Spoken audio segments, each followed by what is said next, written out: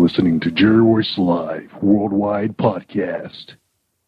Hi, I am recording artist Marilyn Dunn from St. Louis, Missouri. If you are looking for some soul-stirring, anointed, spiritual, and heartfelt music, visit my website at www.marilyndunnministries.com. Or you can also find me on CD Baby, iTunes, and Reverb Nation. For booking information, contact Mr. Kevin Dunn at 636-856-0551. That's 636-856-0551. Jerry Hansen, and I'm live on Jerry Royce Live Worldwide. How are you this evening? How would you like to have a book that reflects your life? Hi, I'm Mocha Butterfly. I would like to tell you more about my latest book, The Reality of Mocha Butterfly. It's a poetry chapbook capturing my life that covers subjects such as self-esteem, anti-bullying, spirituality, family, friends, love, and heartbreak. You can purchase your copy online at twopensandlint.com/Thompson. To find out more about me, visit me on Facebook at facebook.com/M8CHA Fly. Thanks for listening. You are listening to PositivePower21.org with Jerry Royce.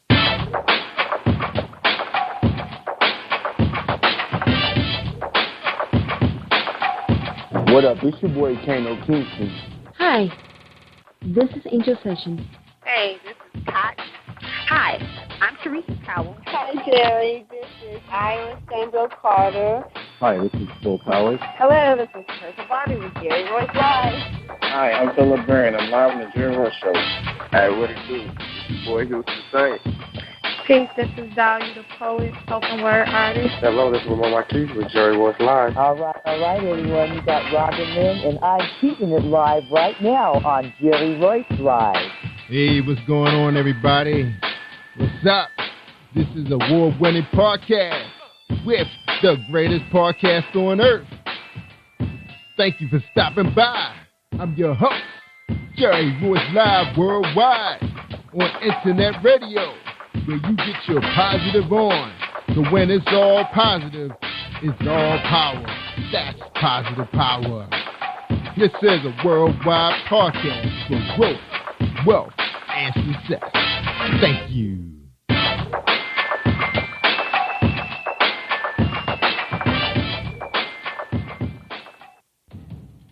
Think you know how drugs get in those little brown bottles? Think again. Set in the green hills of western New Jersey, inside the gilded halls of power of a U.S. pharmaceutical company where decisions are worth billions of dollars and human lives worth less.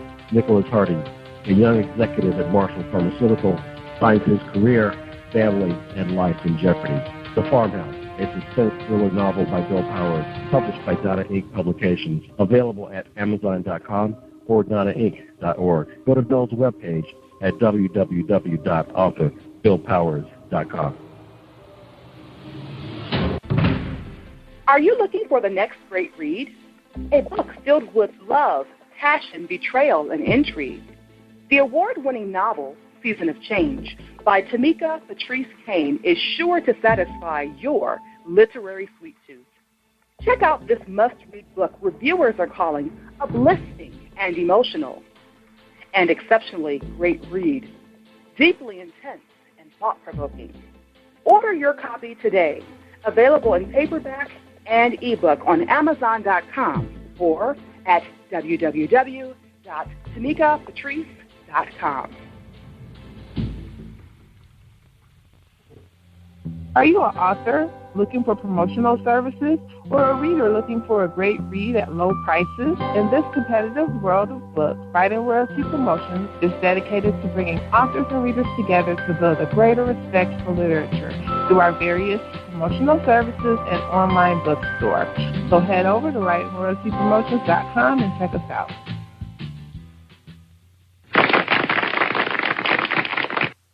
Thank you, everybody, for joining us, and welcome to Positive Power 21.org. I am Jerry Royce Live, and you're listening to episode 323 on Positive Power 21.org. And we talking to tonight, our special guest is going to be nonfiction writer, motivational speaker, author of Fences, Jerry Hansen. She's published under Black Rain Publishing Company. All right, so hold tight, y'all. We're going to get a special presentation from our sponsor of today's show, Reese World Publishing. One moment, please.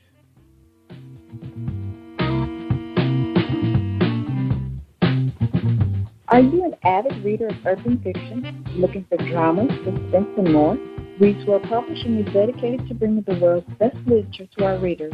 Urban fiction, erotica, sci-fi, mainstream fiction, and children's literature are just some of the genres produced by our diversified family of authors. You can reach us on Facebook, Twitter, Instagram, and at our website, www.reeseworldpublishing.com. Hi, this is Angel Sessions, and when I'm in town, I listen to Jerry Royce Live, PositivePower21.org, where they play my favorite music.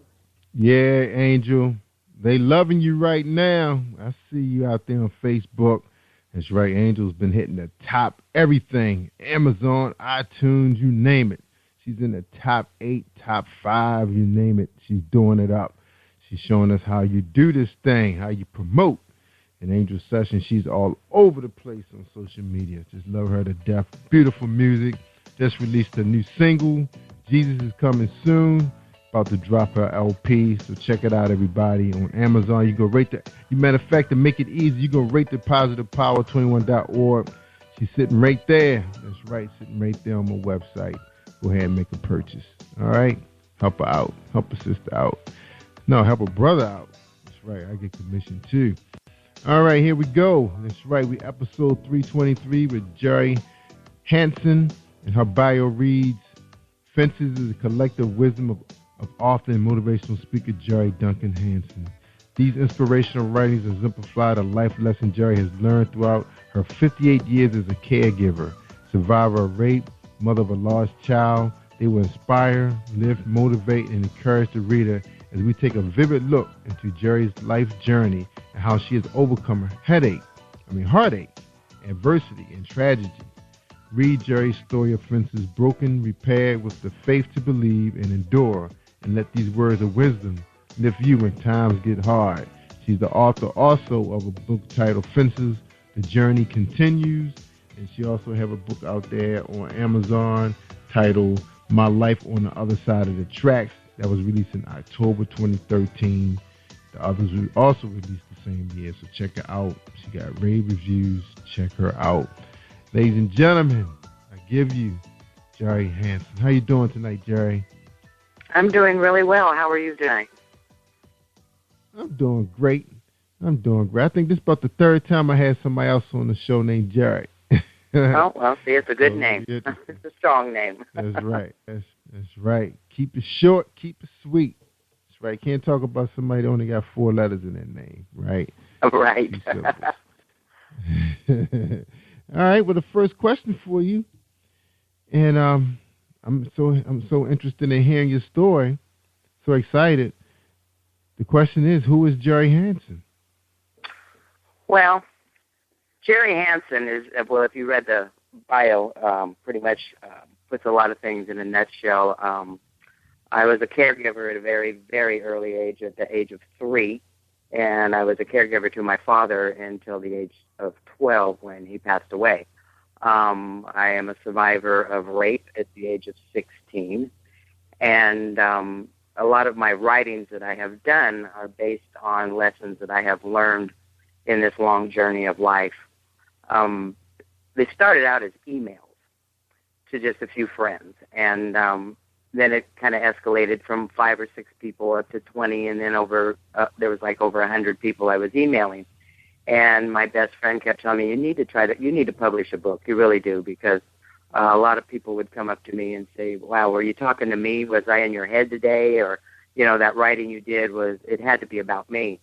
And I think I've been very observant in my life in people, and I've grew up around older people. My parents were much older, so I was always in the middle of adult conversations, and I would listen to stories that were told by the people around me, and I learned a lot from that, and then just a lot in what I've been through and experienced in my life.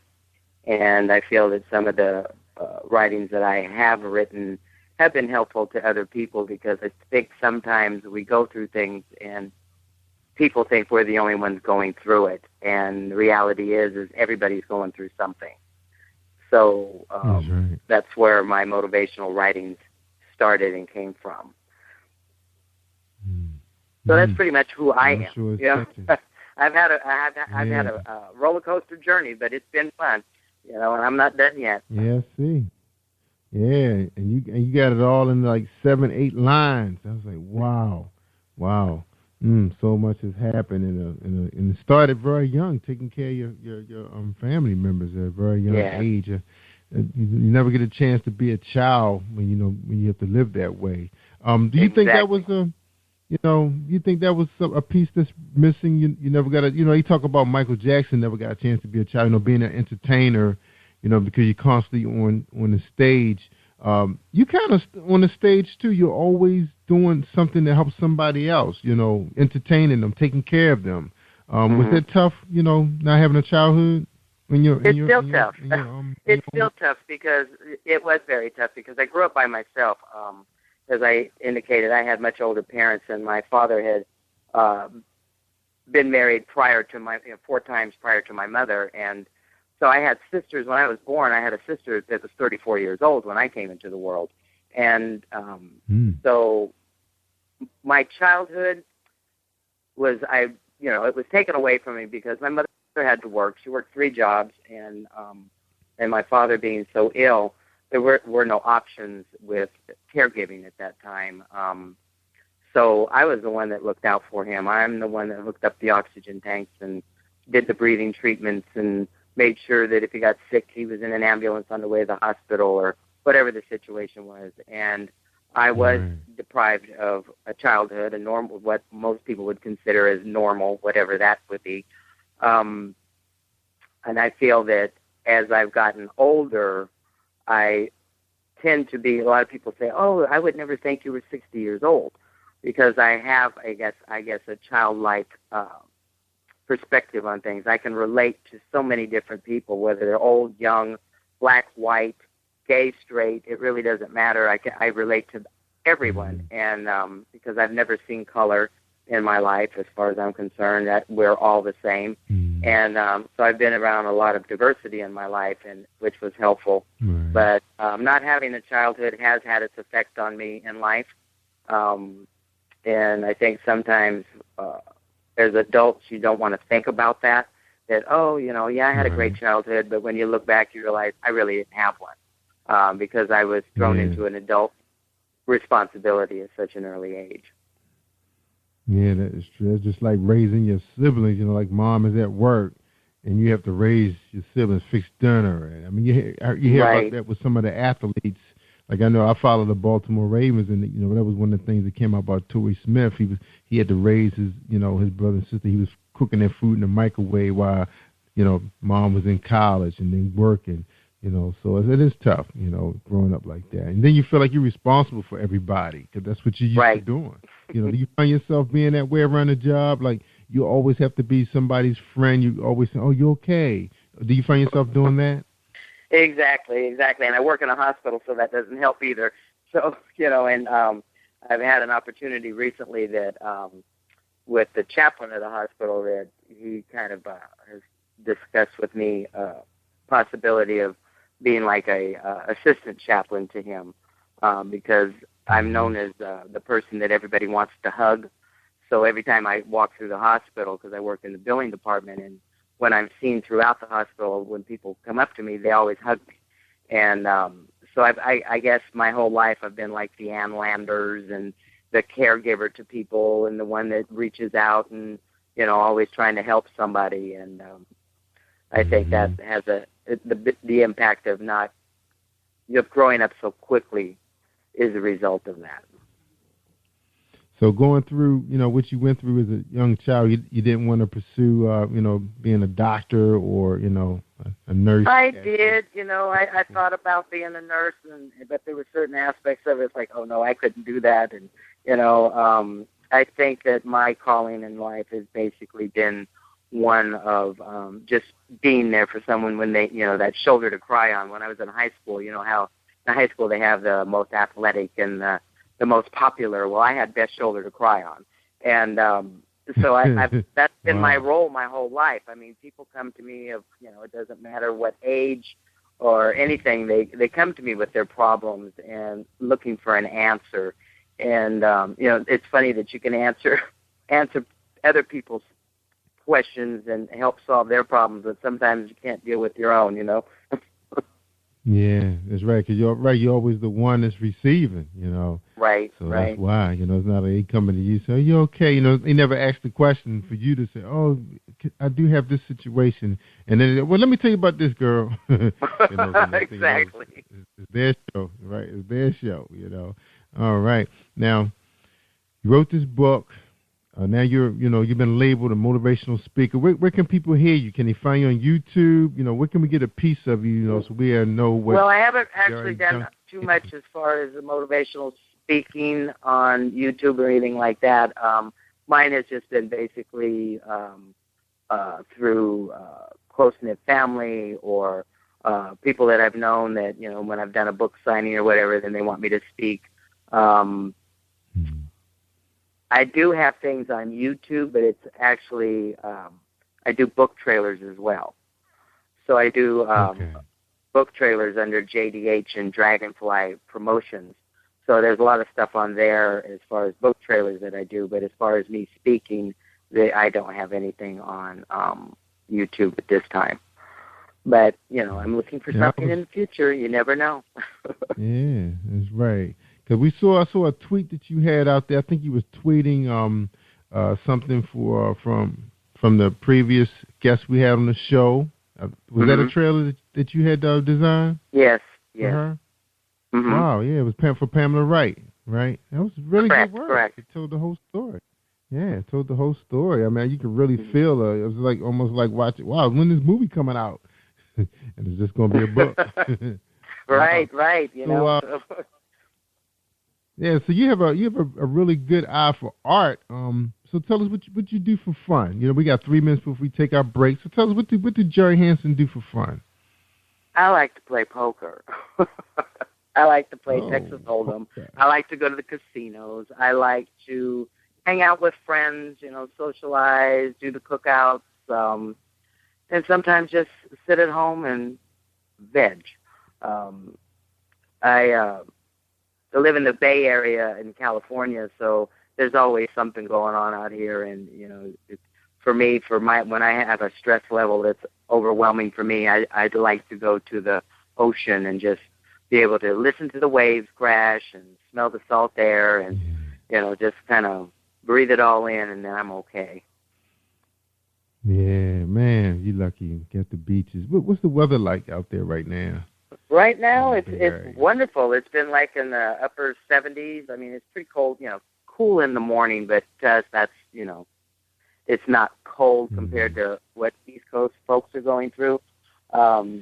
Yeah. I really can't compare. I really don't have a whole lot of comparison with East Coast other than when I went for New Year's Eve a couple of years. I was in New York, and, I'm one of these people. I could shovel snow out here in a tank top and a pair of shorts. But when I was back there, I'd never experienced cold like that. And our weather out here, people say it's cold, but I don't see it that way. We have great weather, a lot of sun. When it does get hot, it only lasts for a few days over here in the Bay Area. But if you get in the San Joaquin Valley, it stays hot for days there in the summer. But it's been really nice. Like Arizona. Really nice weather.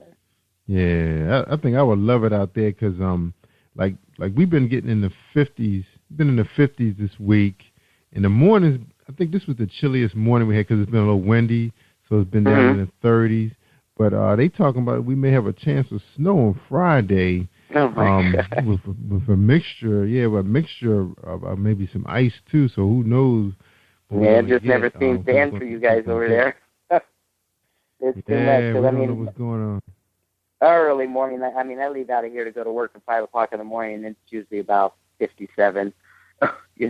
So 45 might be the lowest. So it's been great out here. Yeah. Come on out and enjoy the sunshine.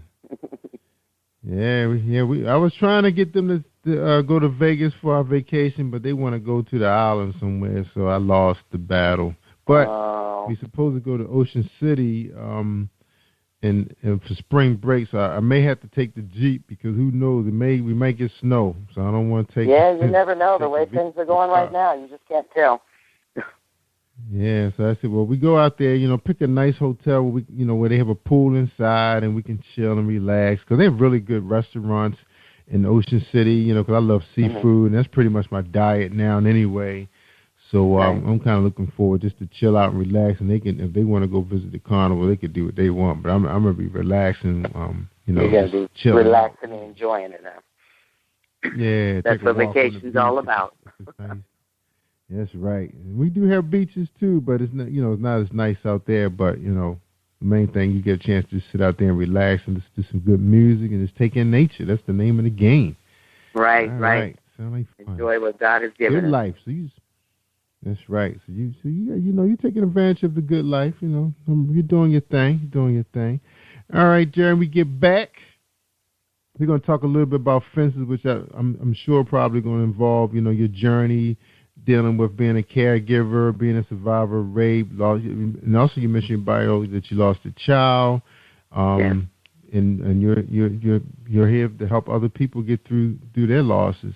Okay, so maybe we're going to take a quick break. We're going to listen to Dominique Wilkins real quick, and Tamika Kane, and maybe Bill Powers. All right, these are our sponsors of Jerry Royce Live worldwide on PositivePower21.org. One moment, y'all.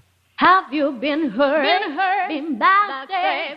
Got a talking back team? Well, you're not alone. No. Escaping to another reality. Through Dominic Wilkins' good books. Good books, audio books, paperback, ebook, good books.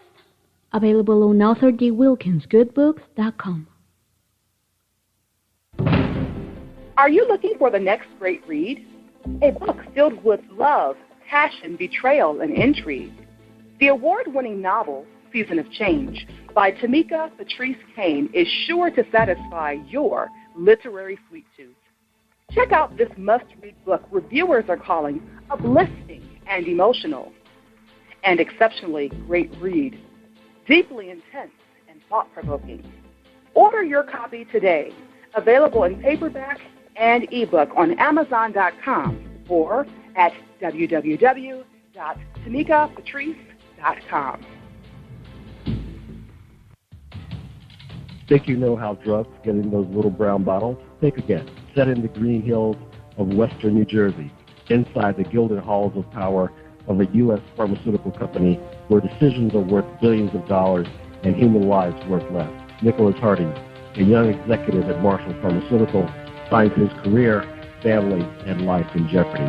The Farmhouse, a suspense thriller novel by Bill Powers, published by Donna Inc. Publications, available at Amazon.com or DonnaInc.org. Go to Bill's webpage at www.authorBillPowers.com.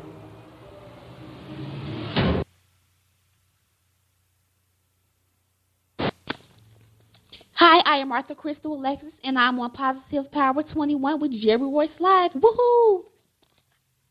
All right. Thank you, Crystal, my good friend on Facebook. All right. We talking to Jerry Hansen. She's the author of Fences, The Journey Continues. And her other book is out there on Amazon, My Life on the Other Side of the Tracks. They all were released in 2013. She got 5-star reviews on all of them. Somebody's loving them, so check them out. She's on Amazon.com, and also you can go on our website, PositivePower21.org. It's going to be there probably for another week. Check it out. Click it. Hopefully we can bring Jerry on as a sponsor. Be there for a couple of months. You can buy all you like. Take your time. All right, guys, you listen to episode 323 on Positive Power 23 with Jerry Hansen, Rain Black Rain publication. All right, so how's your relationship been with Black Rain? Loving it? I had a very good relationship with Black Rain. And it's interesting the way all of that even transpired. I had a friend of mine that was actually going to try to publish my book for me, and she kind of, was dragging her feet a little bit. And I had met someone on Facebook, and we were involved in a group called Sisters with Ink. And I had posted a post one night, and she's like, "Oh my God, that was meant for me." And then a couple nights later, she had posted that she had published a book for a gentleman. And I was like, "Well, you didn't tell me that you were a publisher." And she's like, "Well, yeah, I am." And so within that conversation, and within 5 days from that very conversation, my book was published. And so I did a lot of blog talk shows for Black Rain and Kim Morrow. I did a blog talk show that was called Is It Just Me with Bo Sweets. And I've done other blog talk shows. And so right now I'm doing a lot of promotion for authors and doing book trailers, and still have a relationship with a lot of the family of Black Rain. Yeah, that's right. Yeah, nowadays I'm finding authors are really concerned about, having that family feel with the publisher now, because everybody work together to make Facebook work. Because Facebook is a pretty complex machine, and it takes some hard work, some time. It's like a world within a world. Exactly. Making friends, which is a good thing, meeting people doing the same thing you doing, trying to make it work, and going through, and some people going through some of the things you're going through, and people share everything, Yes, they do. They share everything on Facebook, and sometimes I think they share a little bit too much. But I know that you can develop some good friendships, but you can also, there's also a lot of beefing going on Facebook as well. And that's too bad. That it's supposed to be a platform to promote, and I think that when the beefing happens, it kind of takes a little bit away from the promoting, because there are a lot of us out there that do want to help promote each other and lift each other up in their works. And so there's a lot of wonderful authors out there, and there's a lot of talent out there, whether that's authors or singers or poets or whatever. There's a lot of talent out there, and I think we need to get back to the basics of life and reach out to each other instead of tear each other down. And I think that support. It's getting to be a little bit out of hand on a lot of stuff. I mean, when you have people that are posting bullying and people getting into fights where they're being brutally beaten, and people are standing around with their cell phones taping this stuff and not even reaching out to help someone, it makes me very sad to think that people would do that, because, I don't think there's anyone walking around here that would be in a situation like that wouldn't want someone to help them. And I think that people have gotten away from that because of things that are being put out there on the airwaves and the media. The media always jumps to conclusions before people are, and then you fall right into the same category, and you don't give a person the fair shake because of all this media publicity that goes on about a lot of things. That's right. So there's enough evilness in the world. Don't add to it. Like you said, Facebook is supposed to be a good platform, so it's an opportunity for you to, try and make a decent living and meet some, extraordinary people doing extraordinary things. Yeah, awesome. Now, Jerry, tell us a little bit about Fences. Let's talk about you released one in March. Let's talk about Fences, the one that was released in March 2013. Basically, like I said, these started out as emails to people. When I started writing, I started at a young age because I came from the generation that you were seen and not heard. And then as I got older, when my mother passed away, I did her eulogy, and after that, several people came to me to write eulogies for them. And if I could get one or two things about a person, I could pretty much put it into place exactly the way that person was perceived by the people around them. So a lot of my writings, sometimes it would just be conversation I might hear in passing, and I would take it and just go with it. Because, you know, every day that you're walking around, everybody has a story to tell. And it's really interesting if you just sit back and listen to people. You know, there's a lot of people out there fussing and cussing and mad at the world, but there's a reason for it. And so I kind of took things that I've heard and tried to put it in perspective and put myself in their shoes and tried to see if I wore the same shoes and see if I could come up with something that would help somebody else. And so that's pretty much how Fences came about. There's a lot of stuff about things that I dealt with as a child, depression that I dealt with, the loss of my child. I wrote some things about people that have had to give up their children and how people have criticized them for it, but they didn't know, you know, if you're not in that person's shoes, you don't know their true reason for what they've done. You know, that may have been a better thing for that child than to keep them in the situation that they were in.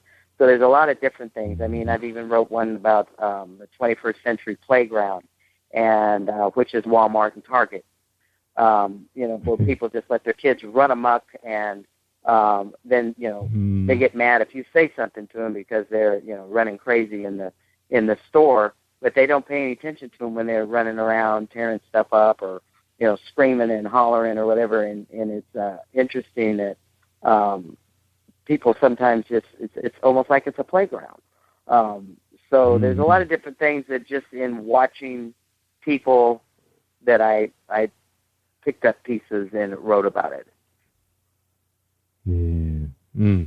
So that's part of Fences, the March version and the April version. So that's the journey continues. So tell us a little bit about that publication. Well, the journey continues is just like a continuation of Fences, and I talk about why I have the dragonfly. Dragonfly is a symbol for me. When my mother passed away, as soon as I was given the word that she had passed away, I went outside and it was like these dragonflies appeared. And every time I'd go anywhere, there was a dragonfly hovering over me. And after I did her eulogy and I walked out of the funeral home, there they were again. So every time there's been anything going on in my life since then, these dragonflies appear. So I always feel like that's my mom watching over me. And so I took a lot of things from what I learned in life from my parents, what I learned from people that I grew up with and around, and put them into motivational stories for people to read and hope that maybe they would read something that would be like, oh, wow, that's me.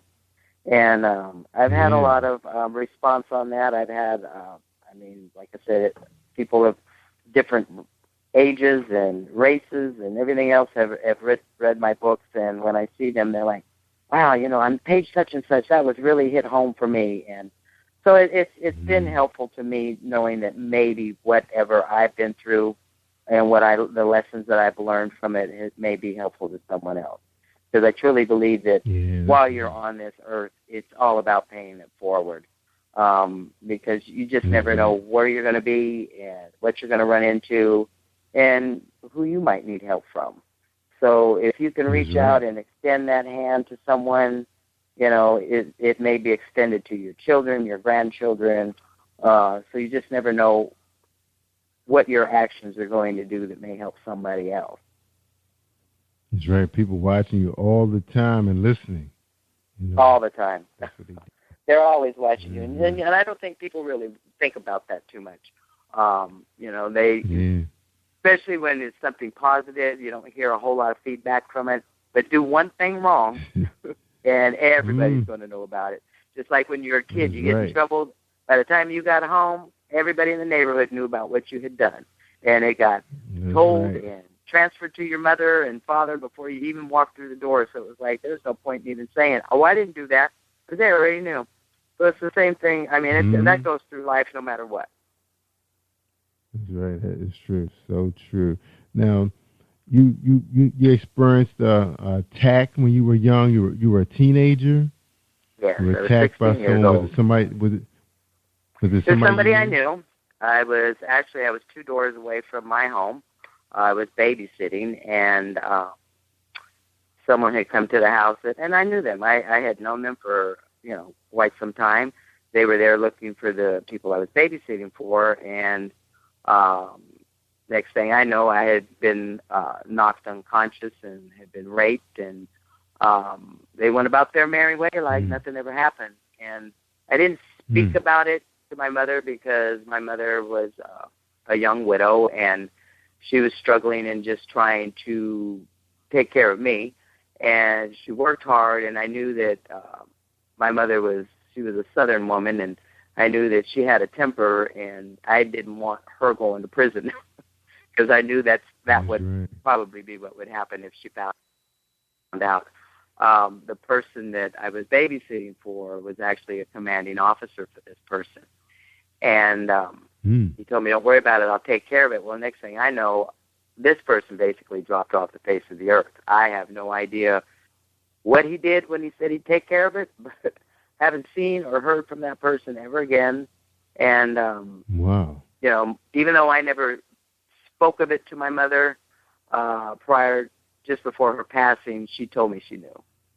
I guess a mother always knows. A mother always knows something's not right. Yeah. And try to protect your kids. You try to protect I've been able to, speak with other people, rape victims, and you can kind of pick people out when you see them. You hear their story, and something's not right. That something's happened. There's been some kind of abuse or rape or something, and it seems to be quite common.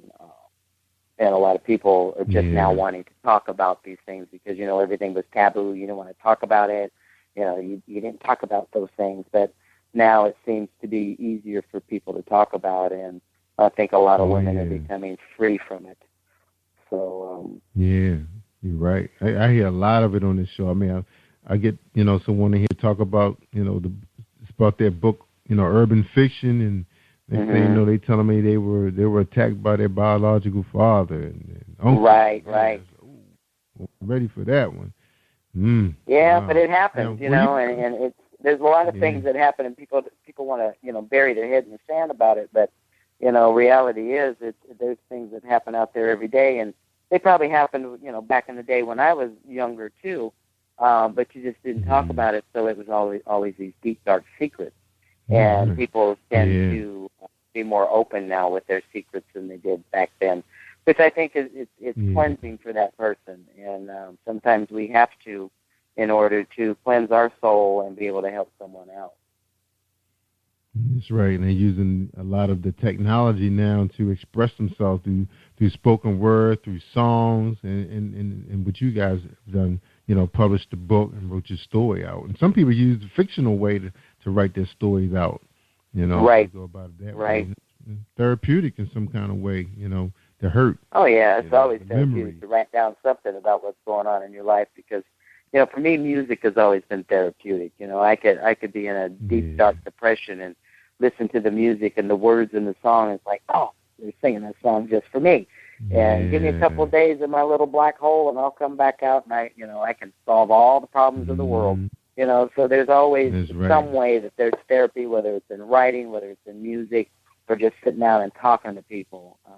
Stuff, on their job, they may not be in a job they love or like, underpaid, unappreciated, talked down to, but they feel trapped because they don't have the training, the education to get out of it, or the benefits of another job waiting for them. So people going through, like you said, bad kids, or they wake up to a child they can't handle, they can't manage alone, because they are a single mom or single dad, So it is pretty tough out there. Yeah, it's all right, totally Jerry. Now, one thing you mentioned. You didn't mention whether you was married or anything. Were you ever married? Well, I'm married now, but there was a couple of times I went to go down the aisle, and the more they talked, the more it was like, oh, no, we're not doing this. So I waited later in life to get married, and I think sometimes the best is saved for last. So it's a good journey, and I'm very happy of that. And so yeah, I lost a child when I was in my 20s. I was 7 months pregnant, and it was during the Thanksgiving holiday, and we were, everybody was giving their little family get-togethers and their little parties, and I was having a party at my house, and a little altercation broke out, and I, thought I could stop it and get in the middle of it, and I got knocked down a flight of stairs. And so when my son was born, he only survived for a short time, maybe 45 minutes to an hour. And I never was able to conceive after that, but I've raised a whole lot of kids in my life. I've been involved in raising a lot of kids, and they're still in my life, and now I'm watching their kids grow up. So it's been a good life. There's always a reason for everything. And I truly believe that, my child still, he's looking down on me, so I'll see him again one day. That's right. That's right. The Lord will bring you together again. All right, we're going to take a quick break, Jerry. When we get back, we want to get your final thoughts for tonight's show. And we really appreciate you being here, telling your story and shedding light on, pretty much a lot of the situations you've been through, people going through right now who've been through it, and they don't have no one to rest their head on, their shoulder. Nobody, taking it all alone. And everybody needs that shoulder. I don't care who you are. Sometime in life, everybody needs a shoulder. That's right. Sometimes it may just be one of these books that can be that shoulder. Fences. Exactly. The Journey Continues. Fences. And a second book, well, I forgot what order that book was in, but My Life on the Other Side of the Tracks. All available on Amazon.com. You can come out to my site if you want to get it really, really quick. PositivePower21.org. Snatch it really quick. Click. Go right to Jerry's page and sitting there waiting for you. 99 cents. And the Life on the Tracks is a little expensive. There's a paperback. Oh, okay, $7.99. Got paperback. That's not bad at all. Check it out, y'all. Yeah. All right, we're going to take a break real quick with Reese Publishing, okay? Thank you, everybody, for holding tight.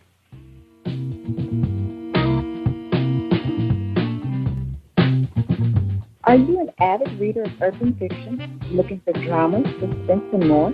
Reese World Publishing is dedicated to bringing the world's best literature to our readers. Urban fiction, erotica, sci-fi, mainstream fiction, and children's literature are just some of the genres produced by our diversified family of authors. You can reach us on Facebook, Twitter, Instagram, and at our website, www.reeseworldpublishing.com.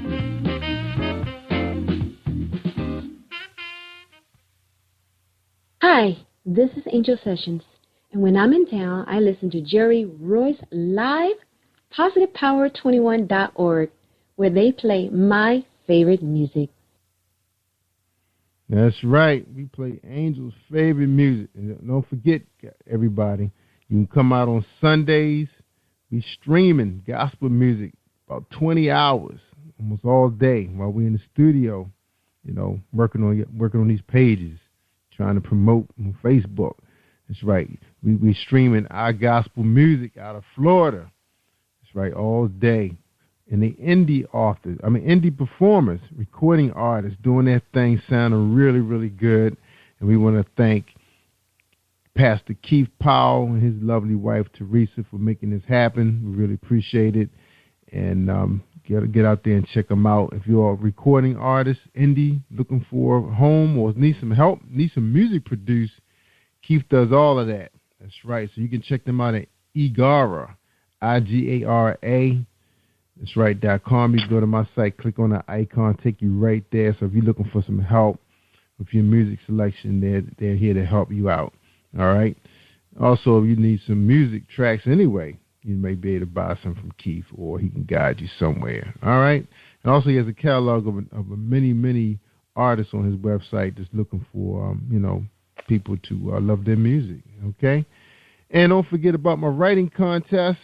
That's right. Check it out on positivepower21.org. You know, if you're into writing sci-fi, or you just like writing fiction, just making up a story, a good story, you can win something. You can win something nice. I'm trying to put some stuff together. But the main thing you're going to win is an opportunity to be on my show. If you do have a product or service, you get an opportunity to advertise it for 3 months on my show. And hopefully people will love you to death because they know your name. All right. Jerry Hansen, we ready for you to close this out. We appreciate you being here again, and we got to have you back next time you drop. I know you're working on another book, another story. Oh, I'm always working on something. You just never know. Yeah. But I want to say thank you very much for having me on the show. I'm very humbled and appreciative of being on this show. And I hope to be on it once again. And it's been an honor and a pleasure. Yeah, appreciate having you. You told a great story. I'm sorry those things happened to you, but like you said, you know, God, you know, He don't put things on you can't handle. It sounds like you're dealing with it, and you helping many people. And I'm hoping that your voice today will help thousands. You know, there's thousands of people hurting out there. That's right. Just say that was thank you very much for having me. You're welcome. All right, Jerry, I tell people all the time, just like tonight, if you want to hear the good stuff, I mean the real good stuff, like this book, Fences, can make a difference in your life. It can help you out. Or somebody you know going through some pain and suffering, may have lost a child, survivor of rape, you know, trying to take care of their older parents, because their parents are getting old. They need help. I mean, everybody don't have that big money living in a luxury assisted living facility around the clock. Right. You may be the one taking care of them. So, you know, you may need this book, you know, for some help, guidance. And then Jerry's on Facebook. Where can he find your Facebook, Jerry, if they want to hit you up? Well, you can find me on Facebook under author Jerry Hansen. I am involved with a blog talk show called Pillow Talk, where we talk about a whole lot of different subjects, and we had actually did a show on taking care of elderly parents. I'm also on Instagram as Auntie Jerry. I'm on, on Twitter at Author Jerry. And you can find me on Facebook, also through my JDH and Dragonfly Promotions is also on Facebook. You can find me on Gmail at JWH and Dragonfly at gmail.com.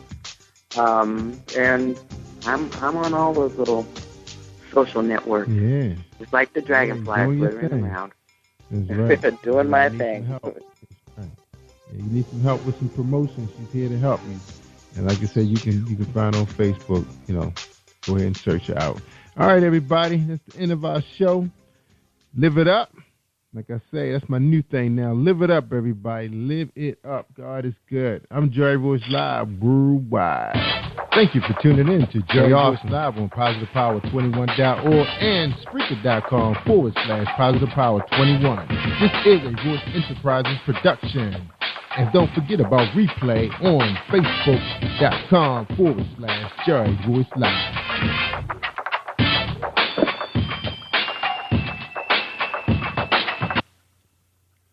All right, stay awesome all week long, everybody. I see you because I'm streaming www.positivepower21.org. You are listening to Jerry Royce Live Worldwide Podcast.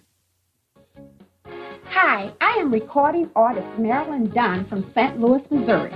If you are looking for some soul-stirring, anointed, spiritual, and heartfelt music, visit my website at www.marilyndunnministries.com. Or you can also find me on CD Baby, iTunes, and Reverb Nation. For booking information, contact Mr. Kevin Dunn at 636-856-0551. That's 636-856-0551. Hi, this is Pamela Wright, the author of A Second Chance at Love, and we're on the Jerry Royce Live worldwide. You are listening to PositivePower21.org with Jerry Royce.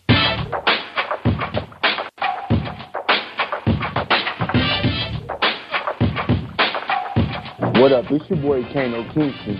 Hi, this is Angel Sessions. Hey, this is Pat. Hi, I'm Teresa Powell. Hi, Jerry. This is Ira Stanville Carter. Hi, this is Phil Powers. Hello, this is Teresa Bobby with Jerry Royce Live. Hi, I'm Philip Barron. I'm live on the Jerry Royce Show. Hey, what it do? It's your boy Houston Saint. Peace, this is Dahlia, the poet, spoken word artist. Hello, this is Lamar Marquis with Jerry Royce Live. All right, everyone. You got Robin Lynn, and I'm keeping it live right now on Jerry Royce Live. Hey, what's going on, everybody? What's up? This is award-winning podcast with the greatest podcast on earth. Thank you for stopping by. I'm your host, Jerry Royce Live worldwide on internet radio, where you get your positive on. So when it's all positive, it's all power. That's positive power. This is a worldwide podcast for growth, wealth, and success. Thank you.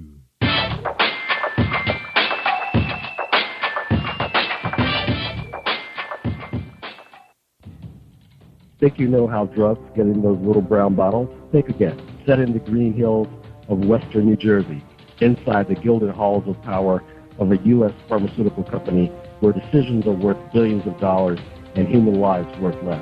Nicholas Harding, a young executive at Marshall Pharmaceutical, finds his career, family, and life in jeopardy. The Farmhouse, a suspense thriller novel by Bill Powers, published by Donna Inc. Publications, available at Amazon.com or DonnaInc.org. Go to Bill's webpage at www.author.BillPowers.com. Are you looking for the next great read? A book filled with love, passion, betrayal, and intrigue. The award-winning novel, Season of Change, by Tamika Patrice Kane, is sure to satisfy your literary sweet tooth.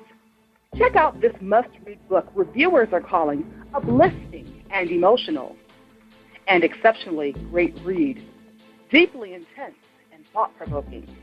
Order your copy today, available in paperback and ebook on Amazon.com or at www.tamikapatrice.com. Are you an author looking for promotional services or a reader looking for a great read at low prices? In this competitive world of books, Writing Royalty Promotions is dedicated to bringing authors and readers together to build a greater respect for literature through our various promotional services and online bookstore. So head over to WritingRoyaltyPromotions.com and check us out.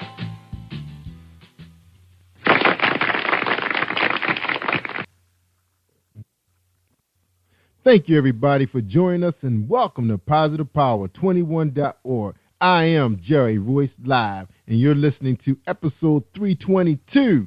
That's right. I thought it was last night, but it's tonight, episode 322, and tonight we have the author of A Second Chance at Love. That's right, a chance encounter, and When It Rains, It Pours. That'd be Second Chance at Love 2, due out May 2015. And our guest tonight is Pamela Wright. But before we bring Pamela out and get a chance to find out who she is for the first 15 minutes of the show, that's right, we're going to get to know her. We're going to listen to our sponsor. Tonight's sponsor is James Deshay, the Poet Man. Check him out, y'all. Are you looking for a great book of poetry that is romantic, heartfelt, and full of male emotion?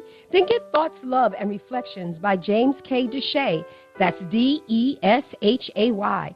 Go to www.jamesdeshay.com. You will enjoy Thoughts, Love, and Reflections.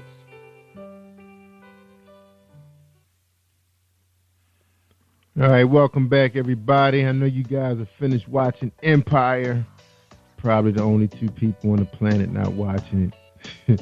My man Terrence Howard, turn it up. Him and Tanaji, that's right, doing their thing. Back together again since Hustle and Flow. Yeah, that was a funny movie. All right, tonight again we got Pamela Wright on the show. What are they saying about her book? They saying it was worth the price. Somebody just say OMG. Oh my God. I hope they say oh my God. And then the next one say great book, a must read. And then we have another person say a second chance at love. So they were blown away by the title of the book. I guess they understand what was going on. All right, let's talk about her real quick. We have Pamela Wright, our author. Pamela Wright was born and raised in Dothan, Alabama, where she's currently raising her 2 children. She is oldest of 4 siblings. As a young child, she enjoyed reading books in all genres. What you doing reading all genres? We got to talk to her about that. She accredits her aunt for her love of writing. She's a certified CNA, an early childhood education professional with an associate degree in criminal justice. And she was in school forever. And I know it takes at least 2 years for each one of those studies. So anyway, she's the author of A Second Chance at Love. She's here to talk to us tonight. Pamela Wright, welcome to Jerry Royce Live Worldwide on PositivePower21.org. How you doing tonight? Hello, thank you for having me. My pleasure, Pamela. Now don't sneak in there and watch no Empire while we're talking. I heard that delay. All right. It's going to be right. This show's about you. Terrence Howard, he getting his. He going to get his tonight. So anyway, we get a chance to catch it later. I like watching on demand because I like to rewind stuff in case I miss something. That's how I am. I like to rewind stuff, get it all in, because they move too fast. So anyway, welcome to the show. Glad to have you. You're publishing the Strawberry Publications or Publishing, is that right? Strawberry Publishing? Yes. Yes, that's correct. All right, good. All right, shout out to your publisher. That's right, she had me up all night going back and forth about her getting her guests on, getting her people on. That's right, she want Maurice on the show. That's right, we're going to get him on there. That's right, we're going to get him on LaQuisha.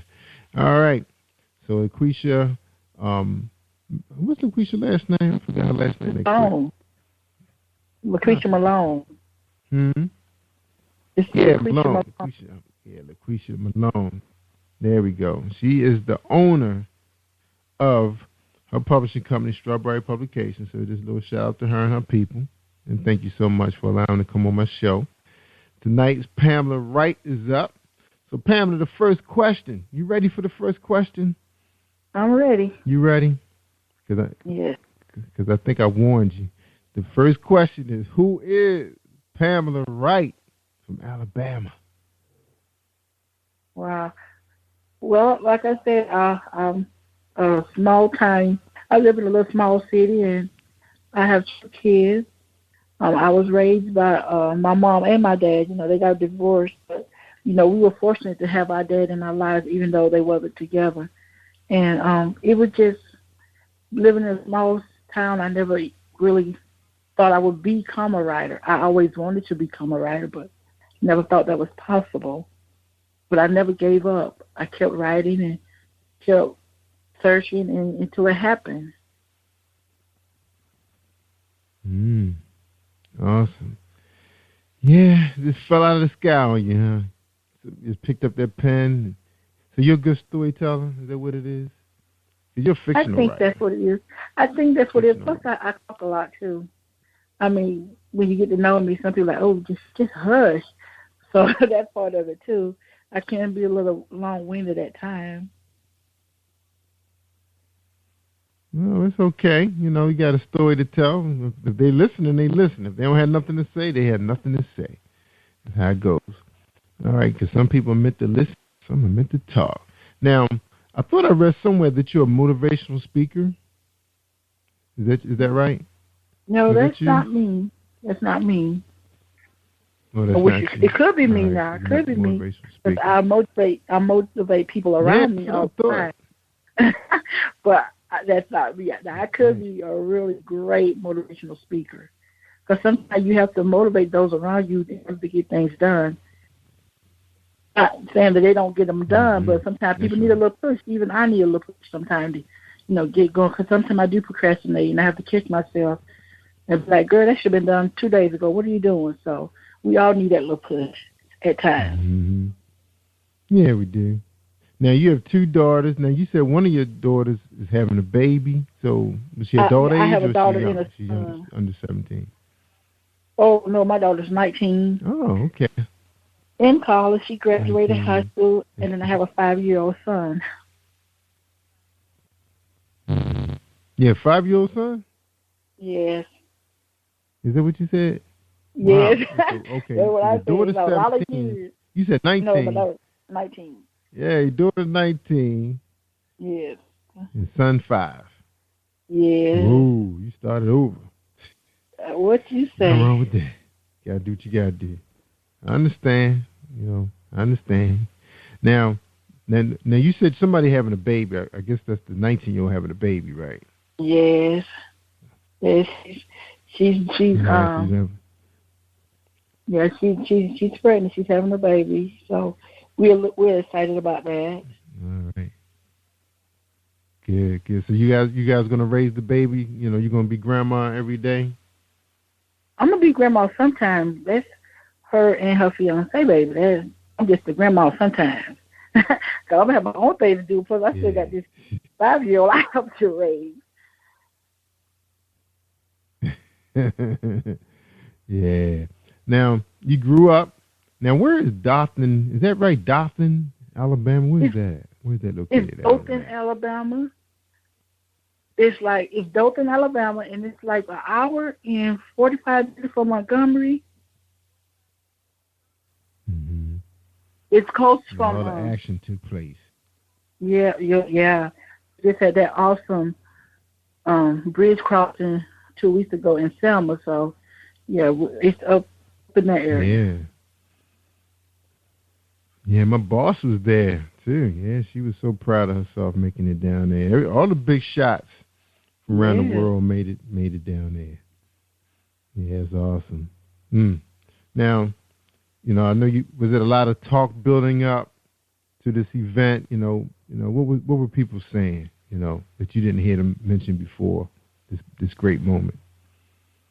Well, of course, living down here in Dothan and being a part of South, we've always heard about the Bloody Sunday, and you have seen bits and pieces on TV, but it was just so different, to actually see it and see how they was treating it, just trying to walk a bridge. It was just amazing. It was amazing. I had my kids sitting there with me, and they were just watching, like, what are they doing? And I had to explain to them, this is a part of our history that's if you're not careful, it can happen any day of the week. It seemed like it's still happening.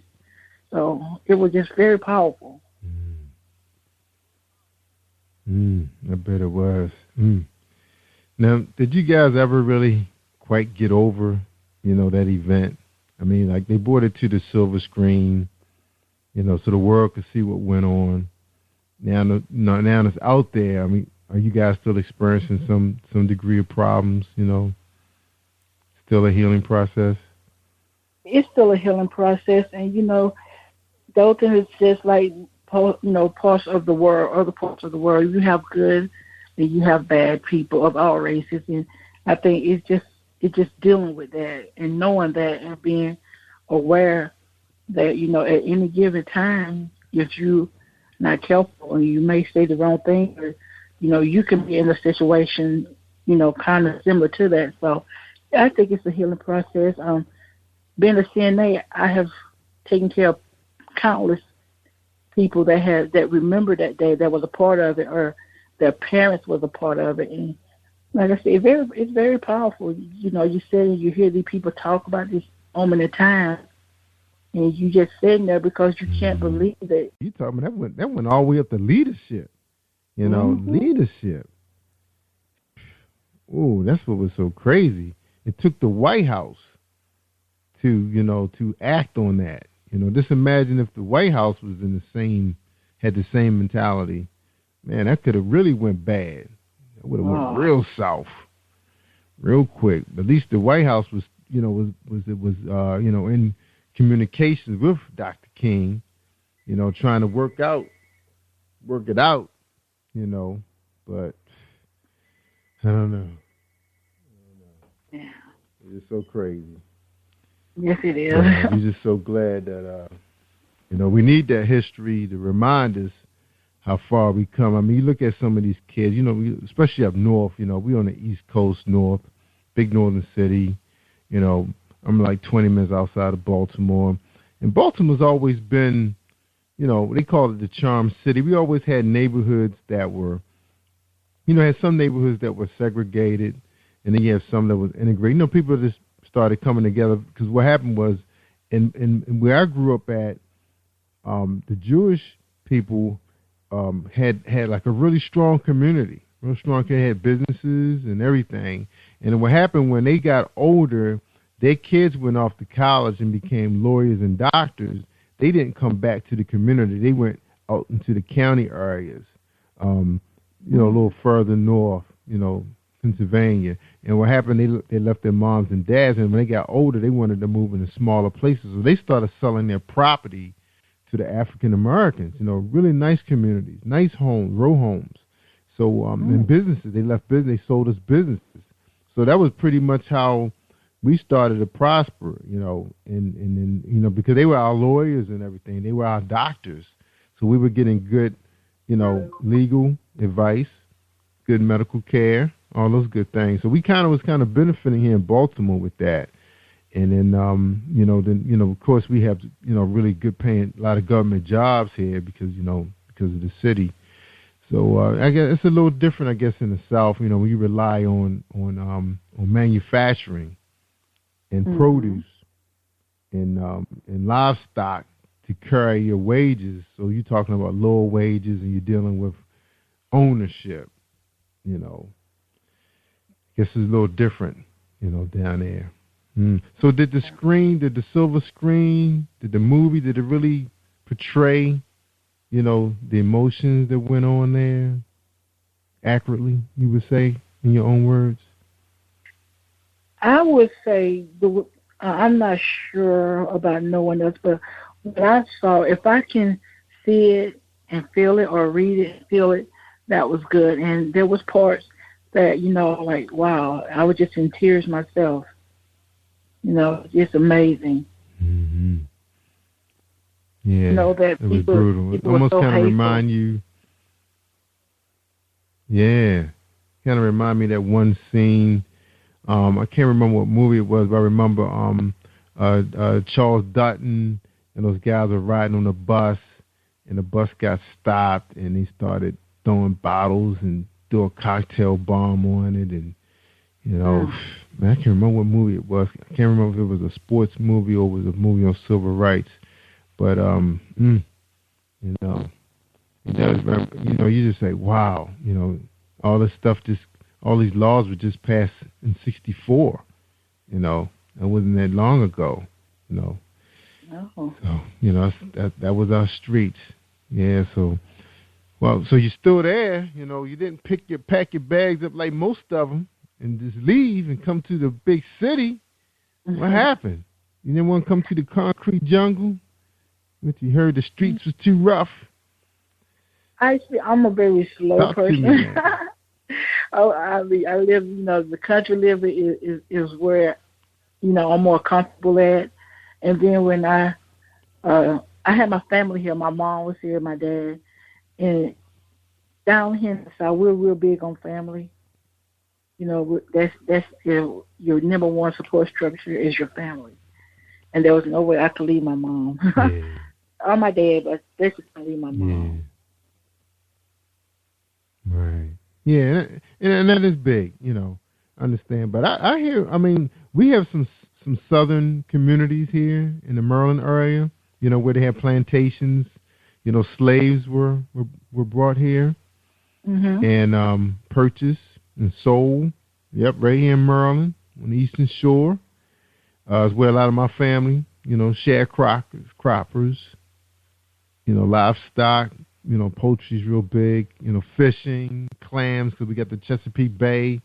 So you did have a lot of jobs, clam chucking and crab meat, oysters, as well as cows and chickens. Chickens real big because of, Jim Purdue family.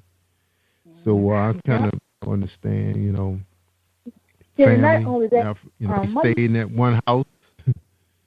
Yeah, like my mom used to always tell us, she encouraged us to leave if we wanted to, but she used to always say, if you can't make it in your hometown where you know people, where people can somehow give you a helping hand if you need it, if you can't make it at home, you're probably going to have a harder time if you go somewhere else where you know nobody. And I always kept that. I always took that to heart, and I didn't understand it till I got older. And I kind of agree with that, because if you can't make it at home, or you got family and you got people you know that can help you, I mean, if you go somewhere where you know no one, I mean, that's kind of pretty hard to swallow. Mm-hmm. And I always said I wanted to be the first person from Dothan to make it, or to have some kind of success. I wanted to be the first one from this little small town to say I did it. It was hard. And it was doubtful at times, but I never gave up, and I did it. Mm-hmm. Yeah, because you got certification as a CNA.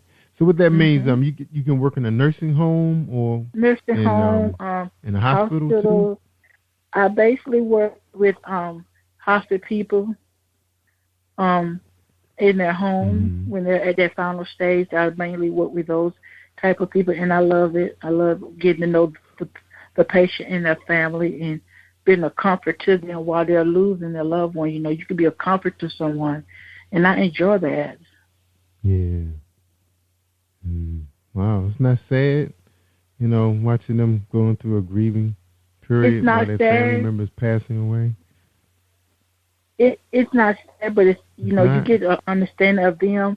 And I say it's not sad because most of these people have lived their lives, and they're in so much pain and suffering that when it's time, you're happy in a sense that they're not going to be suffering no more. They're not going to be in pain, waking up because they're in so much pain they can't sleep. And that put them at that. Yeah, I kind of understand because you're working. You know that it's going to be for the better. It's going to be better. Yeah, I can understand that. It's just like watching your old dog sit around and he can't move, he can't eat. Yeah. You love having him, but you just don't like seeing him in that state. Yeah. Because we lost my mother-in-law a couple of years ago, and I mean, as much as we love having her around, she was so funny. I mean, she was just she just loved to laugh at my jokes all the time, and always wanted to go out, always took us out. She would call us, let's go to dinner. Let's go to dinner after church. We hung out with her on Sundays all the time.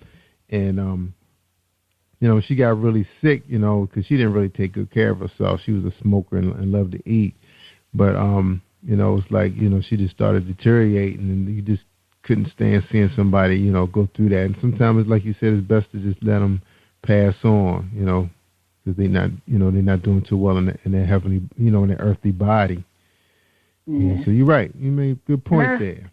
And I've done this so long that when it's my time, I want to be at home around my kids and grandkids, and let God just come on and take me. That's how I want to go. I think that it's just so wonderful when you take your last breath. Yeah, you have your family there with you, and it's okay.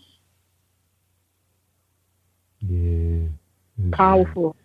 I've cried many times. I've cried many times watching watching them go on to glory, but I know where they're at. I have a feeling, where they're going. And so I'm happy, and I tell them, that's just a part of life. Yeah, that's right. It is part of life. The hardest part is watching people go suddenly that you don't think was ready. That's the hard part of life. It's that. Oh, yeah. Yeah, but like you said, you watching the older person go through. They were blessed to make it that far. Like I have a grandmother and an aunt. They both in their mid-90s. Oh. And they live with diabetes, but they were nurses. They still in New York. No desire to come here. Where most of their family is. Well, we are their family pretty much. In Maryland, but they chose to stay there. They love some New York. The big city, and they from Virginia too.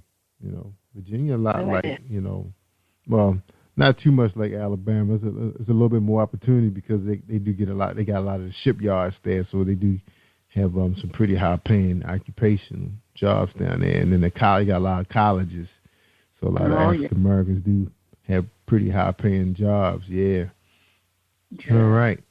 Yeah, I can understand. You staying put because of family, but I know a lot of people. Virginia, they have packed their bags up, and the parents say, hey, go on, do better than me, do better than your mom and your dad. That's what we heard in our house. I want you to do better. That's why I'm paying all that money for you to go to college. I want you to stand around here and I'm here going on. That was Baltimore. My parents ended up going back. They went back south. Yeah. As families, we want our kids to always do better. Like, I want my daughter to do better than me. And one day I'm assuming her daughter's going to do better than her. And so, that's just part of being a parent. And, I've learned you have to teach that to them, give them the tools they need to be better. You just can't tell them. You got to show them and give them the tools that they're going to need to make a better life and to make better choices. Mm-hmm. Yeah, and I can understand some parents. Like, I wasn't ready for my oldest to leave, and I was kind of sad. We were so used to seeing him around here, but I knew it was time for him to, grow up, be a man, start his own family. He landed a real good job after being in college for a long time, working hard, because he was working with the NFL. He was working with Reginald Lewis Museum and learning his trade, everything he could, working on music videos, traveling to Florida, up and down the Beltway, going to D.C., working, trying to get his craft down. And I said, it's time for him to move on. He's ready. As much as you want them to stay home and, save money, I've done that, he's ready for his own place, so he had to let go, You worry, but, you believe in God, God will look after him for you. And he's been doing pretty well for himself, All right. Now we come back. We're going to take a break. When we come back, we're going to talk about this book of yours, with 2 books. So you got 1 book about to be released in May, and we're talking about A Second Chance at Love, right? Available in Kindle edition. Now, is it going to be available in paperback, Pamela? Yes. Yes, it is. The books, both of your books? Okay. All right. She's under Strawberry Publication with Laquisha Malone. And again, A Second Chance at Love 2, When It Rains Pours, is available for pre-order. All right. All right, everybody, hold tight. We're going to get a message from Dominique Wilkins and then Tamika Kane, Bill Powers. Thank you. Hold tight, everybody. And thank you for listening to Jerry Royce Live Worldwide. Have you been hurt? Been backstabbed? Got a talking back team. Well, you're not alone. No. Escaping to another reality. Through Dominic Wilkins' good books. Good books, audio books, paperback, ebook, good books.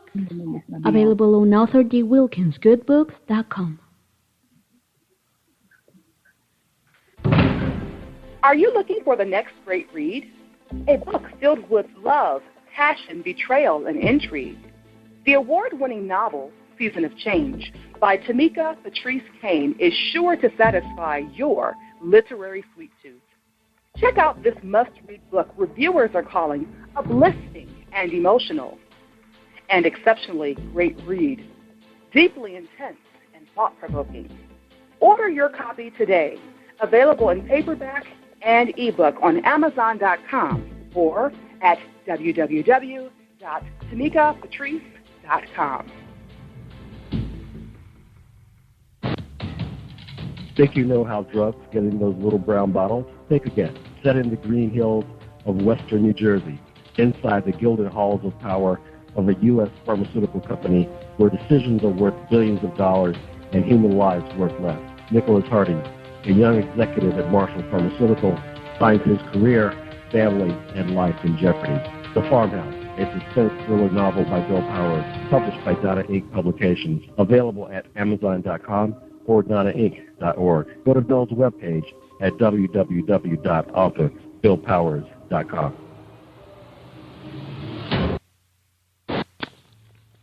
Hi, I am Arthur Crystal Alexis, and I'm on Positive Power 21 with Jerry Royce Live. Woohoo! Hey, thank you, Crystal. That's right, that's Crystal Alexis. That's right. All right, everybody. We talking to Pamela Wright, author of A Second Chance at Love, A Chance Encounter, and Second Chance at Love 2. When it rains, it pours. They're saying it was worth the price. Oh, my God. Great book, a must read, A Second Chance at Love. Love the story. All right, Pamela, tell us about this main character of yours. Tell us a little bit about her. How was she developed? Where she come from? Oh, you know what? I forgot I put Pamela on hold because she was chit-chatting while the commercials was running. All right, sorry about that, Pamela. It's okay. All right, tell us about this character. All right, cool. Tell us about this main character. How you develop her. I just put together characters from a bunch of different women in my life that I've known. And like I said, she's a registered nurse. She was a devoted Christian at one time.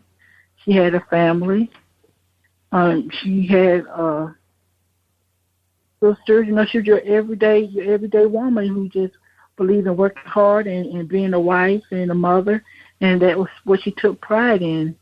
And she was proud to be a Christian, going to church, being a part of the choir, the Bible study, just the whole 9 yards. Yeah.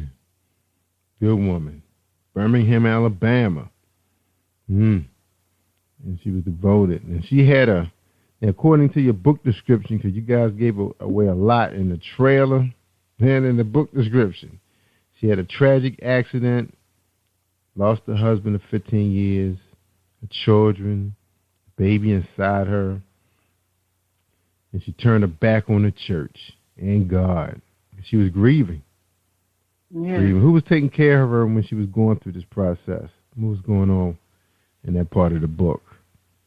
Who was taking care of her? Take care of her while she was going through this grieving process. Her family was taking care of her when she allowed them to. Because sometimes our grief can be so powerful that we don't want no one around us. We don't want to deal with nobody. We just want to sit there and wallow in that kind of pain by ourselves. And I know it may be hard. So you have enough experience. Yes. And it's hard, it's hard, Yeah, I know we got a delay.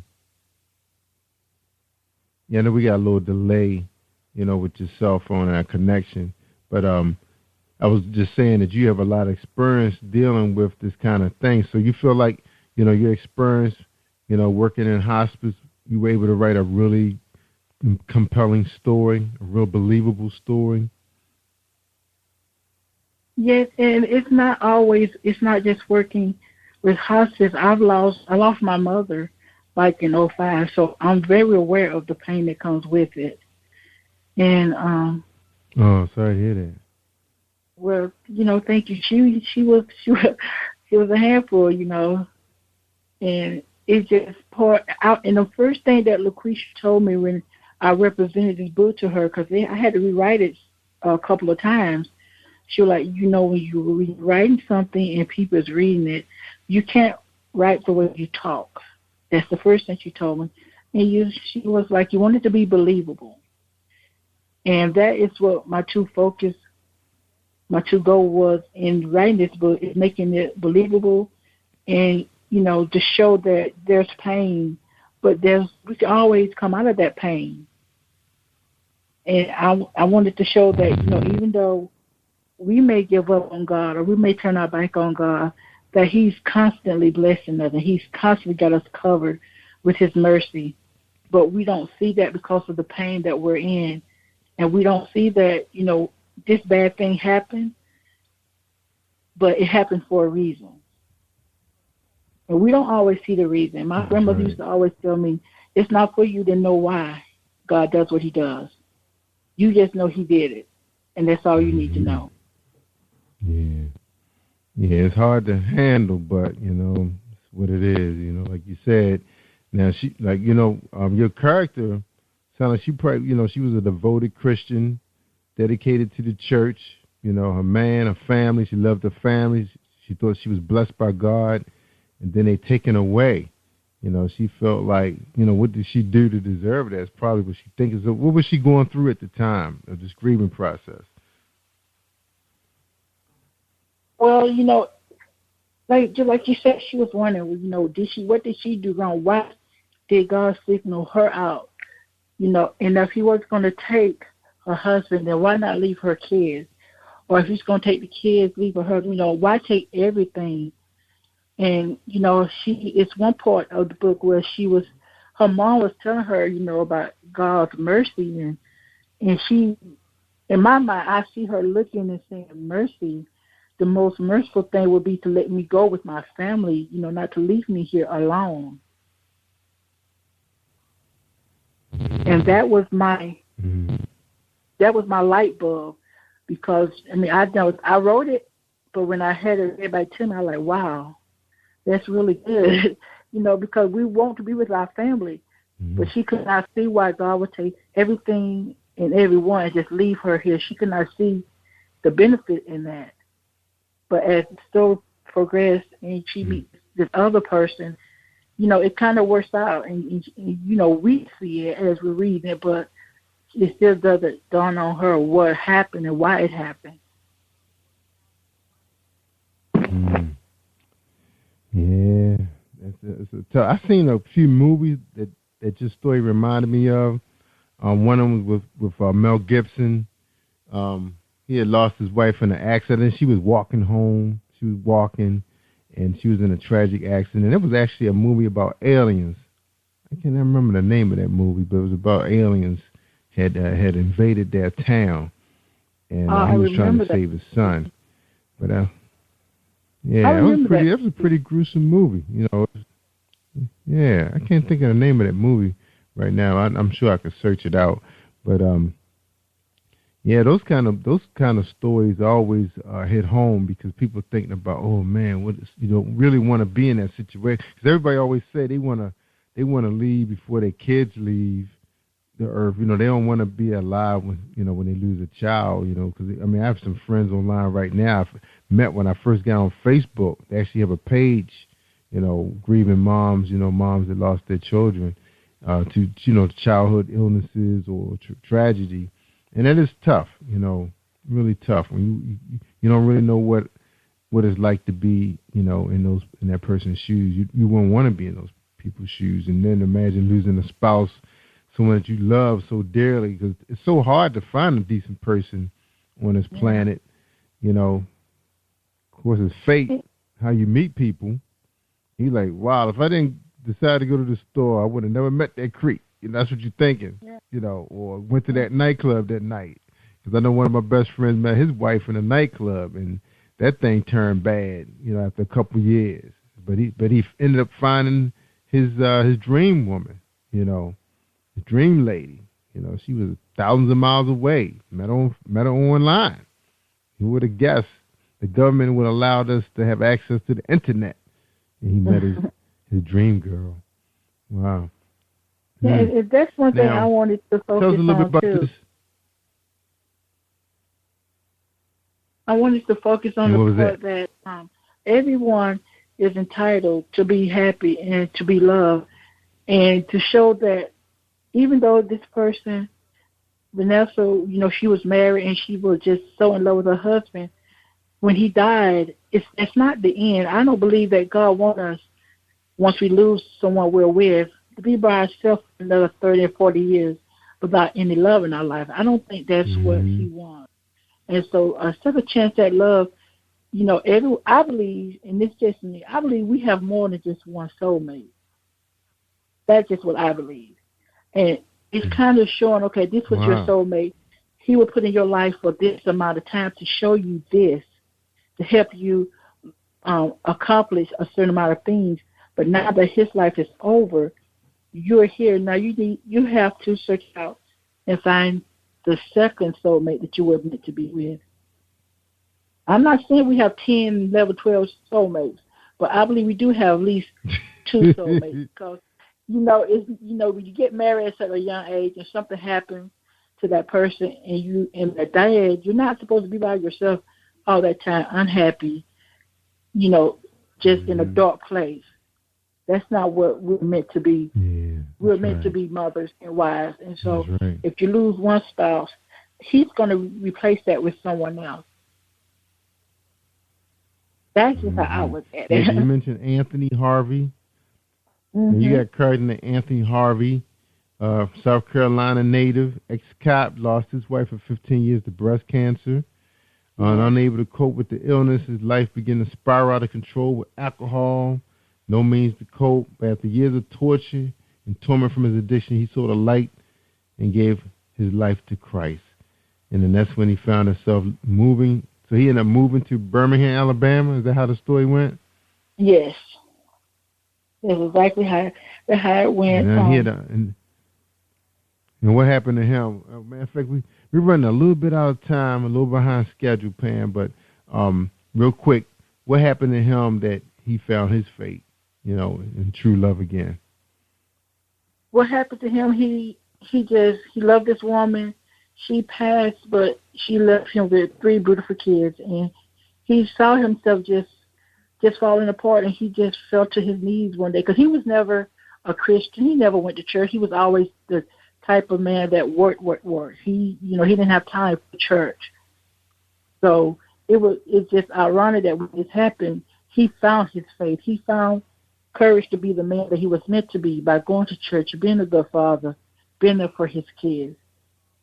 But he had to go through a lot of changes, and he had to leave home to be that person because his family was always trying to help him out, that they was hindering him from being the man he's supposed to be.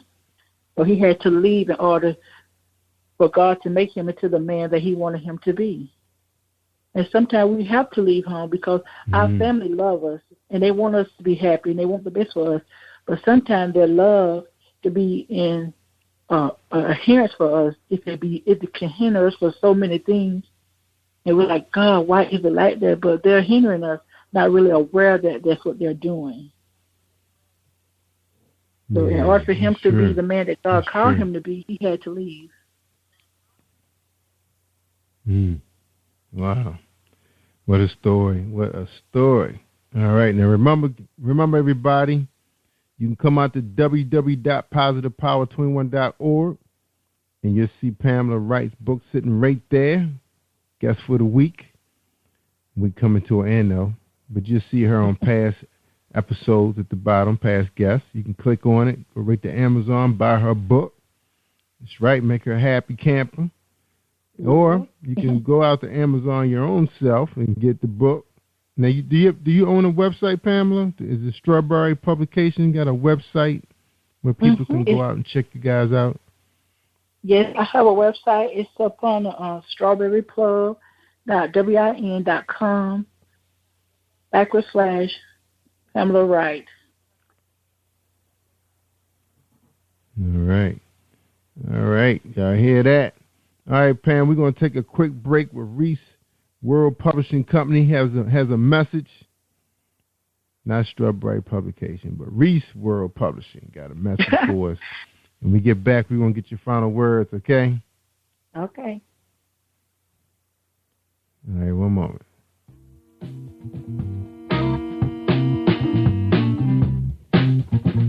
Are you an avid reader of urban fiction, looking for drama, suspense, and more? Reese World Publishing is dedicated to bringing the world's best literature to our readers. Urban fiction, erotica, sci-fi, mainstream fiction, and children's literature are just some of the genres produced by our diversified family of authors. You can reach us on Facebook, Twitter, Instagram, and at our website, www.reeseworldpublishing.com.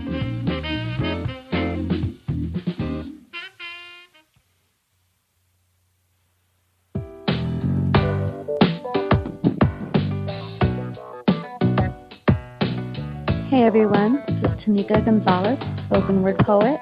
Whenever I'm online, I'm always listening to Jerry Royce Live. You can find Jerry on www.spreaker.com. Positive Power 21.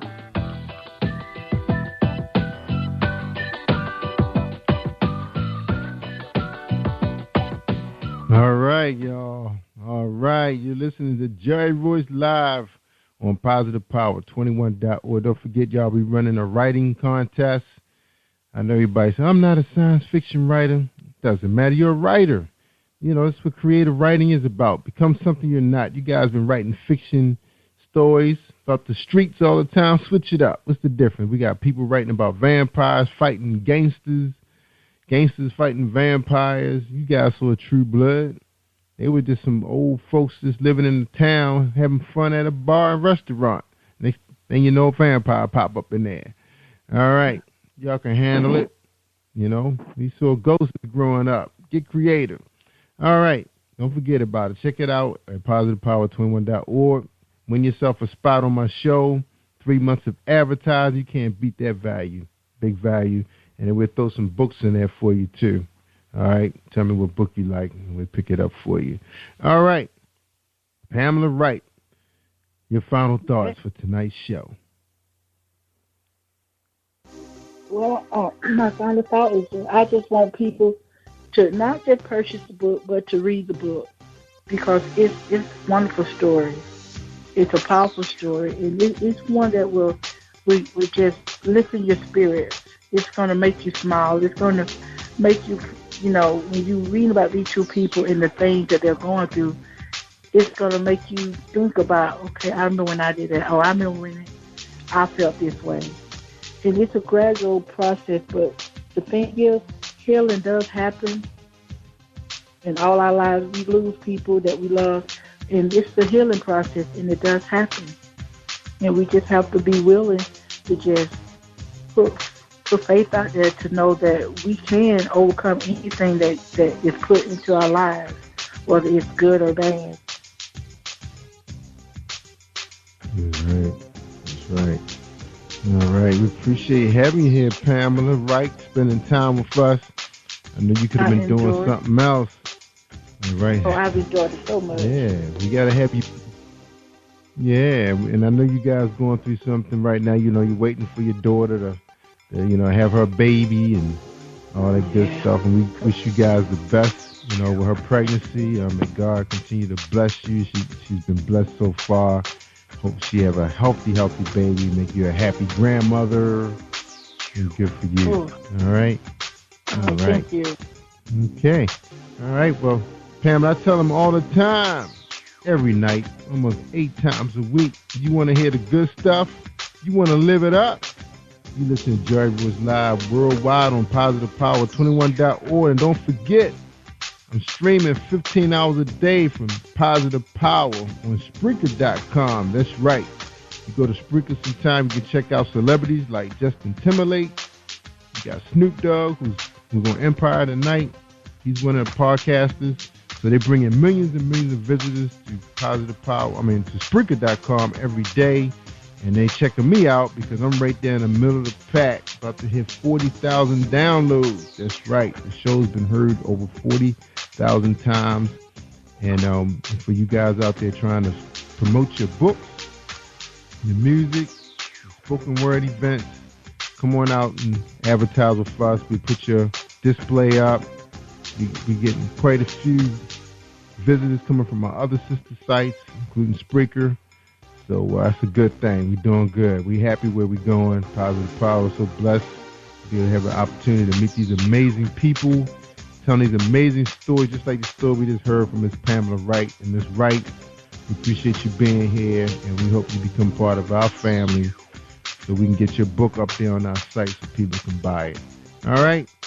Okay, y'all. Y'all take care. Jerry Royce Live worldwide. Thank you for tuning in to Jerry Royce Live on PositivePower21.org and Spreaker.com/PositivePower21. This is a Royce Enterprises production.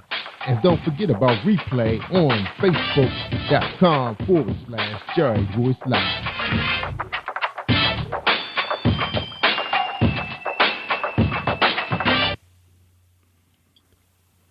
All right, that's a wrap, everybody. Stay tuned for our next show coming up at 9 o'clock. That's right. We'll be streaming live at 11. Check us out every night at 11 o'clock on PositivePower21.org. Good night, everybody. Take care. You are listening to Jerry Royce Live Worldwide Podcast. Have you been hurt? Been backstabbed?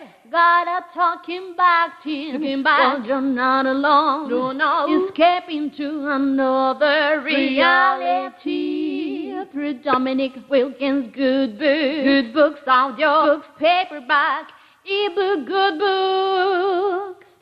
Available on AuthorDWilkinsGoodBooks.com. Hey, what's up, everybody? It is Chris Renee, author of Wealthy and Wicked and Kiss of Death. I'm coming from you smack dab in the middle of the map, St. Louis, Missouri, and I am live on the Jerry Royce Show. You are listening to PositivePower21.org with Jerry Royce.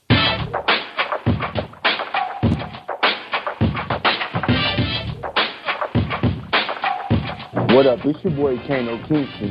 Hi, this is Angel Sessions. Hey, this is Pat. Hi, I'm Teresa Powell. Hi, Jerry. This is Ira Sandro Carter.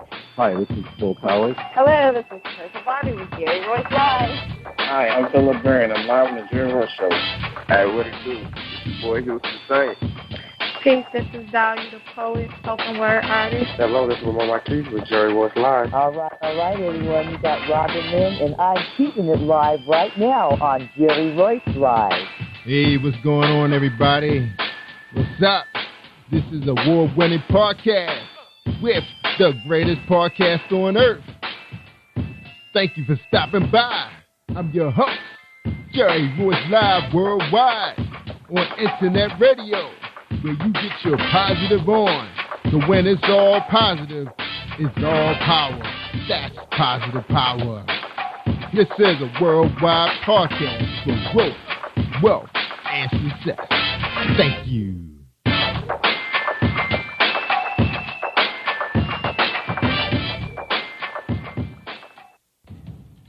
Think you know how drugs get in those little brown bottles? Think again. Set in the green hills of western New Jersey, inside the gilded halls of power of a U.S. pharmaceutical company where decisions are worth billions of dollars and human lives worth less.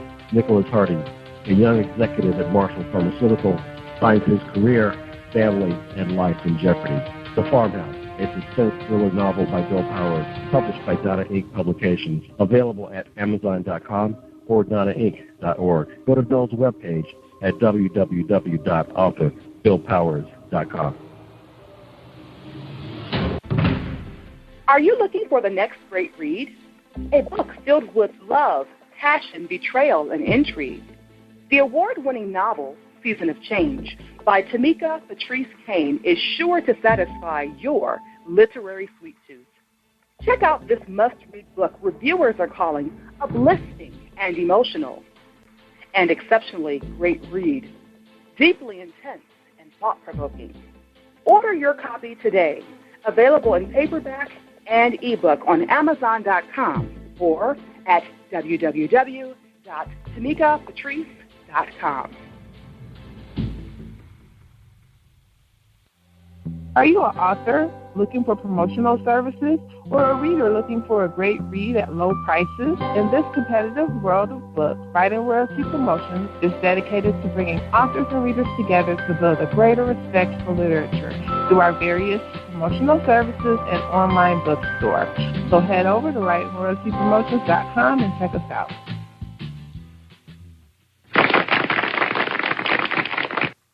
Thank you, everybody, for joining us, and welcome to PositivePower21.org. I am Jerry Royce Live, and welcome to PositivePower21.org. You're listening to episode 322.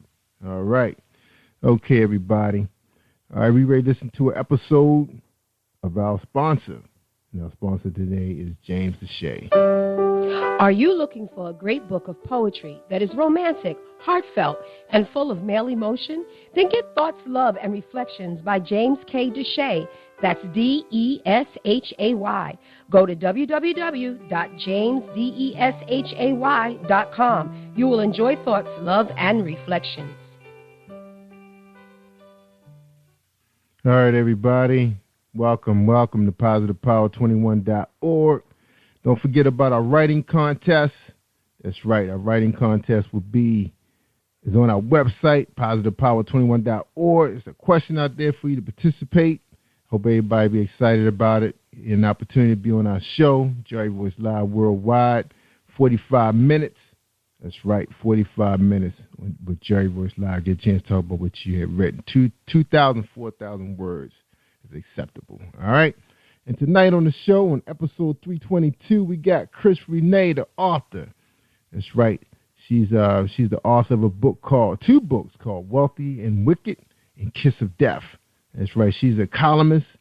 She's a fictional author, a radio host, and she's from St. Louis, Missouri. And she's here to talk about her two books. But first, we're going to get to know her. Hey, Chris Renee, how you doing tonight? Welcome to Jerry Voice Live Worldwide. Hi, how are you? I am feeling fine, and thank you for having me. My pleasure. Glad to have you on here. And I was just telling everybody, that we're having a writing contest, and I hope you could participate.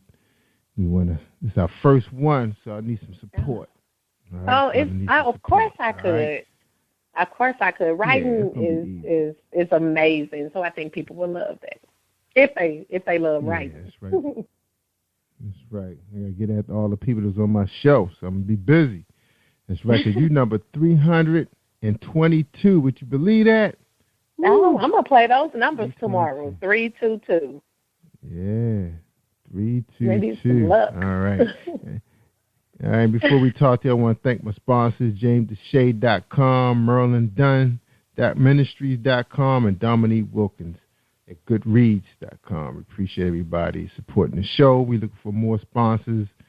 That's right. We got our website up, positivepower21.org. We're looking for some new sponsors. We actually showing displays now, which when you click it, it goes right to your Amazon page, where that's our sponsor. They're affiliates with us, so that's where we sell our books. So if you're interested in coming on board, the forms are on our website. Just look for advertising displays. All right, and we got some nice, easygoing prices, and hopefully you'll be with us for a while.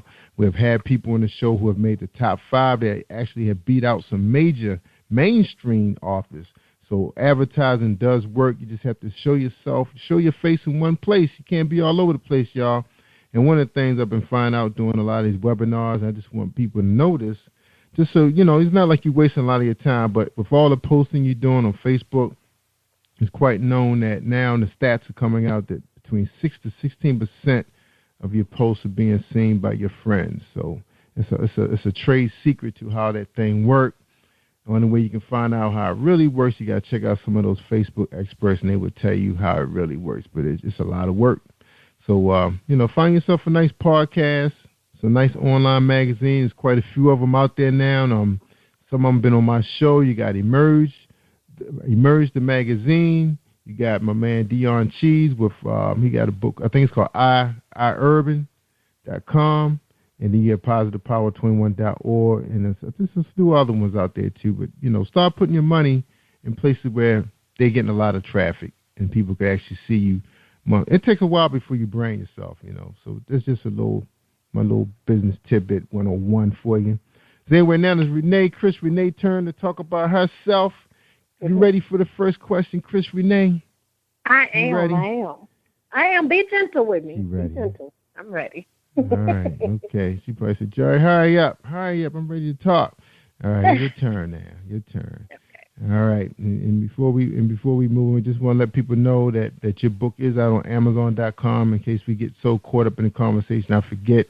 And what people are saying so far is they said it's good, and this drama kept them on the edge of their seat. So that means Chris Renee going to tell us a good story tonight, y'all. So before we get into her book, which will be probably in about 15 minutes, we're going to get to know her a little bit. Okay, Maryland, Virginia, D.C., and Baltimore. That's my people there. They want to get to know this lady from St. Louis, Missouri. All right, Chris Renee. The first question is, who is Chris Renee? Oh, who is Chris Renee? Well, first and foremost, I am a child of God. I am a mother, 4 children, grown children. I am an author, and I am an extreme lover of life. And I seriously mean that. I'm all about laughing, having a good time, joking around. I know how to be serious when I need to be, but I prefer to just laugh. I'm like, I'm going to look really young when everybody else is looking old because they refuse to laugh. That's all you have to do. So I'm just a young woman. I just turned 35 in December, which is amazing because I know a lot of people who did not make it.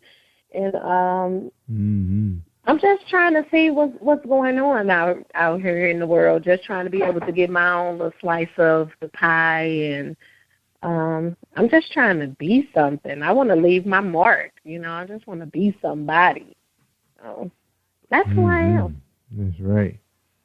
Yeah, you must be watching Empire where my man, he talked about his legacy. He want to leave his legacy for his sons.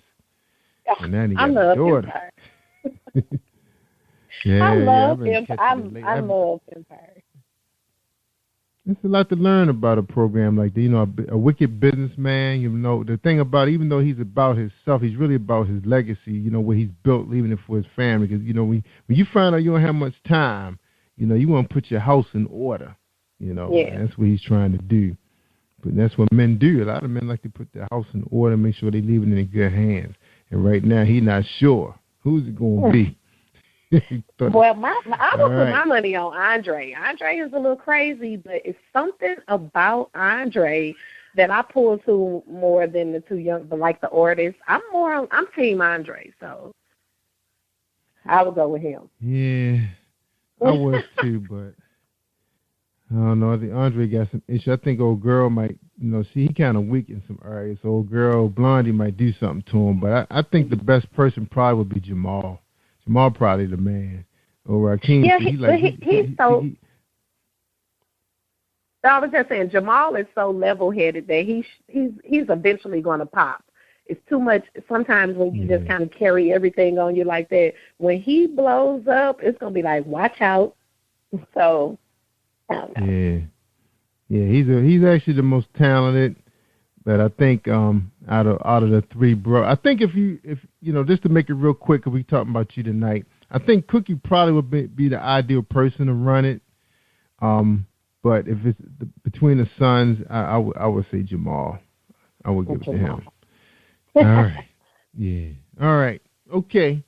We ready to talk about Renee. So Renee, all right, we was chatting a little bit, and I didn't get a whole lot of background out of you and your PR person. You just said you were just a young girl, wild with your imagination. Your mind was one place where I was free to express yourself. Nothing was ever off guards until in the comfort of your ears, I put words to paper and surprising others found pleasure as well. This new journey that I am pleased to be on, blessed that I get to share with you all. Now, you mentioned earlier that you did go to college, but you didn't finish. So what happened? Why a talented person like you didn't get to finish college? What happened? What's your story? Oh, my God. I fell in love. I know it sounds so stupid now that I'm 35, but then I was like, oh, my God, I'm in love. This is exactly what it is. Nothing else matters. Now, I'm still in a relationship with the same person. I guess that's a good thing. We've been together now for 18 years. However, not finishing college is like one of my biggest regrets. So I'm pushing my children for college, like the importance of it. My son just turned 18, so he decided to work. So I still have 3 daughters that I'm like, okay, well, he didn't want to go to college, but you actually need to. It's so important, I think. I'm at an age now where when people are talking and we're in a group and everybody's talking about their college experience, I kind of get a little embarrassed that I can't say that, like, I finished and I did that. And I'm never embarrassed. So that says a lot to me, which is, it's kind of been pushing me lately to say, okay, now that, my kids they're not grown, but my daughters are 12, 14, and 16. They're at an age where they pretty much are self-sufficient. So it's kind of time for me to focus on, getting my degree and pushing them that way as well. That's right. It's not too late. They got online. They make it convenient for you. They got trimesters. You can just keep going until you finish. No breaks. I mean, I know it was a grind because I did it, with 2 kids. Well, actually, I had 2 babies, and my son was actually starting college too. Pretty much, I said I was determined to finish before he did, but he took 7 years, so I was winning that race. But the thing is, he did finish, and he knew how important it was. Especially out here on the East, it's tough to get the kind of income you need to live the lifestyle you want to live out here without a college degree. Unless you're a mechanic or a contractor, and you can build with your hands and fix things, then you can. Plumbers make really good money out here. Anybody in the service, but if you're talking about working in government, it'll be tough not to have one. Out here, it's really tough. All right. Yeah. Okay. Well, I can imagine. you know what you got to do. Good for you. Yeah, I have to get back on it. That's why love is a beautiful thing, but I wish I had that degree. I really do. Yeah. So did you guys get married? No, we didn't. And it's like everybody asks me that question, and they kind of be like, "Oh my God, you didn't get married." And it's not that he went through the whole proposal thing and everything, and I'm not knocking marriage, but I'm more of like, I don't want to have to pay to marry who I love, and just in case that love doesn't work out, I most definitely don't want to have to pay to leave you. So I feel like as long as we have our commitment to each other and our commitment to stay faithful to each other with God, I don't necessarily have to put the government in it to make it legit or official. That's just my own way of thinking. I'm a little bit of a free spirit, though. So a lot of people don't agree with me, and I'm like, that's fine. That's fine. I'm not gonna judge you because I know right now the sisters are probably saying, if you just tell her she's a Christian woman, you know how they like to mix Christianity with being under God's covenant, His oath, His vows, marriage, do us part, death do us part, that kind of thing. Definitely people probably saying, "Ooh, did you hear that?" But I've been happily married, going on 23 years, and I'll tell you, it's an awesome thing, to have that magic, to say, hey, you got those years, you're putting in there. We're raising 2 young children, got 1 out the house, 2 to go, helping our parents out, doing this thing together, we buried a couple relatives. It's like, people look at us, to be the backbones of the family, that's how they look at us, when they see us, So, everybody got their own cup of tea. But wait a minute, surprisingly, that's how it is with my family. Even though I'm one of the younger ones, it's still like every family function, Christmas, Thanksgiving, everything is kind of held here because people see us, holding each other down. And we go through everything. We go through good times, bad times, some in-between times. But as long as that, I know 100% who has my back. That's the good thing about that situation. And, I mean, marriage is a beautiful thing for some people, but just for me, I feel like the whole idea of marriage has transformed so much than what its true intentions were. To me, it and like I said, this is just my opinion, it's become more of a systematic thing instead of a, just something that's like from your heart or something. But it's neither here nor there. I might have to put you in touch with my man, Pastor Gerald Manuel. He just wrote a book out.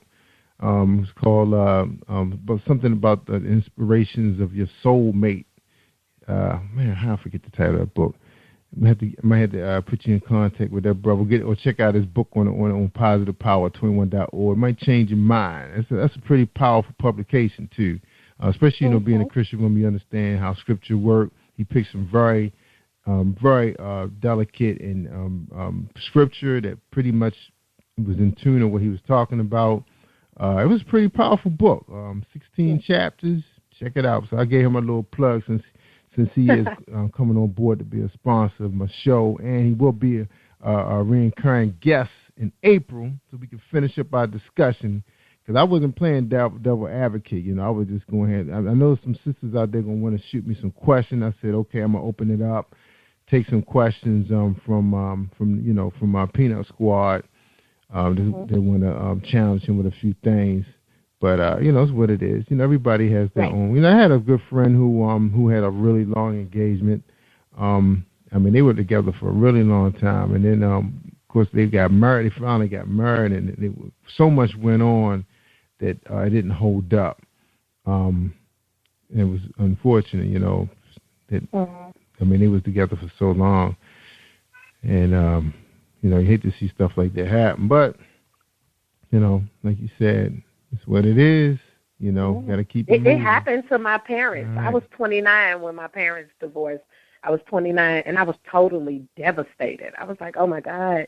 You know, so like you said, everybody's a little different. So, I don't know. Yeah. It's like, I mean, you know, some people, I mean, his book is really deep, some of the things we had talked about. And, you know, because you're going to go through your ups and downs. You know, you're going to question the person you chose. You know, it's like, wow, is that the person? Was that it? You know, and then you're going to see something that's going to, you know, catch your eye, you know, get your ear, you know, seeing that they're so excited about you. You know, you're going to get there sometime, you know, but it's like, hey, you know what you got at home, you know, deal with it. Like me, you know, that's why I'm going nowhere. You know, me and my friends, we had a lot of fun. We were DJs. You know, we were like rock stars back in the day. I've seen it all. Had them all. You name it. Slanted eyes, wide eyes, dark skin, light skin, white skin, purple skin. You name it. You know, so I'm happy with my choice. You know, I don't know how happy she about her choice, but you know, I know I'm happy with my choice. But you know, we make it work. You would totally know if she wasn't happy. You would totally know if a woman wasn't happy. I would know. Yeah, as long as she got her big widescreen in front of her and her favorite car to drive, she can go out to eat a couple of days a week. She happy. It don't take much to make her too happy. But you know, once y'all get y'all crib, get y'all ride, take y'all vacations. You know, I think that was a hard time when she couldn't go where she wanted to go. I was like, I don't feel like it. I don't know. It's a good time. You know, that's what it is. It was a few challenges there because I don't like to travel that much, but you know. You know, we make it we get a certain age.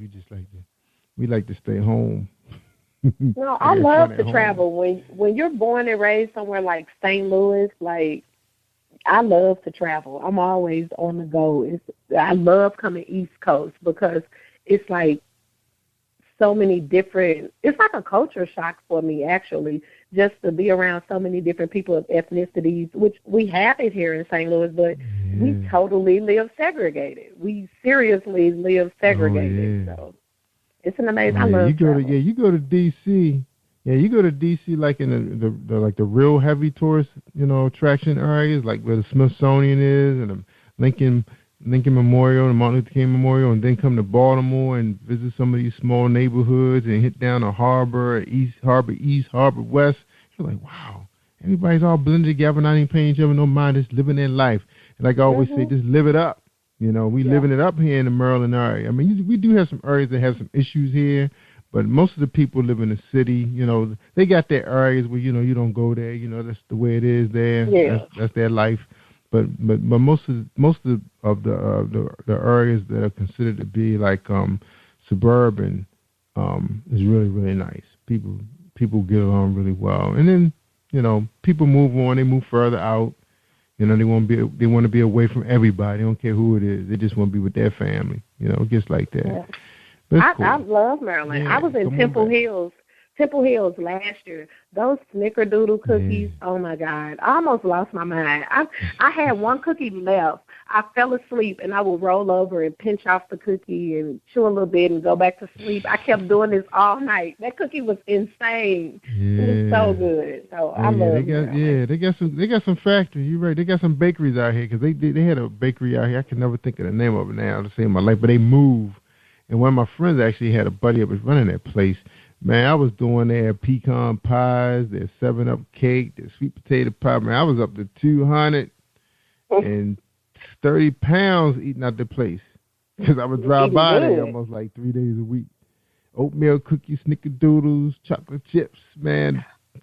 Chocolate melt right in your hand before you get to your mouth. That's awesome chocolate right there. That's real milk chocolate. Yeah, not that phony stuff. Yeah. All right, enough about cookies. All right, but then we got to take a break so we come back. We can talk about your book and not these cookies. All right. Okay. Hey, you messed me up. Now I got to find out where I was at. I got to find my location. All right. You started loving those cookies. From my man. No, see, I don't mess with it now. I'm on a strict diet now. I'm on TV now, and I gotta chill. Got to look good for my fans. I know that's right. All right, let's hear a message. Let's hear a message from James the Shay. That's right. I'm down to 190. Slim again. When I was a model, that's right. I'm back to my model weight. Not no linebacker for the St. Louis Rams. No, not the Rams, Dallas Cowboys. Are you looking for a great book of poetry that is romantic, heartfelt, and full of male emotion? Then get Thoughts, Love, and Reflections by James K. Deshay. That's Deshay. Go to www.jamesdeshay.com. You will enjoy Thoughts, Love, and Reflections.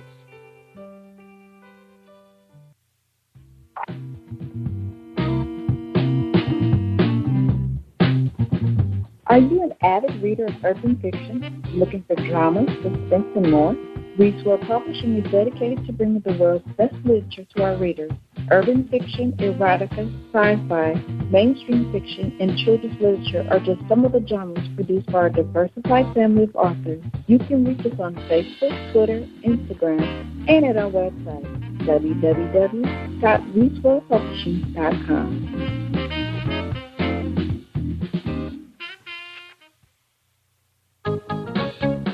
Hi, I am recording artist Marilyn Dunn from St. Louis, Missouri. If you are looking for some soul-stirring, anointed, spiritual, and heartfelt music, visit my website at www.marilyndunnministries.com. Or you can also find me on CD Baby, iTunes, and Reverb Nation. For booking information, contact Mr. Kevin Dunn at 636-856-0551. That's 636-856-0551. Hi, this is Angel Sessions, and when I'm in town, I listen to Jerry Royce live, positivepower21.org, where they play my favorite music. That's right. We play Angel favorite music. That's right. On Sundays, y'all, check us out. That's right. We streaming with iGospelmusic.com out of Florida. That's right. My man, Keith Powell, Pastor Keith Powell, and his beautiful wife, Teresa Powell, in partnership with positivepower21.org. So for almost 20 hours, y'all, on Sundays. That's right. When we're in the studio, we streaming iGospel music. So check it out. You can check it out right now on our site. Just click on collections or shows and look for our gospel music, and you can listen to the pre-recorded shows in case you missed something good, because Keith is always mixing it up in the studio. But we'll make sure we got it on demand for you. All right, everybody. And again, don't forget about the writing contest, the grand prizes. You get to come on the show and talk to me. And if you got a book or a product or a service, you get to promote it on the website for 3 months. That's right. You get a display ad and you get a plug. So we get to talk about you every day for 3 months. All right, that's a good prize too, y'all. Big value. We got a lot of people come out here. Thanks to our gospel, going to be even more people checking out all our displays. And that is something new we just started for this month to give our artists, our independent artists, more exposure. That's right, more exposure to you. And we appreciate you coming out and join our podcast with Jerry Royce Live worldwide on Positive Power 21. All right, y'all, we talking to Chris Renee. She got a book out called Wealthy and Wicked, Kindle edition, Kiss of Death, all on Amazon.com. That's right. So if she become a sponsor, all you got to do is click on that display. Right now she's on the site, but she will be. And all you got to do is click it and buy her book. All right. What are they saying about the book? They said it was so good that the drama kept me on the edge of my seat. I stayed up and read the entire book in one night. Chris Renee, she did an excellent job. All right, that's some of the reviews on her book on Amazon.com. All right, Chris Renee, which one we going to talk about? Which one is your favorite book? Oh, you know what? I forgot she was making so much noise I had to put her on mute. All right, there you go, Christian name. Sorry about that. You was making noise. I know it was so much going on. I'm sorry, sponsors. It's so much going on here. Well, my favorite book. Let's see. I'm trying to see which is my actual favorite because it's like choosing your favorite child. It seriously is. And people are like, oh, how can you compare your books to your kids? But this is my labor of love, same as the children. But right. I would say my favorite book would actually have to be Kiss of Death because it's different than what I normally would write about. It's still fiction, but I'm more kind of like write about love and everyday issues and things of that nature. But with Kiss of Death, I kind of wanted to do almost sort of like an action movie in a book. So I was just kind of like thinking of the craziest things that I could possibly think of. And I was just sitting at home and I was like, okay, I want to write a book about a female assassin. So then I'm thinking like, okay, that story has already been done. How can I make this, like, what can I spin this as? And so I was like, okay, well, her target will be cheating married men. So I was like, okay, so she's, her targets are cheating married men, but why? So I was like, well, maybe the wives should be the ones that solicit her to kill the cheating married men. And that's how that came about, Kiss of Death. Oh, they're going to love that book. Yeah, somebody going to love that book. Man. That's why you like that book, huh? Yeah, it was crazy writing it. It was more on the, I guess the raw side of my talent, I would say. Like, my mom read Wealthy and Wicked, but I told her she could not read Kiss of Death. Like, you cannot read this book. And, I mean, so even though I'm going on in there? It's a lot. It's a lot going on. Yeah. Pretty graphic, It is. And I won't, it is. I want to say it's tastefully graphic because it's not, if I had to sum it up in music, I wouldn't say that it's gangster rap, but it's more like Beyonce last CD R&B. Because her last CD was kind of like, yeah, little Bonnie and Clyde got in there. Yeah, so it's more on that side. But see, it came out, and the book was out for 4 months last year, and then unfortunately, my brother was killed, so I really couldn't do. So I hear that. I am too. We were only a year apart, so it's still something that I'm dealing with. So I really couldn't do as much promotional things as I normally would do because my mind was just not in the right, space. So I'm trying to make up for that now. I'm not 100% back, but I'm better than I was when that happened. I'm not 100% back at all, though. But. Okay. All right. In his honor, his name, we hope this book do well. All right. Yeah. Now, Kiss of Death, who's your favorite character in this book? Yeah. Who's your favorite character in this book? My favorite character in the book is Lady, and she's an older woman. She's like a surrogate mom to the main character of the book.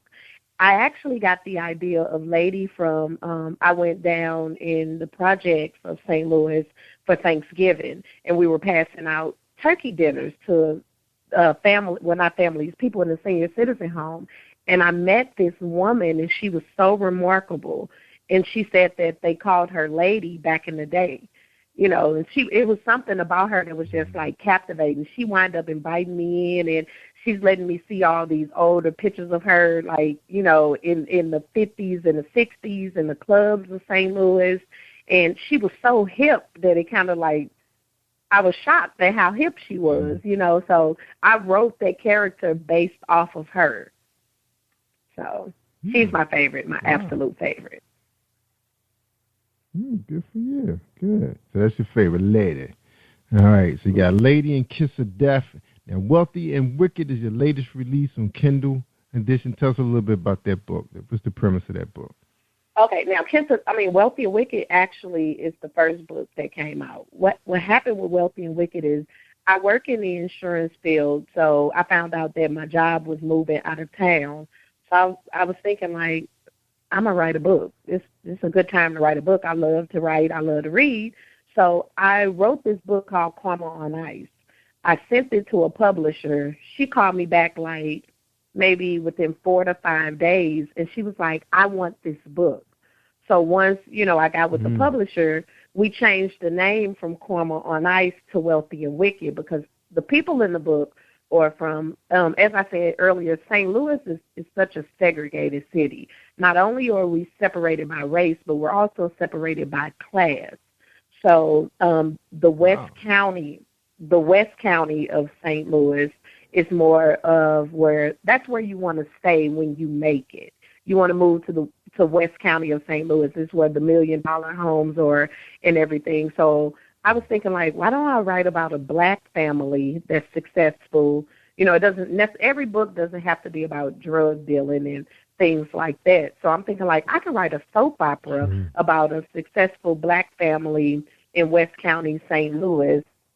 And the daughter, Tracy, she's younger, and so she falls in love with a guy that's from downtown St. Louis. Now, if you live in St. Louis, you'll be like, oh, my God, why is she dating somebody from downtown? And, she's from West County. And that's how she felt about him when she first met him, like, oh, like, not even.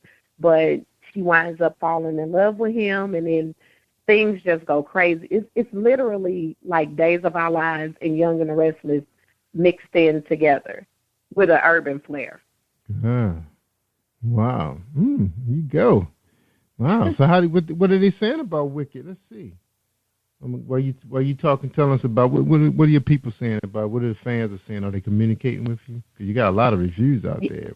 Yeah, it's amazing. Like my support comes more from the East Coast than it actually does here at home, because this is a city where you have to go away and blow up and then come back. So, like, when I'm out on the East Coast, people are so excited. They're like, oh, my God, I know you. My publisher is from Brandywine, Maryland, so like the Upper Marlboro area.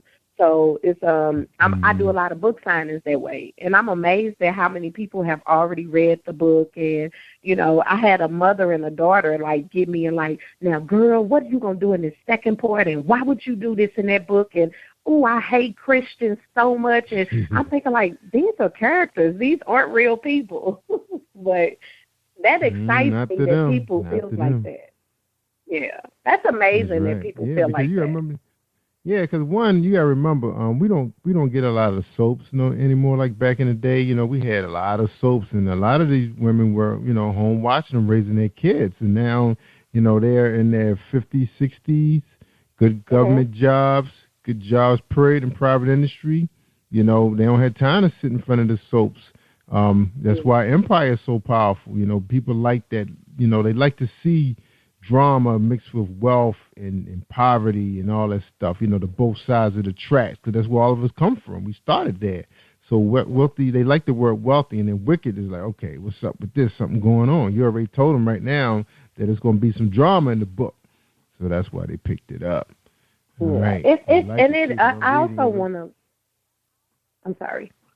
I just want to say I also want to let people know. Say something about your reviews.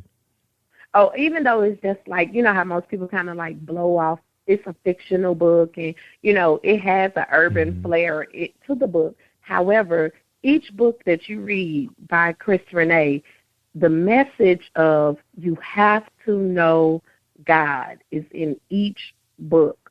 I had somebody that left me a review and said, oh, my God, I love how you incorporated God into the book, because a lot of people are, when you think of urban fiction, is which they categorize the book as, it's a young girl for the most part, and a lot of the younger generation didn't have grandmothers as we did, where you had to go to church no matter what. Like, you're going to church Saturday and Sunday and Wednesday and Friday. So I felt like, well, this can be a way for me to get that message out to everybody, but still, keep it to where it doesn't seem so smothering to some people. So Yeah, you're right. Because a lot of the people who grandmothers now, they still look really good. So they're not in the house babysitting no kids. So they're not going to be getting no messages from them. They still out, traveling, going out, with girls, eating out nice restaurants to get the money. They're going to pull their little bins up in front of a nice hot spot. And then read their books in their spare time. They don't got time to sit around the house giving people life lessons. People trying to live. They trying to live it up. That's right. Yeah. So that's why I think fiction books are doing so well, because they miss those days when, you can stay home and enjoy a good soap coming on at 4 o'clock, 4 to 6, Yep. So those days are over. So now they bring the nighttime drama, like we was talking earlier, like Empire, Scandal. Yeah. That's why people like those shows. And it's going to open up probably more casts. And I think that's why The Game was doing well also at the same time, because, people want to see themselves, we do have money. We do live in big houses, drive fancy cars, and travel, and have bad kids, and some good kids, and some wicked girlfriends. Yeah, drama. But that is something that we do. Yep. Yeah, absolutely. I want to see it, All right, and then some people don't live that kind of life, down south. You're not used to seeing that, So when you see those lights and cameras come on, you say, "Hey, I got to move up. I got to move east." Well, the action at. Absolutely. That's right. New York, Philly, Connecticut, New Hampshire. What's that? Boston. Yeah, you got black people doing their thing in those areas. Baltimore. Richmond, not in Virginia, the wintertime, though. Not in the wintertime. You guys got too much snow this winter. I can come in the summertime. I like it. Yeah, it wasn't as bad as it was like in Boston. I mean, we were able to get out. I didn't have to drive my car in snow at all. Usually the snow be around for a while that you got to drive in those little tracks. Shit, our snow was gone like the next day, so we didn't really have it that bad. I mean, we had days for one closing, and delays for school, but nothing that really shut us down. Like sometimes the snow stay around for 2-3 days and it's hard to get around. Ooh, I hate that. It wasn't that bad. Yeah, it wasn't that bad. All right, sounds like you got a win on your hands. It's just a matter of just promoting it and getting it in the right hands, letting people see it, get out there, do your things, do some book signings. Now, so you are which book is offered in paperback, or both of them are offered in paperback? Both of them are in paperback and on Kindle. And like I said, my publishing company is there in Maryland. So at all like the urban bookstores, my book is actually in the bookstores there as well. All right, good. I didn't know that many of them still around. I know Baltimore's really down to nothing when it comes to bookstores. I think it's just maybe 2 big ones, Barnes & Noble and Greetings and Readings is still around. I know they have. I think Urban Oasis is in Salisbury, Maryland, maybe. And then I went to one in the Temple Hills Mall, but I can't think of the name of it. But and then I'll be in D.C. down Eastern Shore. I'll be in D.C. the first weekend of May. They're having a literary festival in D.C. Oh, I wish I had the information. That's so trifling to me, but I'll be there the first weekend of May. Yeah, send it to me. Yeah, you got to send it to me. Let me check you out.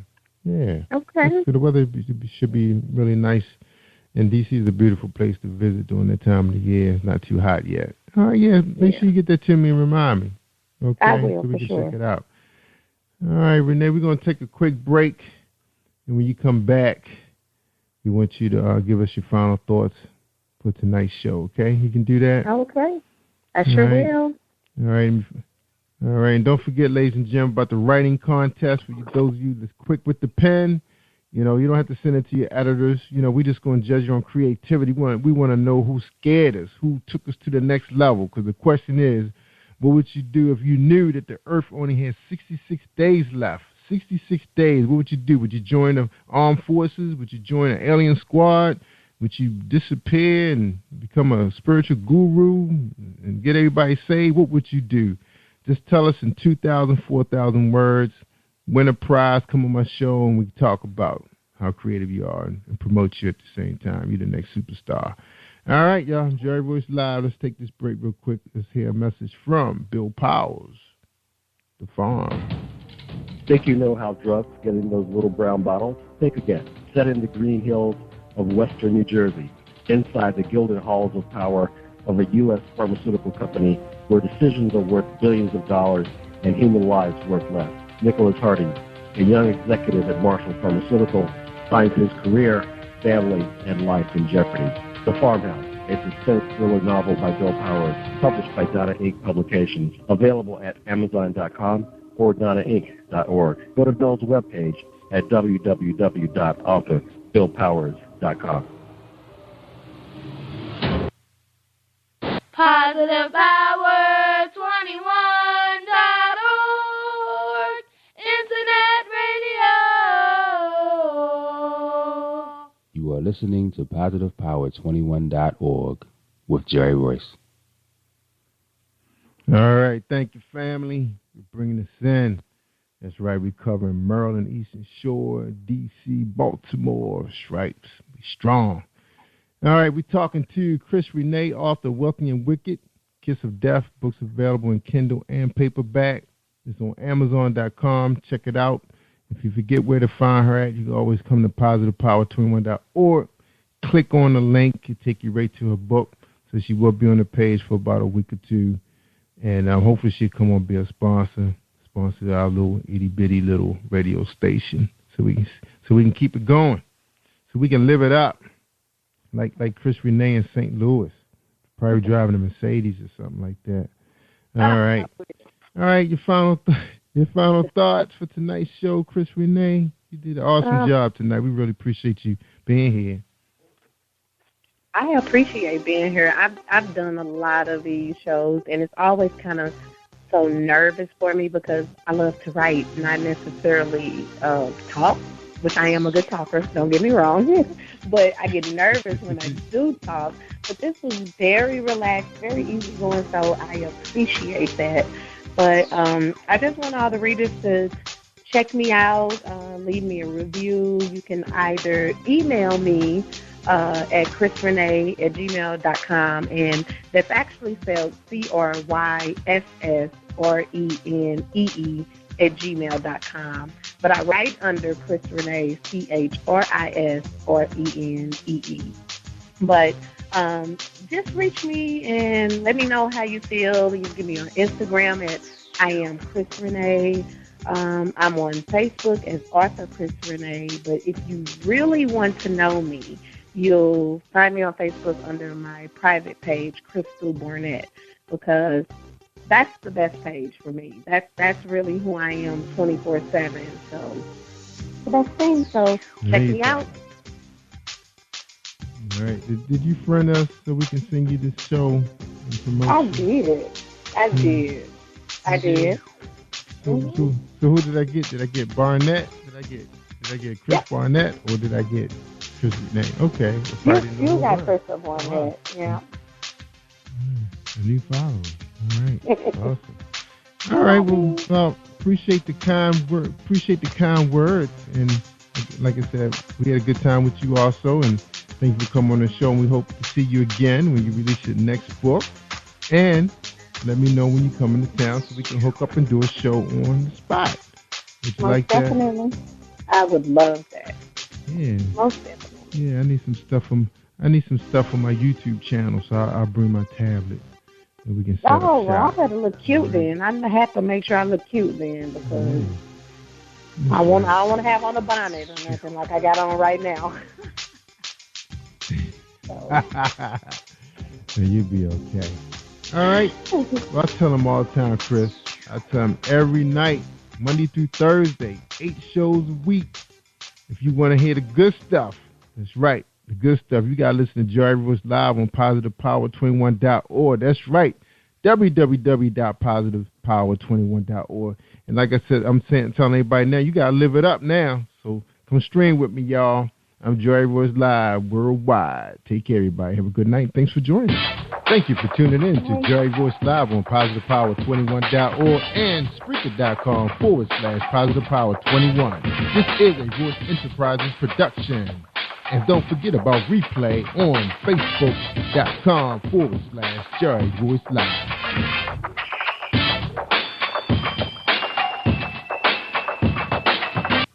All right, y'all. Stay awesome all week long.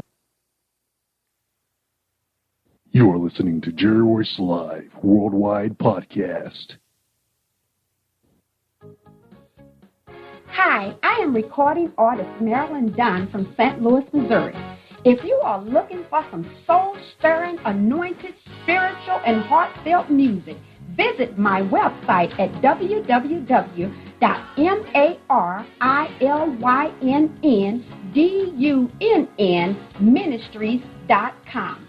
Or you can also find me on CD Baby, iTunes, and Reverb Nation. For booking information, contact Mr. Kevin Dunn at 636-856-0551.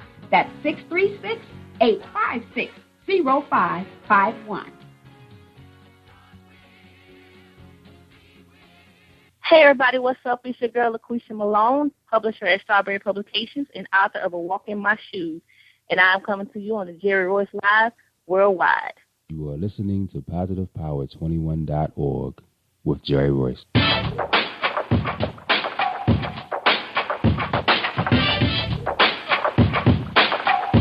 What up? It's your boy Kano Kingston. Hi, this is Angel Sessions. Hey, this is Pat. Hi, I'm Teresa Powell. Hi, Jerry. This is Ira Sandro Carter. Hi, this is Phil Powers. Hello, this is Teresa Bobby with Jerry Royce Live. Hi, I'm Philip Byrne. I'm live on the Jerry Royce Show. Hey, what it do? It's your boy Houston Saint. Peace, this is Dahlia the poet, spoken word artist. Hello, this is Mama Keith with Jerry Royce Live. All right, everyone. You got Robin Lynn, and I'm keeping it live right now on Jerry Royce Live. Hey, what's going on, everybody? What's up? This is award-winning podcast with the greatest podcast on earth. Thank you for stopping by. I'm your host, Jerry Royce Live Worldwide on internet radio, where you get your positive on. So when it's all positive, it's all power. That's positive power. This is a worldwide podcast for growth, wealth, and success. Thank you.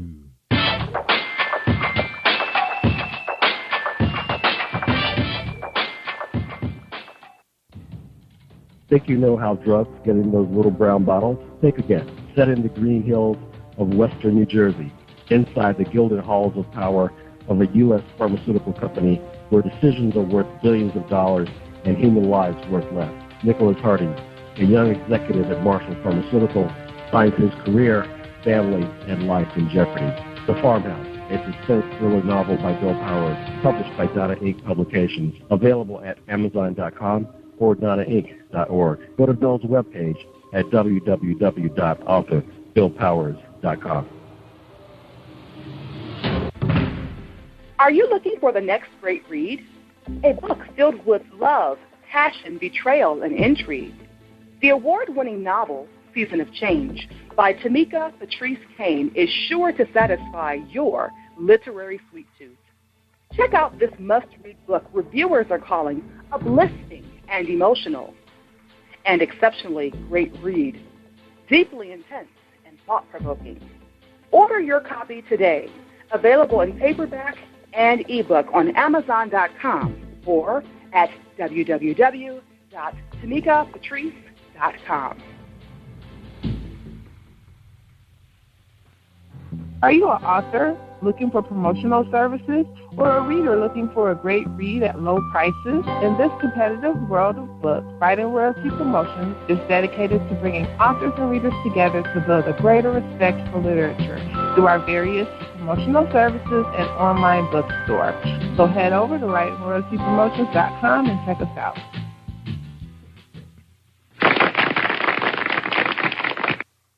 Thank you, everybody, for joining us, and welcome to PositivePower21.org. I am Jerry Royce Live, and you're listening to episode 320. That's right, episode 320. And tonight on the show, we have poet, that's right, LaQuisha Malone. That's right, she's authored a poetry book called A Walk in My Shoes.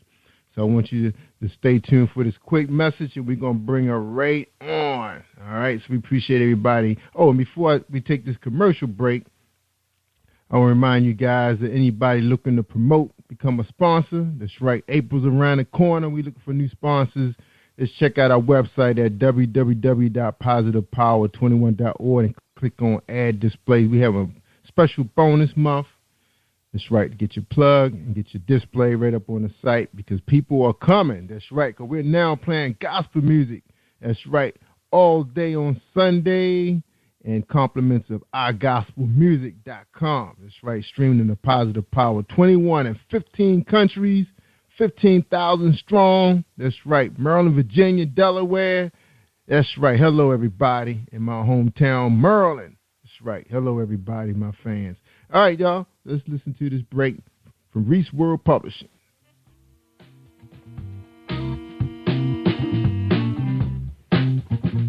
Are you an avid reader of urban fiction, looking for drama, suspense, and more? Reese World Publishing is dedicated to bringing the world's best literature to our readers. Urban fiction, erotica, sci-fi, mainstream fiction, and children's literature are just some of the genres produced by our diversified family of authors. You can reach us on Facebook, Twitter, Instagram, and at our website, www.reeseworldpublishing.com. All right. Welcome back, everybody. Don't forget about our writing contest. That's right. You have an opportunity to appear live with Jerry Royce Live Worldwide. That's right. 45 minutes of talk. Tell us how you wrote that story. That's right. So check out the website, www.positivepower21.org. Look for contest entry. Enter quickly because the deadline is March 31st, and we'll be trying to pick up some wonderful prizes for you, some free books. Like I say, you get a chance to come on the show. If you got a business, you get an opportunity to advertise for 3 months. That's right. 3 free months on Positive Power. So get everybody to get them out there to your website or purchase your book off of wherever you're selling them at. All right. And we're about to play our bio, LaQuisha Malone. So stay tuned for this presentation with Jerry Royce Live.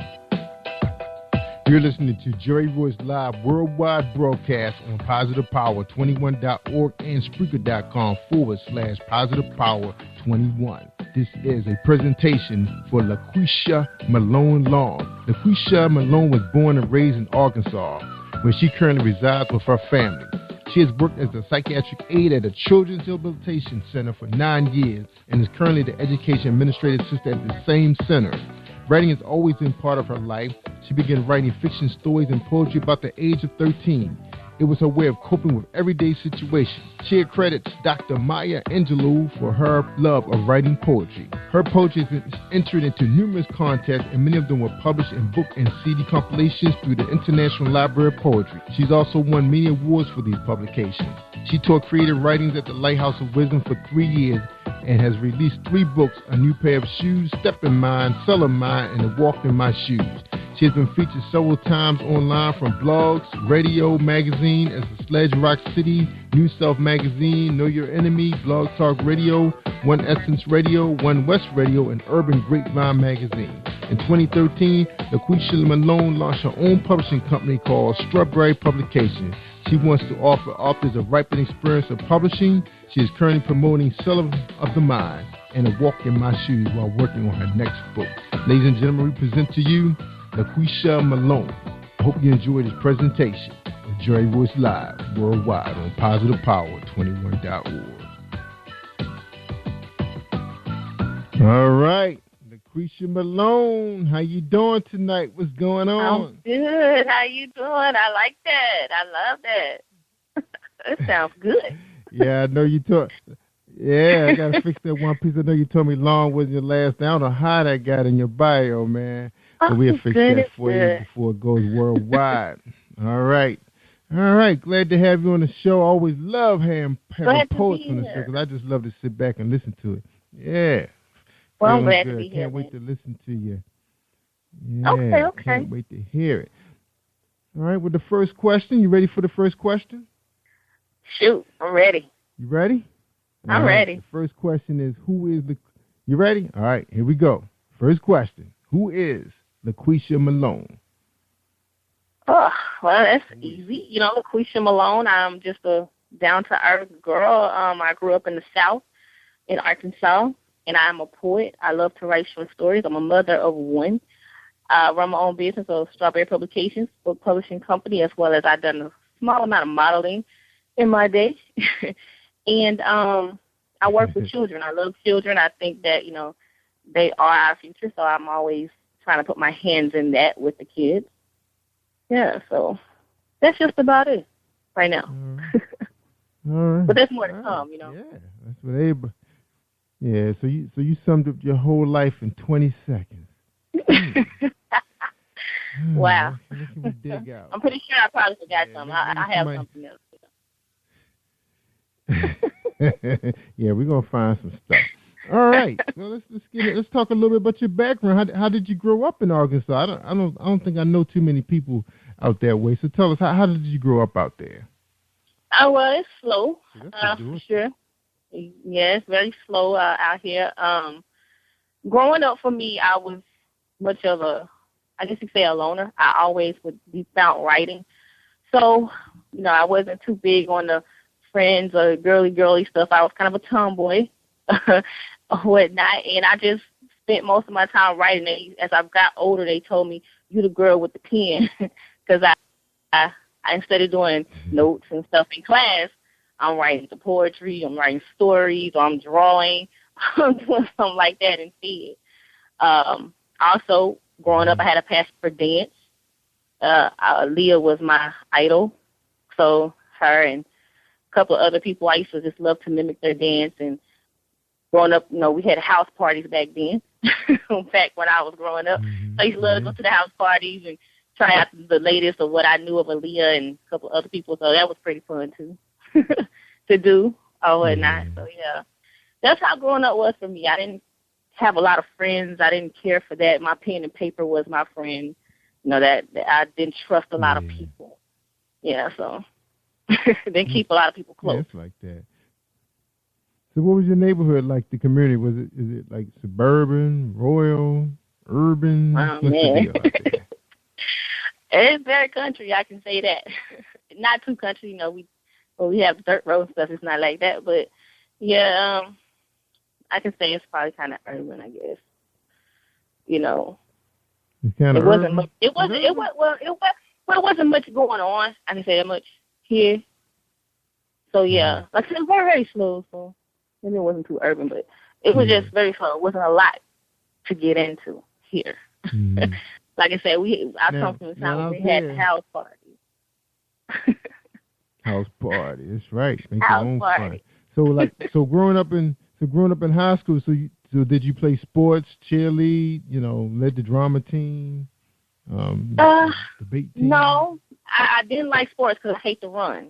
I tried out for basketball, and the coach told me to run, so I didn't want to do that, so I left. And I tried out for cheerleading, and she told me to run, so I didn't like that, so I didn't want to do that either. So, but I found the home. I joined what we called our pride team, and it was dance. So that was already my passion. So I stuck with that because we would travel and go around our state and dance and perform little skits of acting and, you know, stuff like that. And that's where my heart was, you know, in acting and writing and dance. So I wasn't into the cheerleading and little girly. I was more of a tomboy growing up. So yeah. So everybody pretty much in the surrounding community went to the same high school? Is that the way it worked? And y'all played like y'all were like considered like a county? Yeah, pretty much. Yeah, pretty much. Did y'all have like dance-offs and stuff like that? Yeah, dance-offs? No, not at the school or anything like that. But yeah, we used to do that in our neighborhood. We have like singing contests and like battling out that way. Not much rapping, but dance. So yeah, we used to do that stuff in the little neighborhood I lived in. Yeah, we used to do that. And you know, in school you click up with a few people and you think you have a little group going on and you're singing. Yeah, we did those things a little bit too. Yeah, I was going to ask you about that because I was about to say, you know, what musical, you know, group or performer really, you know, impact your community at the time? You know, what was hot back then, you know, when you was in high school? well, I can go from my viewpoint. Aaliyah, of course. We, Escape, R. Kelly, the old R. Kelly. Who else? Silk, Shy, people like that. Yeah. The music was pretty smooth back then, and then were you really into fashion and high heel shoes and the hair? Were you into that kind of stuff? I had my moments where I, got into the high heel thing and stuff like that. But that was when I got a little older and thought I wanted to model. But before that, I was the tomboy girl, with the jeans and the sneakers and stuff like that. Yeah. Right. But as I got older, what was it like growing up in the Malone? I'm sorry. Oh man. As you got older, you kind of. Oh well, that was just for the high heel effect. As I got older, and figured that I had a lot of people telling me that you should be a model. You should be a model. So then I started trying the heels, and which I loved that anyway. Once I got into it, and girly clothes, things like that. Yeah. You pretty tall? I'm short. I'm 5'4". Well, how you gonna be a model? Well, they must be talking about print model then. Print model. Well, see, I thought I could do runway. I mean, I pretended I was on the runway. Every time I moved, I tried to pretend that's where I was, and that's what I did. And then I found out that I wasn't tall enough, so it kind of hurt my pride a little. I was like, man, can't do that one. Yeah. Yeah, you need about 6 more inches probably. All right. Now, what was it like growing up in your household? Did you have brothers, sisters, cousins? Yes, growing up with. Yeah. What was it like? Growing up, I had 3 other sisters, and I had like 2 stepbrothers that I'm really close with, and then I have 4 sisters actually. Yeah, and we're pretty close. Age difference wise is weird because I'm the oldest, so I have I'm 9 years older than my third sister and 18 years older than another. So it's pretty weird in that area growing up. I'm closest with my sister right behind me because we're only 3 years apart. So I'm very, very, very close with her. Yeah. So so who raised you? So who raised you? My mom and my grandmother and my aunt. So those 3 played a big impact on my life. And my dad, he was around, and he had his part of raising me, but for the most part, he was with his wife, and I was here. So my mom and aunt and grandmother. Oh, okay. Yeah. Oh, your papa remarried? Yeah, he did that, wasn't supposed to, because, as a child, you want mom and dad together in the house. But it didn't work that way. So, but I had it for the majority of my life. They didn't divorce till I was about 13. So, and I think they separated when I was like 8 or 9. So, I mean, I can remember him. He was a good father. I love my father. He was one of the fathers who worked and brought the money home, and my mom didn't have to work. That's how he had it. He was one of those type of men. You didn't have to work if you didn't want to. So she was spoiled. We were spoiled. They used to call us rich kids on the block because we had everything that we wanted. While my dad and my mom was together, he didn't. He couldn't say no. So, Christmas was very, very huge. Birthdays was huge. Just a normal day could be huge. That was my dad. He loved to buy gifts and do things like that. So yeah. Yeah, that's right. That's right. Yeah, I know it was pretty hard. When he broke the news to you guys that he was leaving. It was pretty rough. Oh man. It was rough because as a single mother, my mom hadn't worked. She had gotten pregnant with me when she was like 17 years old. First wasn't even out of high school yet. So from the time I think my mom said it met when it was like 14, 15, maybe something like that. So from that time all the way up until they divorced, they were together. So she didn't have to work, and so that transition was very, very hard on us. As her being a single mother, and we ended up, staying with my aunt sometimes or my grandmother sometimes. So that was a very rough time at that point. And until, things came into play and everything was okay. But for the most part, at the beginning, it was a little rough. I remember that. Yeah, that's right, because your mom So your mom just pretty much. So did she go back to school for training? Because she really didn't have any skill set at that point, but raising kids, right? Well, yeah. Well, she was a seamstress for a while. So she had those, and then she went and got her CNA, and she became a nurse, and she did that for years. And then she became a dental assistant, and now she's just trying to get her music off the ground. So she has her little small. Oh, really? I think she still has her little company. I'm not sure what she's doing with it right now, but she has her little company that she tries to deal with her production company. Yeah. All right. Well, tell her when she puts something out, she got to send it to me so I can put it on my show. Well, the weird thing about it is, years ago, she had a couple of songs out, and one of them was playing in, like, Mississippi and Chicago, and I think it was 3 different states it played in, and she got some really good circulation because her first check was very nice. So, wow. But that was then, I don't know what she's really doing with it now. Yeah. All right, we got to check She's it out. She's a gospel writer. Is mom good looking? So is she good looking? Because I'm looking at your pictures. Mom, you take after mom? I always tell everybody like my daddy. But, yeah, everybody that knows my mom tell me I look just like her, like I'm a spitting image of her when she was my age. I hear that all the time. And I'm like, no, I look like my daddy. Because I'm a daddy's girl. I really am. You know, I'm a daddy's girl. My mom always tell me that, you know, you just love your daddy. You know, so, yeah. But, yeah, they tell me I look like my mom. Nothing wrong with that. Yeah. All right, well, yeah, let mom know, you know, we'd be interested in listening to her tunes and, you know, do a video for YouTube for us. You know, I sure will. She'd be glad to hear that. Yeah, you got my email. You got your company up. You can help publish mom. All right, LaQuisha, we're going to take a quick break. She has her own little company that she publishes. We'll check it out. Yeah. Tell her. All right. Yeah, tell her email me. Let me hear what she got. All right, we're gonna take a quick break. When we come back, we're gonna hear 2 of LaQuisha's poetry.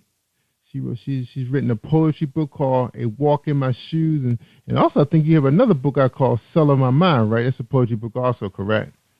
Right, Cell of the Mind. That's I call that my baby. So yeah, I got that one. All right. So we're gonna hear a piece from both those books.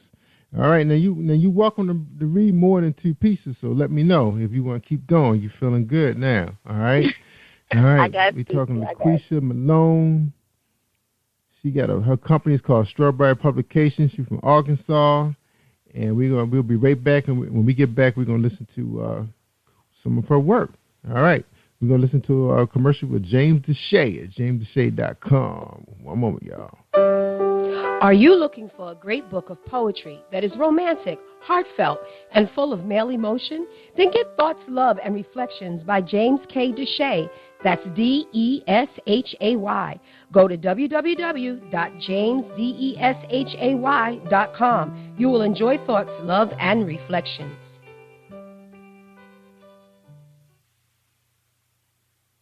Have you been hurt, been backstabbed? Gotta talking back to him, well, you're not alone. Escaping to another reality. Through Dominic Wilkins' good books, audio books, paperback, ebook, good books. Available on authordwilkinsgoodbooks.com.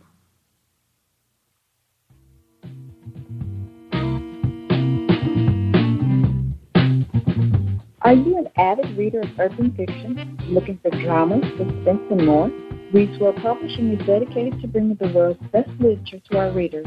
Urban fiction, erotica, sci-fi, mainstream fiction, and children's literature are just some of the genres produced by our diversified family of authors. You can reach us on Facebook, Twitter, Instagram, and at our website, www.readsworldpublishing.com.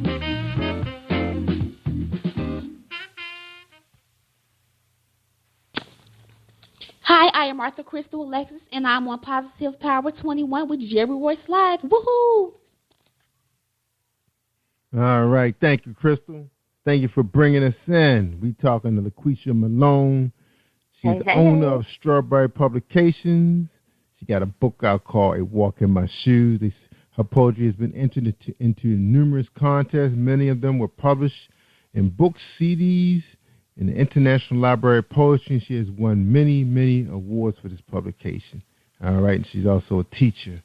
She teaches creative writing. That is awesome. So you'd be a good candidate to enter my contest, my writing contest. I already see your name wow. come through there too. I heard you say that. I didn't know anything about it. I sure would have entered.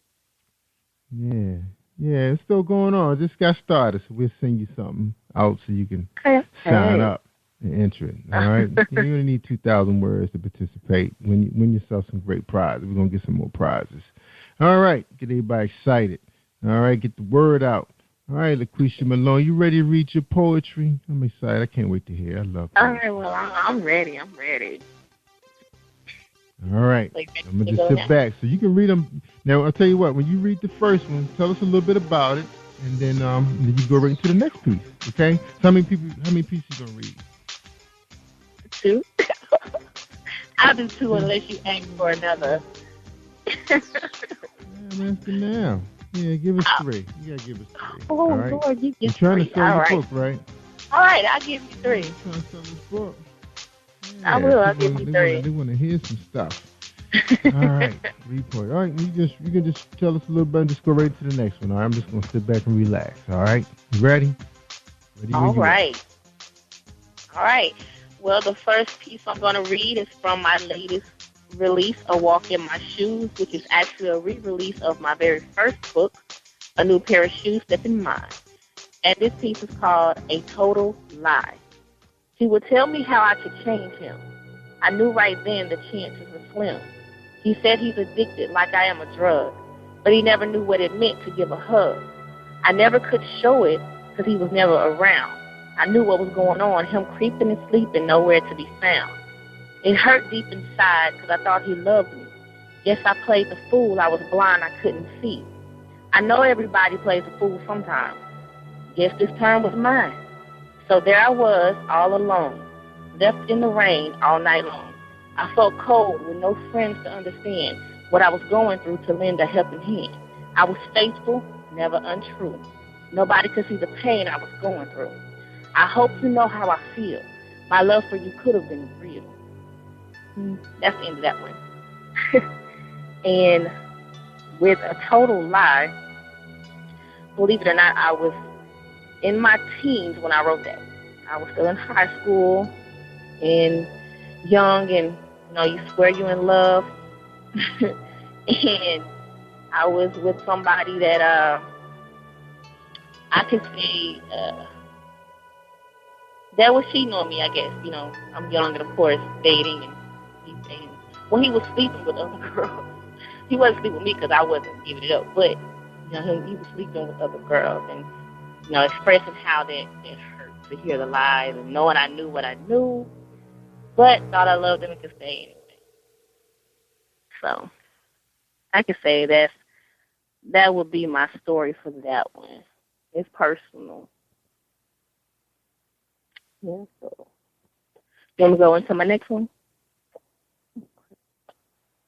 Yeah, are you ready? Okay. I told you I was going to say nothing. I love that poem, though. Oh, thank you. It was real. All my poetry just about is real. Yeah, right. Okay. My second one is going to come from my second book, Sale of the Mind, Once Was Lost, Now I'm Found. And the poems from this book, I was a little older. I can say I was in between the ages of 18 and 24, maybe 25. So this is a little bit older for me here. And the piece I'm going to read is called Regardless of His Status. I'm loving him at all times, regardless of what they say, and no matter his status. I will continue to hold it down even though they may talk about it, saying he will never be nothing. There's no hope in him. Why stick around? They're just jealous of this love I have found. We're not perfect. We both have our own imperfections. That's what makes me love you. There's no second guessing. I love your honesty and your opinionated mind. I don't have to stress because there's hope in your eyes. All I have, I give it to you freely. I open up my heart so loving me can be easy. I wrote this poem about a guy friend, and we were just friends, and it wasn't going to go any further than that because I didn't want to ruin the friendship. but I felt like people misunderstood him because of what the status quo was. You know, he wasn't what they felt was the type of man I should have, or what they felt was the type of man it should be anyway. And I feel like no one understands this is the most honest and, you know, carefree person I know. So regardless of what his status is, I love him anyhow. You know, friends, whatever. So that kind of is what was generated from that poem there. And to give you a third piece, I must say I have to kind of go through this book right quick.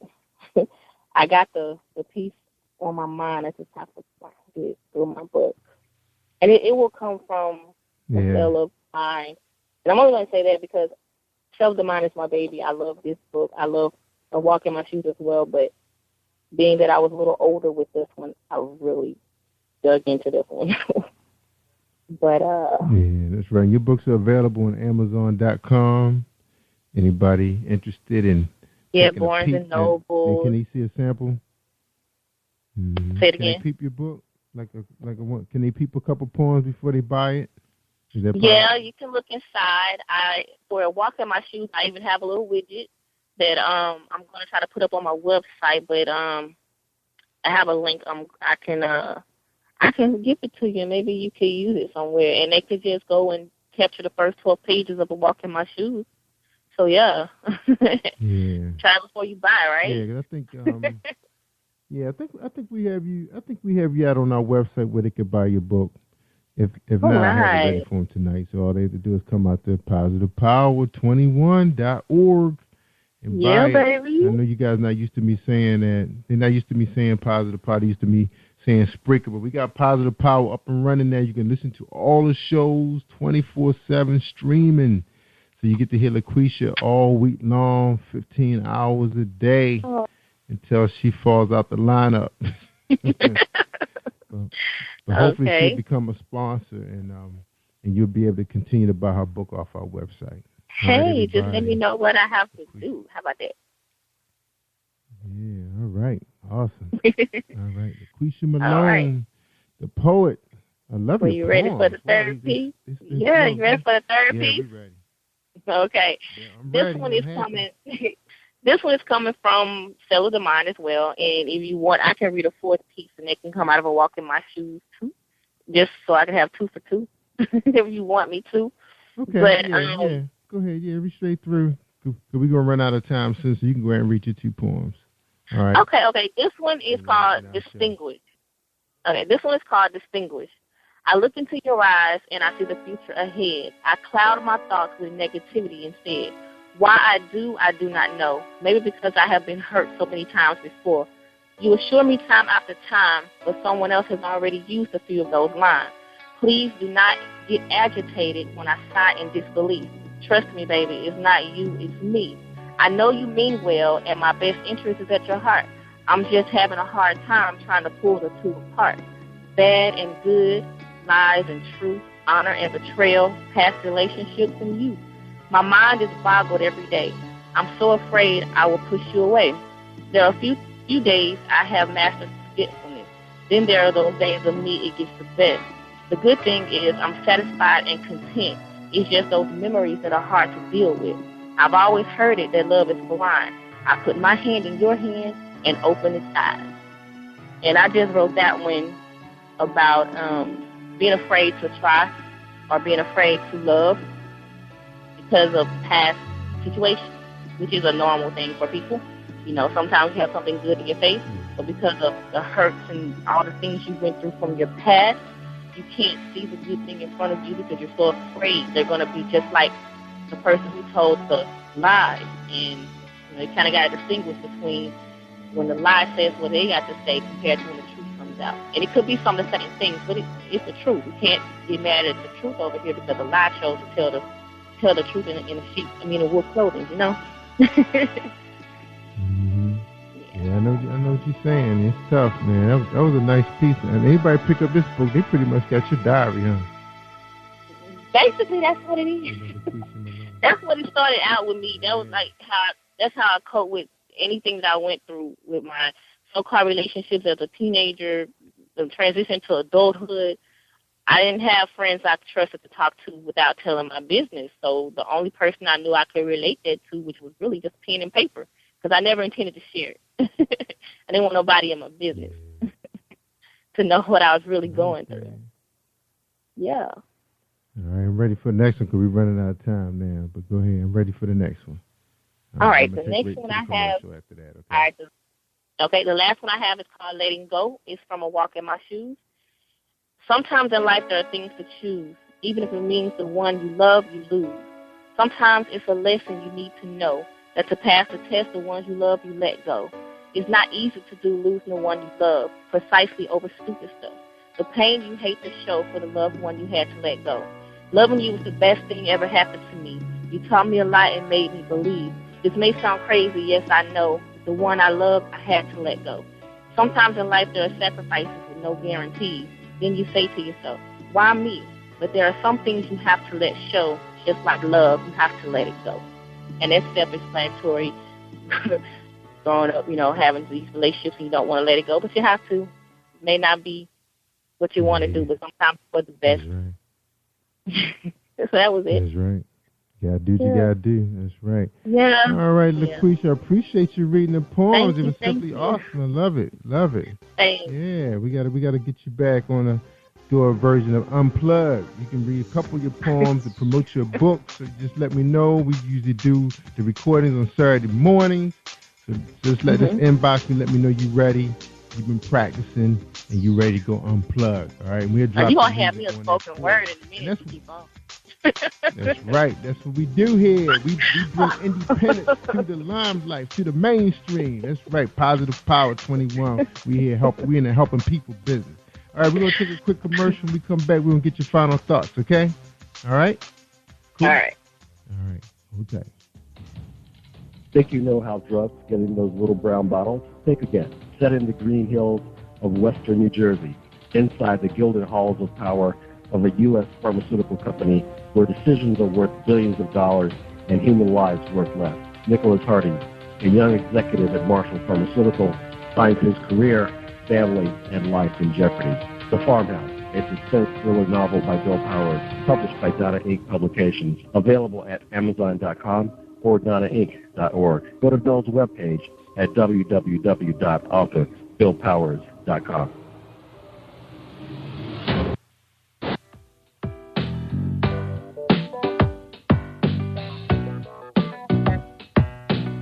Hey everyone, this is Tanika Gonzalez, spoken word poet. Whenever I'm online, I'm always listening to Jerry Royce Live. You can find Jerry on www.speaker.com. Positive Power 21.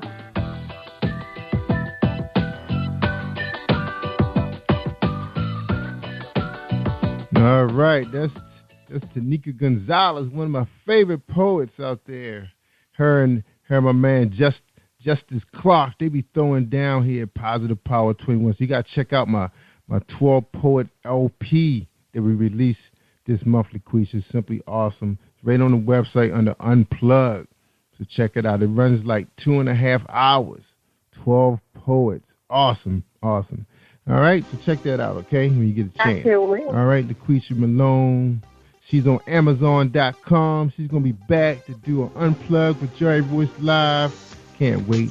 Just let me know when you're ready. All right, you ready to give us your final thoughts for tonight's show? Sure thing. All right, well, my final thoughts will be one of my favorite quotes that I love to use that I got is never give up. Don't let anyone tell you it's impossible. And every day find something that will bring you closer to your dreams. And that's by me. So I encourage everyone to follow your dreams no matter what someone tells you. If they tell you can't make it this way, I promise you there's a back door, because if there's a front, there's always a back. If you can't find a back, just lift up one of those windows. You got it. That's right. Get out of there. LaQuisha said get out of there. All right, LaQuisha, we appreciate having you here. And like I said earlier, we love to have you back on our show Unplugged. Just let us know when you're ready. We'll mix the tape just like I'm going to mix this one up for you. Put some nice music on there so the world can hear you. And we really enjoy having you on the show. Got to have you back. Man, I enjoyed myself. Right? You brought something out of me that I didn't know was there. So, yeah. I feel good reading, and I normally don't read them. Yeah, you did it. You did a great job. You did an awesome job, and that's why we say my new saying is my new saying today, and on my website you see it now. They say live it up. You gotta live it up, y'all. Gotta enjoy what God has given you. He bless you with your talent. Showcase it to the world. That's what I say. That's why I'm here right now, so you guys can come out here and showcase your talent to the world. All right, Quisha, we appreciate having you. I gotta get out here and get ready for the next guest. But like I said, let me know when you're ready, all right? Be ready when you are. Everybody, LaQuisha Malone, Maryland, D.C., Virginia, Jamaica, Barbados. I tell people all the time, if you want to hear the good stuff, just like tonight, we heard LaQuisha Malone came out her shell and threw down. That's right, 3 beautiful poems. You know, she, of course, was the diary of her heart, but hey, we understand, you know, you write from your heart.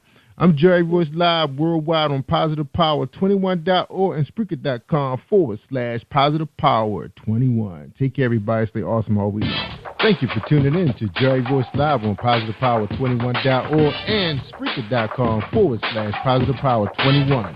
This is a Royce Enterprises production.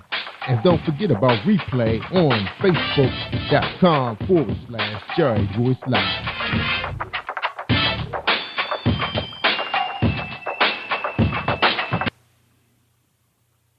All right, that's a wrap. Don't forget about the writing contest. You are listening to Jerry Royce Live Worldwide Podcast. Hi, I am recording artist Marilyn Dunn from St. Louis, Missouri. If you are looking for some soul-stirring, anointed, spiritual, and heartfelt music, visit my website at www.MarilynDunnMinistries.com. Or you can also find me on CD Baby, iTunes, and Reverb Nation. For booking information, contact Mr. Kevin Dunn at 636-856-0551. That's 636-856-0551.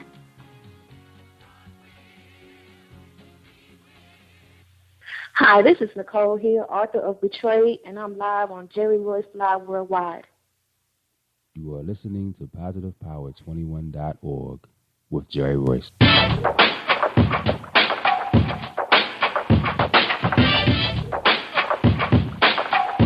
What up? It's your boy Kano Kingston. Hi, this is Angel Sessions. Hey, this is Pat. Hi, I'm Teresa Powell. Hi, Jerry. This is Ira Sandra Carter. Hi, this is Phil Powers. Hello, this is Teresa Bobby with Jerry Royce Live. Hi, I'm Philip Barron. I'm live on the Jerry Royce Show. Hey, what it do? It's your boy Houston Saint. Peace, this is Dahlia the poet, spoken word artist. Hello, this is Mama Keith with Jerry Royce Live. All right, everyone. You got Robin Lynn, and I'm keeping it live right now on Jerry Royce Live. Hey, what's going on, everybody? What's up? This is award-winning podcast with the greatest podcast on earth.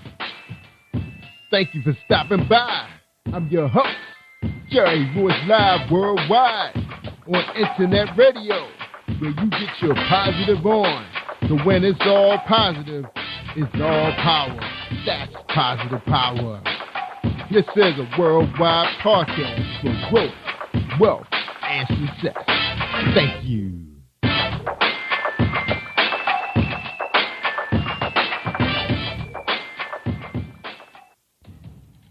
Think you know how drugs get in those little brown bottles? Think again. Set in the green hills of western New Jersey, inside the gilded halls of power of a U.S. pharmaceutical company where decisions are worth billions of dollars and human lives worth less. Nicholas Harding, a young executive at Marshall Pharmaceutical, finds his career, family, and life in jeopardy. The Farmhouse, a suspense thriller novel by Bill Powers, published by Donna Inc. Publications, available at Amazon.com or DonnaInc.org. Go to Bill's webpage at www.authorBillPowers.com. Are you looking for the next great read? A book filled with love, passion, betrayal, and intrigue. The award-winning novel, Season of Change, by Tamika Patrice Kane, is sure to satisfy your literary sweet tooth. Check out this must-read book reviewers are calling uplifting and emotional, and exceptionally great read, deeply intense and thought-provoking. Order your copy today, available in paperback and ebook on Amazon.com or at www.tanikapatrice.com. Are you an author looking for promotional services or a reader looking for a great read at low prices? In this competitive world of books, Writing Royalty Promotions is dedicated to bringing authors and readers together to build a greater respect for literature through our various promotional services and online bookstore. So head over to WritingRoyaltyPromotions.com and check us out.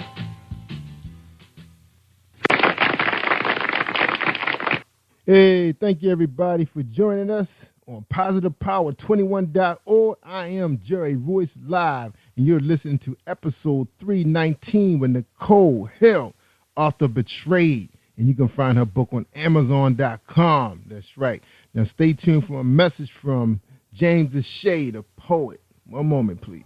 Are you looking for a great book of poetry that is romantic, heartfelt, and full of male emotion? Then get Thoughts, Love, and Reflections by James K. Deshay. That's Deshay.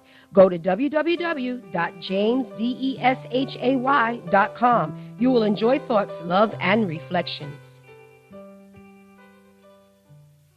All right, that's James Deshay at jamesdeshay.com. Check him out. Awesome book. You can also hear James on our LP that we produce with 12 poets. That's right, spoken word. Most of them are just readers, writers. Just check it out. It's simply awesome. You can check it out at PositivePower21.org and go to Unplug. All right, let's get to our guest tonight. We got Nicole Hill. She's the author of Betrayed, Kindle edition. She was born, her bio reads, I was born in Batavia, New York, but raised in Montezuma, Georgia. I now reside in Macon, Georgia. I graduated from D.F. Douglas High School in 1993. I've been married for 6 years. I have 3 amazing kids, 1 daughter, 2 sons. I also have a grandson and a granddaughter. I've been writing stories since I was 8 years old. It was my way of escaping whatever I was going through. I graduated from Herzing University online in 2009 with an associate's degree in medical billing and coding. I enjoy spending quality time with my family, and I love watching football and basketball. So she must be talking about the Atlanta Falcons and the Hawks, but we'll find out. So we about to bring on the show. Ladies and gentlemen, we got a lot of people listening. We got Nicole Hill. How you doing, Nicole? What's going on? I'm good, and you? Awesome. You ready for your first question? I am. All right, awesome. Your first question is, who is Nicole Hill, the author? I'm a mother. I'm a wife. I'm a grandmother. I'm a loving person, and my motto is, to know me is to love me. That is awesome. So you got a lot of friends there, huh? Yeah. Yeah, good. All right, so you grew up in Georgia. So is the Atlanta Falcons and the Atlanta, Georgia your team of choice, or just because you was born in that area? No, they're not my team of choice. I'm actually a New Orleans Saints fan. Whoa. Wow. Yeah. I hear you. Yeah. What's wrong with that? And basketball, and who you follow for basketball? Actually, I have like 2 teams I like. I like Miami and I like Cleveland. Oh, good. Okay. So you follow the 2 teams that had LeBron. Yeah, I'm a LeBron James fan. Yeah. I think now because players are not, they're not retiring with teams that draft them. It's a little hard sometimes to fall in love with a team when your player ups and leaves. So sometimes you find people now following their play, especially for football now. I think this year was so crazy the way the free agency went.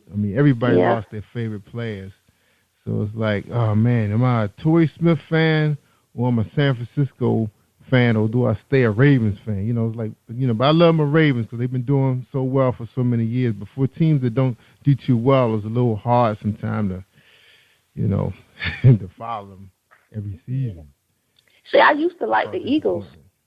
when Mike Vick was playing with them, but he's no longer with them, so they're not my team of choice anymore. Yeah. That's right. And every year, Mike Vick can be with a different team, because he's kind of like, past his prime now. So he's like a gun for hire, hired gun. Yeah, right. Because we used to love some Vic too when he was with Atlanta. Because I used to like Atlanta for a couple of years when they had Deion Sanders and a couple guys that I was like a fan favorite of. But them guys up and jumps. The next thing I know, I was a Dallas fan and a San Francisco fan, and then he's with the Redskins, and he's with the Ravens, and so when he came with the Ravens, I was kind of sold on the Ravens. Yeah. Just all over the place. I know, it's tough. Yep, they all over the place. You're right.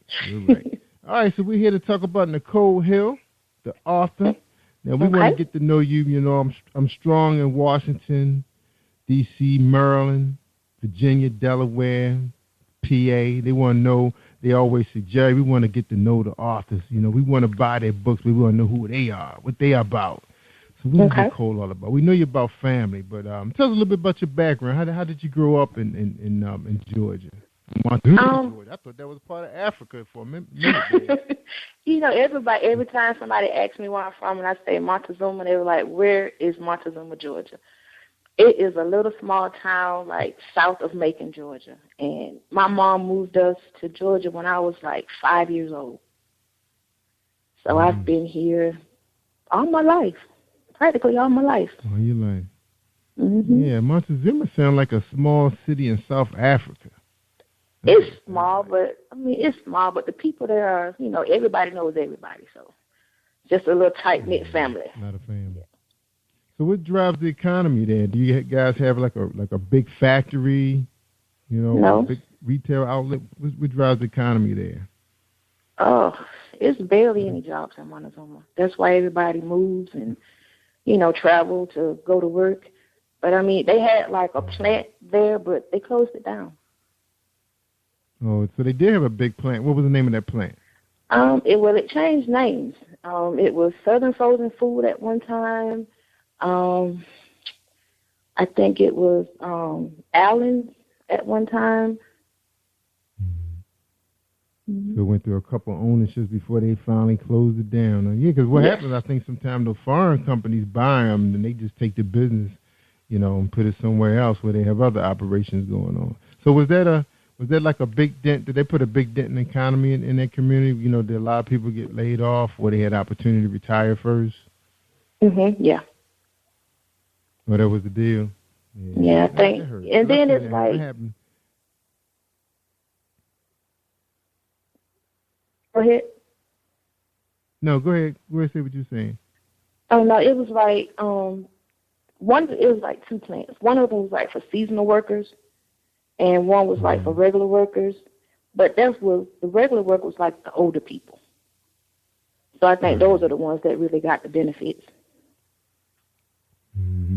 Because most of the time, I guess they saw it coming. They saw the writing on the wall, and they try to encourage their children to go to college so they can do better. Because they know what it's like working in those factories. It's not easy. It's not easy labor.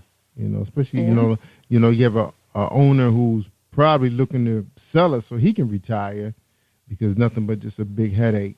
Sometimes when they get a certain size and plus, just so, the business is so challenging right now, So those guys probably should let them get out while they can so they can get paid and retire. Yeah. All right. So they got to do what they got to do. All right. So was that kind of the ammo there that, your parents was like, hey, Nicole, you need to look at finishing high school with a bang, go to college, become somebody. What were they trying to sell to you at the time when you saw all this going on? I always wanted to go to college. It took me a while to get there because I really didn't know what I wanted to major in. But I knew I didn't want to be in Montezuma all my life. Yeah. So what kind of student were you in high school at Douglas High School? Oh, I was a good student. I was a cheerleader. I was in the band. I was just all over the place. Yeah. Now, did you guys? And it was an all-black school. Baseball team. We had a football team. Yeah, most of the time, Douglas schools. I was gonna say Douglas schools are normally all-black schools. 9 times out of 10, right? We had an okay football team. Yeah, we had I think they won the championship in 1981, and we didn't get anything after that. We had a good basketball team, girls and boys, but we had a fire band. Yeah, our band was off the chain. Yeah, so you used to compete, travel, and everything. I mean, our band director, he graduated from our business, so we used to be in the parades and like going different places. But yeah, we had a good band. Good. All right, good. So were they ever invited to play for the Atlanta Falcons? No. Georgia Dome? Never played in the Georgia Dome? No. Nah. All right. But y'all was still good though. I know up in Maryland they have the big bands compete in Ocean City, where all the bands come from all over Maryland, Virginia, and fight for the big trophy. And my dad actually had a step band, steppers in the band, and they actually won, I think, a few years in a row. They were made up of students from the community and people of the community. They put their wits together and talent, and they used to bring the trophy home. Yeah. Well, like now they have like Battle of the Bands, but that's Macon County was a part of that. I think last year here in Macon they have the Battle of the Bands, but they didn't have that when I was in the band. Yeah, the Macon is a pretty big city in Georgia compared to Montezuma, right? It is. I heard some history. A lot of history come out of Macon. I think they had a school that had gotten torn down, and some of the alumni got together to try to produce a book about it, about the school. I was actually working on that project. I'd never seen it. It didn't finish though. I'm not sure what happened. The lady that was leading the project, she had some personal issues went on. But I wanted to see that project finish. I was starting to learn a lot about Macon, Georgia. So you guys got a lot of history there, especially with the segregation and everything that went on down the area. A lot of history. A lot of stuff went on in the 50s and the 60s. A lot of history. And that's a shame because a lot of it, never was published anywhere. So it'll always take one person to step up to make that happen. Now, you guys, do you guys have any history in Montezuma that you could talk about? Anything big, anybody come out of that area that you think people would know of? Besides we had a couple of football players. I can't think of his name. He's a Cochran, I think. He played with the Seahawks a while ago. Wow. Good. So you had a couple guys made it out of the high school and made it to the pros. Yeah, that's pretty popular in Georgia. You guys see a lot of athletes make it to the Big Ten colleges and then off to the professional sports. Yeah. Nothing stops them. It's like a train. Just keep moving forward. Yeah, you hear a lot about that. That's good. That's good. All right, so you got your 3 amazing kids. What's your children's names? Gabrielle, Jaleel, and Jaquil. All right. And what are they into? Well, Gabrielle, she graduated from, I want to say, I can't remember the college, but it was online. She got her associates in early childhood. She has 2 kids. My youngest son, he's about to graduate high school. And my oldest son is still trying to find himself. Yeah, it takes some time. What he's into? Music, the arts, any talent? Basketball. Trying to home in on? Yeah. Great basketball player. All right, so he's trying to break into foreign sport, like basketball overseas? That is a possibility, yes. Been looking into that for him. Yeah, that's the way to go. Sometimes you just need to get over. So did he play in college? He didn't go to college. He played in school. He played in middle school, and he made it to the 9th grade and dropped out. Oh, okay. So he need to work on a couple of things. Okay, he might be able to make it overseas. They do very well overseas. A lot of really good athletes. Yeah. Yeah, it seems like here in the U.S., it's like everything is the same way. You have to follow protocol. High school, college, get in the draft, get into the pros. If that don't work, go overseas, come back. All right. So he need to find another door Take another door. So just, because sometimes talent is not enough. They just want you to follow the protocol. All right, well, just work on him. He find his way. Just stay in prayer for him and be in his corner. Always, who knows? always. He might decide to go get his GED, take a couple courses in college, maybe become a basketball coach or something. You never know. He's been actually working on that. Is he? Oh, good. He's been actually working on that. He just can't stay focused. Yeah, it's hard. All right, Nicole, now you said in your bio you've been writing since you were 8 years old. You said you used that to escape a few things. What were you trying to escape? What was going on that you needed to write? I have always been like the quiet, shy person, and it was always hard for me to express my feelings just like talking, so I would write. And then I'm the youngest of 5 kids. So my older brother and sister, they had no time for me, so I let my imagination run wild. So did you compete in competition, things like that? No. Nope. Just wrote. No. So what were you writing? Just what was stories. Your genre? I never kept a diary. That's something I never did. I never kept a diary. I just would, just write for that day, and I would tear it up. I never wanted anybody to read what I wrote. Yeah, that's understandable. Because you mentioned you was trying to escape from something. So what you was trying to escape from, loneliness? Is that what it was? I wouldn't say loneliness. I guess more like frustration. Being that I was the youngest and, my mom and dad separated when I was 5. I was a daddy's baby. Yeah, so when we moved to...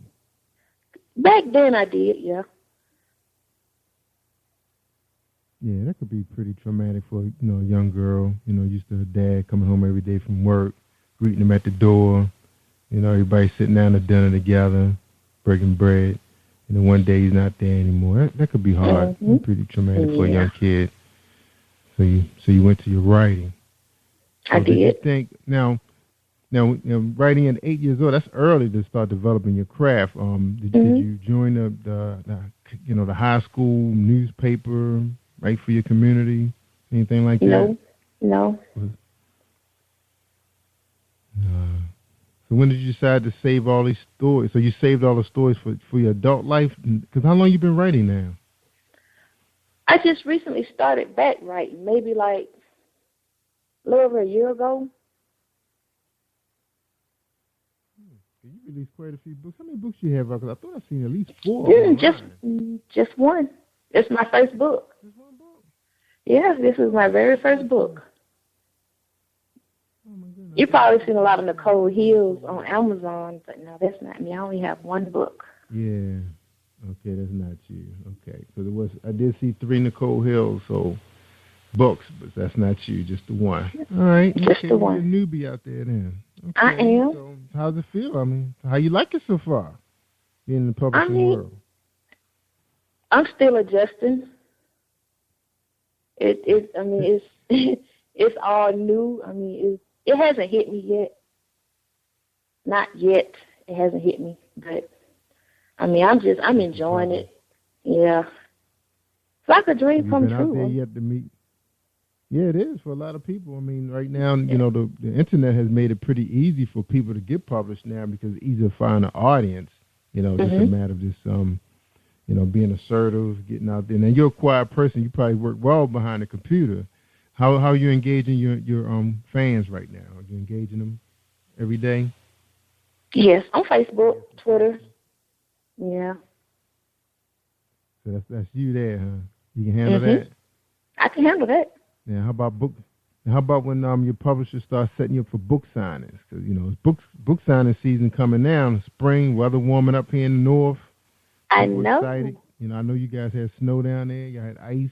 People want to stay indoors, read all those books they read. Now they're interested in finding new authors. So how I'm you ready. Gonna do it? I'm ready. You ready? I'm ready. You have any dates you like to talk about right now? Any dates set up right now? Not at the moment. Tell everybody where they can meet you? Not at the moment. It's still in the works. All right, good. Yeah, because you got most of the big book signings that's going on in the north. Most of those things start happening around August, so you got time. I guess it's not too late to get a booth. You got a lot of festivals going on up in New York, Philly, New Jersey, Baltimore, Washington. Washington has a lot of festivals going on. It's a matter of getting online, find out about them. You got a lot of advocate groups, organizations getting together to do community events.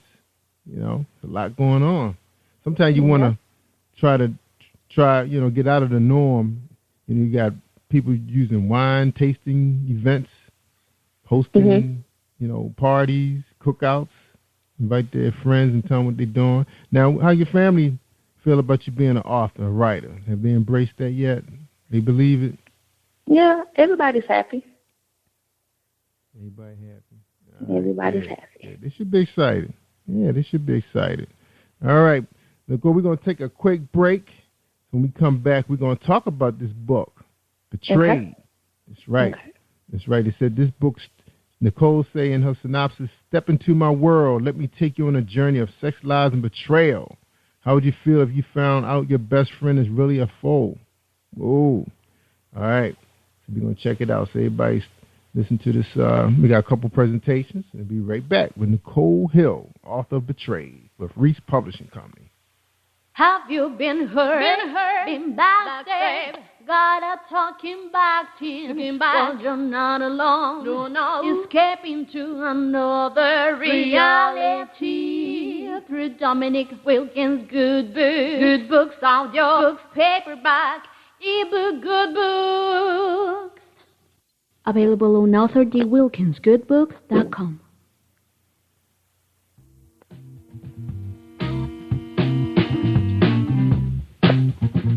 Are you an avid reader of urban fiction, looking for drama, suspense, and more? Reads World Publishing is dedicated to bringing the world's best literature to our readers. Urban fiction, erotica, sci-fi, mainstream fiction, and children's literature are just some of the genres produced by our diversified family of authors. You can reach us on Facebook, Twitter, Instagram, and at our website, www.readsworldpublishing.com.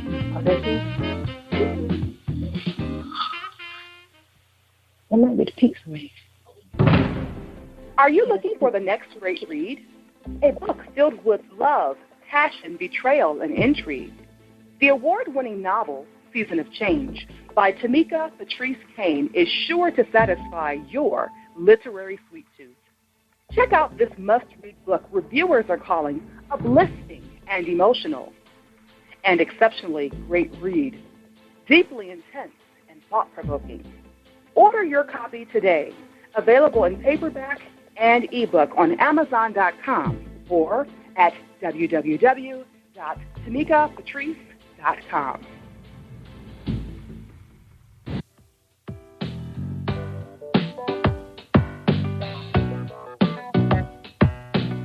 Hey everyone, this is Tamika Gonzalez, spoken word poet. Whenever I'm online, I'm always listening to Jerry Royce Live. You can find Jerry on www.spreaker.com. Positive Power 21. You were for Holiday One. I think so. All right, we're talking to Nicole Hill, author of Betrayed. She's from Reese Publishing House, born and raised in Batavia, New York. I'm sorry, she was born in Batavia, New York, now living in Macon, Georgia. All right. Welcome back, Nicole. How you doing? You ready for the second half of the show? I am. You ready? All right, good. All right, well, let's start out about your characters. Tell us a little bit about your main characters in this book without, giving away too much about the book, but let's talk about these characters you got here. Tell us about them. Chloe, Carrie, and Jason. Carrie and Jason. All right, they the prime characters in this book. Yes. All right. Well, let's talk about Carrie. Who's Chloe? Tell us about Chloe's personality. Chloe is just all around. She's an all around girl. She's been through a lot. She's going through a lot. She's just trying to survive. Carrie, on the other hand, is the jealous type. She wants what everybody else has. She don't want to work for what she has. She just want to take other people's stuff. Yeah. Jason, he's just a handsome guy that's trying to give himself to Chloe. All right. So Jason likes Chloe. So how Chloe feel about Jason? So what's going on in this book? Is it a triangle going on? What's the deal? Tell us a little bit about the synopsis of the book. Okay, Chloe and Carrie are best friends. They've been friends for years. Carrie has, secretly been hating on her, her whole life, but Chloe didn't know it. So it's this whole, are you really my friend, or, are you just out to get me type thing. That's their relationship. Jason comes into the picture. Carrie likes Jason also. She was the one who really wanted to talk to him. But he didn't want to talk to her. He wanted Chloe. So she was upset about that too. And nothing going to come out of this triangle. You have to read the book to find out. Yeah. So what are you hoping that, a reader will get from this book? What's the message you trying to send with this book? That every person that smiles in your face and claims to be your friend, it's really not your friend. You have friends that are really against you. You may think they're for you, but they are really against you. So you just have to watch the people that you hang around. So Betrayed is the perfect title. Yes. 3 friends. Well, supposedly 3 friends. So what's the ages of these characters? They're in their late 20s. All right, so they working? They in a big city, small town? Where are they? It's right here in Macon, Georgia. Yeah, Macon, Georgia. All right. Mm-hmm. Got them right there. All right. So right are here they in Macon, professionals? Georgia. Business people? What's the deal? What are they? College graduates. Business. Yes. And Jason? What's Jason's occupation? Jason is actually a detective. A detective? Yes. Now, you mentioned in your synopsis that he's hiding behind a deep, dark secret. Is that the sell of the book? Yeah. People want to read to find out what Jason's hiding? He's a detective. Yeah. He should have seen a lot. That's really giving too much. That's really giving too much as a detective. So you have to read the book to find out about Jason. Yeah. So Jason, he's a homicide detective? All right. So Jason got a deep, dark secret. Mm-hmm. All right. Big Jason. All right. So we have to find out what's going on. Now, how are you marketing this book to your family? What are your fans saying so far? Because you're brand new out there. You're trying to introduce yourself to the world. The people that have inboxed me or, wrote on my wall saying that they read the book, everybody has liked it so far. Good. So I've got nothing but, good reviews so far. Good. Now, how long you been under Reese World Publishing? I just signed with him, January. Oh, cool. Brand new relationship then. Okay. Brand new relationship, so yes. Now, did you start out as self-publishing and then you got picked up by Reese World? No. You did? Mm-mm. No? Oh, no. So how that relationship happen? That is one in a million. We was put in contact by a mutual friend, and it went from there. Wow. Because it's not too often you hear a first-time author come out right out of the bat, first book get picked up by a publishing company. That just doesn't happen. And Reese World seems like they're really hard workers. They're out there grinding. See them out there promoting. Yes. Yes. I know you're talking about now. I forgot where they based. Are they based in the South or are they based in the North? California. California, that's right. They out west. Okay. Mm-hmm. Wow, that's big for you. Yes. A publishing company from the West picking up a Southern author? Wow, you must have been very impressive. It is all God. It's all God. Yes. Yeah, good for you. All right. And this sounds like this Betrayed is a good read. You're talking about Chloe, Carrie, two good friends, been friends since elementary school, homegirls, and then Jason coming to the picture from the Big Apple, big city boy. Now, is he working? Is he? I'm gonna get back to him a little bit. He's working. He took a homicide job, a detective job in Georgia. He's raising a family. Is it just him? What's the deal with Jason? It's just him. It's just him. It's him. All right. Yeah. All right. So he's a single guy. He's up for grabs. These women professional, college graduates. They know what they want. They know what they see something they want. They're interested. All right. Now, what else can we expect in this book besides the betrayal with the friendship? Is there any mystery to it? Any thriller? It's a little cheating going on. Some cheating. Oh, yeah. We know the betrayal's there. We know the line is there. We know there's going to be a journey of sex going on. So you got two best friends, single guy. Pretty much a typical story. Ex-boyfriend, ex-lover. Yeah. So you just gonna have to read. You're gonna have to read it. You won't be disappointed. Yeah, y'all got to get the book.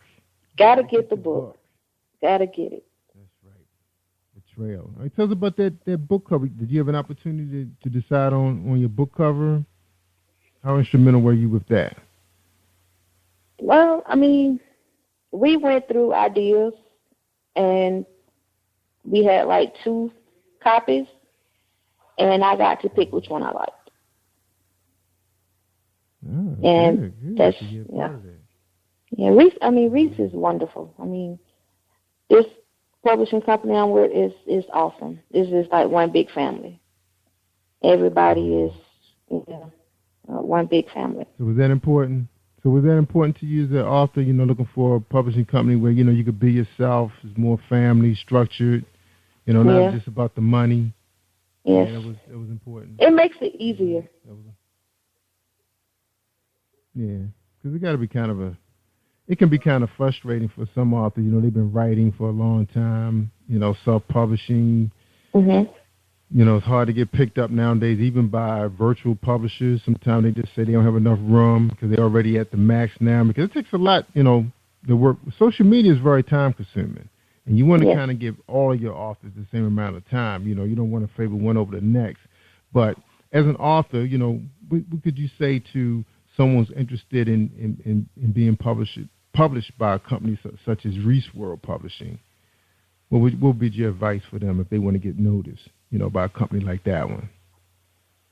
I mean, just believe in themselves and, put their work out there. I mean, they have to, put the time in. I mean, if you get turned down, don't take that as, well, don't nobody want me, because the next company might will.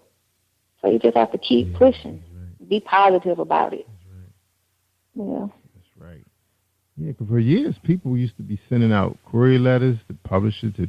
Traditional publishing was the dominant publishing company at one time. Do you think now that, the internet has made it open the playing ground up a little bit, that, anybody who's a hard worker, that understand the publishing industry, especially putting out a good product, a good story, could get published by a company like Reese World and some of the others that's like that? Yes. Yeah. He's always looking for new talent. That's right. So what was so impressive? What did you bring to the table, you think, as Nicole Hill, the author? What did she bring to the table? I brought good work. I mean, I gave my best foot. I put my best foot forward. I gave my best. And he recognized that. Mm-hmm. Now, you're a natural hustler. You're somebody get out there and tell everybody in the world what you're doing, or still, you still kind of on the quiet side, or you kind of got over that. So you're in business now. I'm still quiet. But I mean, I don't mind promoting myself. I don't mind putting myself out there. Mm-hmm. All right. Good. All right. Nicole, we're going to take a quick break. When we come back, we want to get your final thoughts. What you'd like to share with your audience, We already know you want them to buy your book. That's right. It's Betrayed, Nicole Hill. She's out there at Amazon.com. She'll be on PositivePower21.org. All right, before I go, I just want to let everybody know we're having a writing contest. That's right, Reese World. You have any authors out there looking for a challenge? We got a question going on out there that you have to write 2,000, 4,000 words about. When I get back, I'm going to tell you a little bit more about that. So let's hear a word from our sponsor. All right, hold tight, everybody. For Bill Power. Think you know how drugs get in those little brown bottles? Think again. Set in the green hills of western New Jersey, inside the gilded halls of power of a U.S. pharmaceutical company where decisions are worth billions of dollars and human lives worth less. Nicholas Harding, a young executive at Marshall Pharmaceutical, finds his career, family, and life in jeopardy. The Farmhouse, a suspense thriller novel by Bill Powers, published by Donna Inc. Publications, available at Amazon.com or DonnaInc.org. Go to Bill's webpage at www.authorBillPowers.com.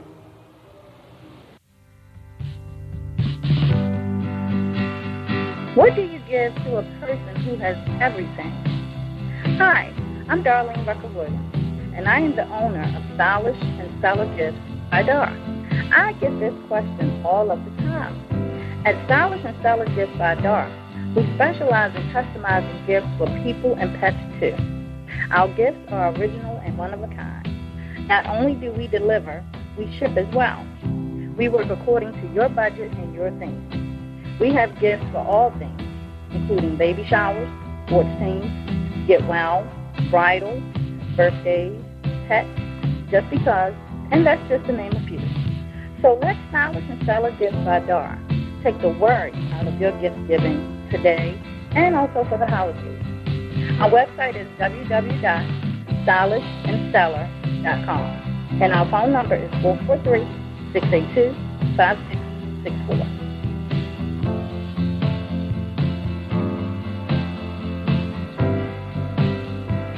Positive Power 21.org, Internet Radio. You are listening to PositivePower21.org with Jerry Royce. All right, thank you, family. Thank you, family. That's right, y'all. Family. That's right, nothing like family. Nicole believes in that. She's from Mason. She's down in Mason, Georgia. That's right, we all about family. All right, we're talking to Nicole Hill. Let me bring it back on here real quick. And Nicole, because Nicole, you was making a lot of noise in the background. I had to put you on mute. All right, Nicole, we got you back. Okay. All right, Nicole.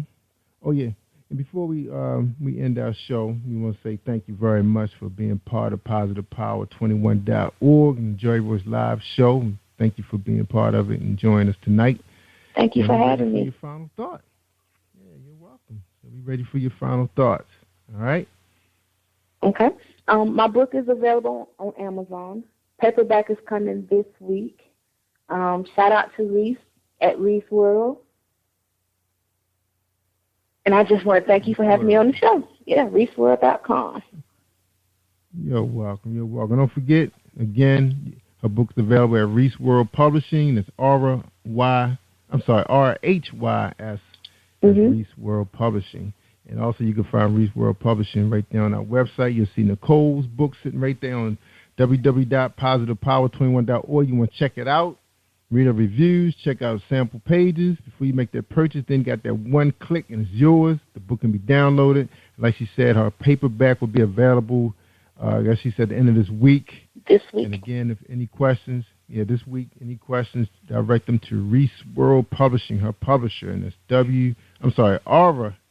RHYS Reese World Publishing. I don't know why I want to spell world for some reason. I'm on this worldwide kick. All right. But we thank our audience. That are worldwide right now. That's listening to us right now, checking out Nicole Hill, the author of Betrayed. And also, Nicole, don't forget we having that writing contest, so tell your friends about it. That's right, if you're interested in writing anything like science fiction, paranormal, thrillers, mystery, drama, monster. The question is, what would you do? What would you do if you knew that the earth will end in 66 days? That's right.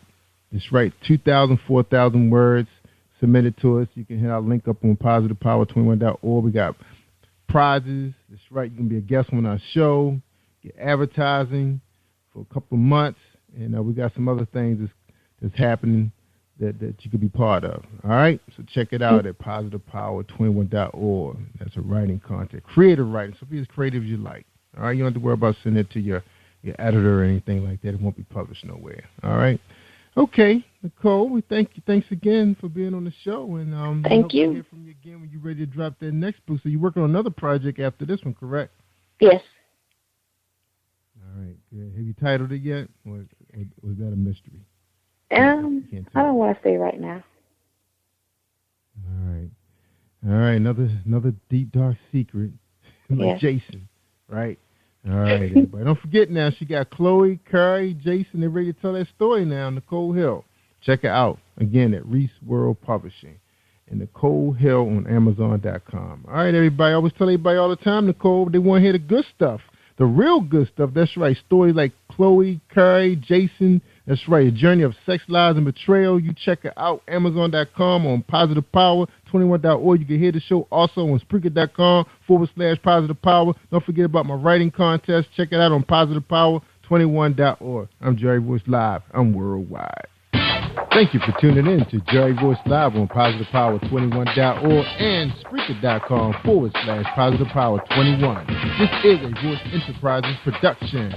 And don't forget about replay on Facebook.com/Jerry Royce Live.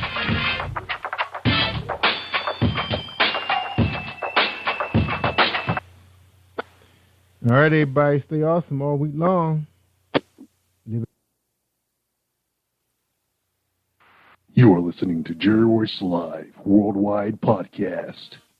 Hello, I'm Author Gerald Manuel, and I'm on Positive Power 21 with Jerry Royce Live. And when I'm online, I listen to Jerry Royce Live on www.speaker.com, positivepower21.org. Peace out.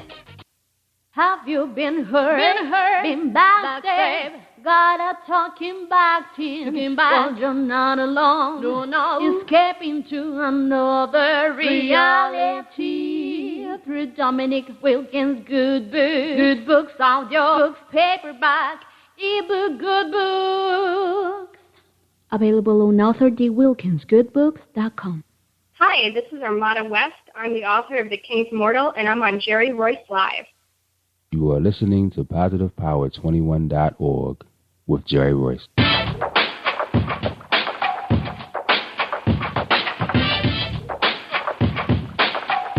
What up? It's your boy Kano Kingston. Hi, this is Angel Sessions. Hey, this is Pat. Hi, I'm Teresa Cowell. Hi, Jerry. This is Ira Stanbro Carter. Hi, this is Phil Powers. Hello, this is Teresa Bobby with Jerry Royce Live. Hi, I'm Philip Barron. I'm live on the Jerry Royce Show. Hey, what it do? Boy, he was the same. Peace, this is Dahlia, the poet, spoken word artist. Hello, this is Lamar Marquis with Jerry Royce Live. All right, everyone. You got Robin Lynn, and I'm keeping it live right now on Jerry Royce Live. Hey, what's going on, everybody? What's up? This is award-winning podcast with the greatest podcast on earth. Thank you for stopping by. I'm your host, Jerry Royce Live Worldwide on Internet Radio, where you get your positive on. So when it's all positive, it's all power. That's positive power. This is a worldwide podcast for growth, wealth, and success. Thank you.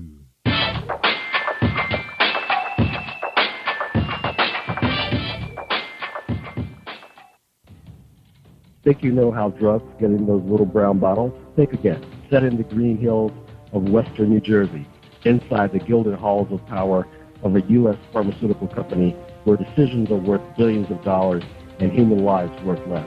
Nicholas Harding, a young executive at Marshall Pharmaceutical, finds his career, family, and life in jeopardy. The Farmhouse, a suspense thriller novel by Bill Powers, published by Donna Inc. Publications, available at Amazon.com or DonnaInc.org. Go to Bill's webpage at www.authorBillPowers.com. Are you looking for the next great read? A book filled with love, passion, betrayal, and intrigue. The award-winning novel, Season of Change, by Tamika Patrice Kane is sure to satisfy your literary sweet tooth.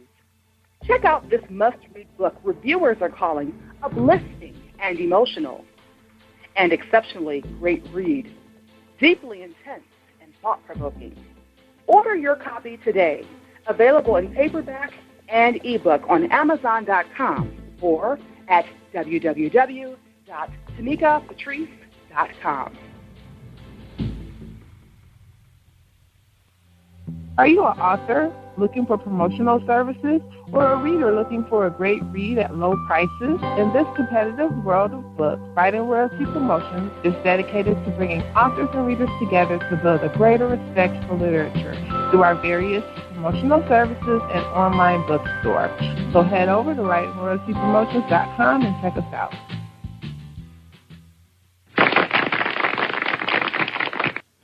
Thank you, everybody, for joining us, and welcome to PositivePower21.org. I am Jerry Royce Live, and you're listening to episode 318 with Amada West, author of The King's Mortal. It's right, available March 16th, just was dropped.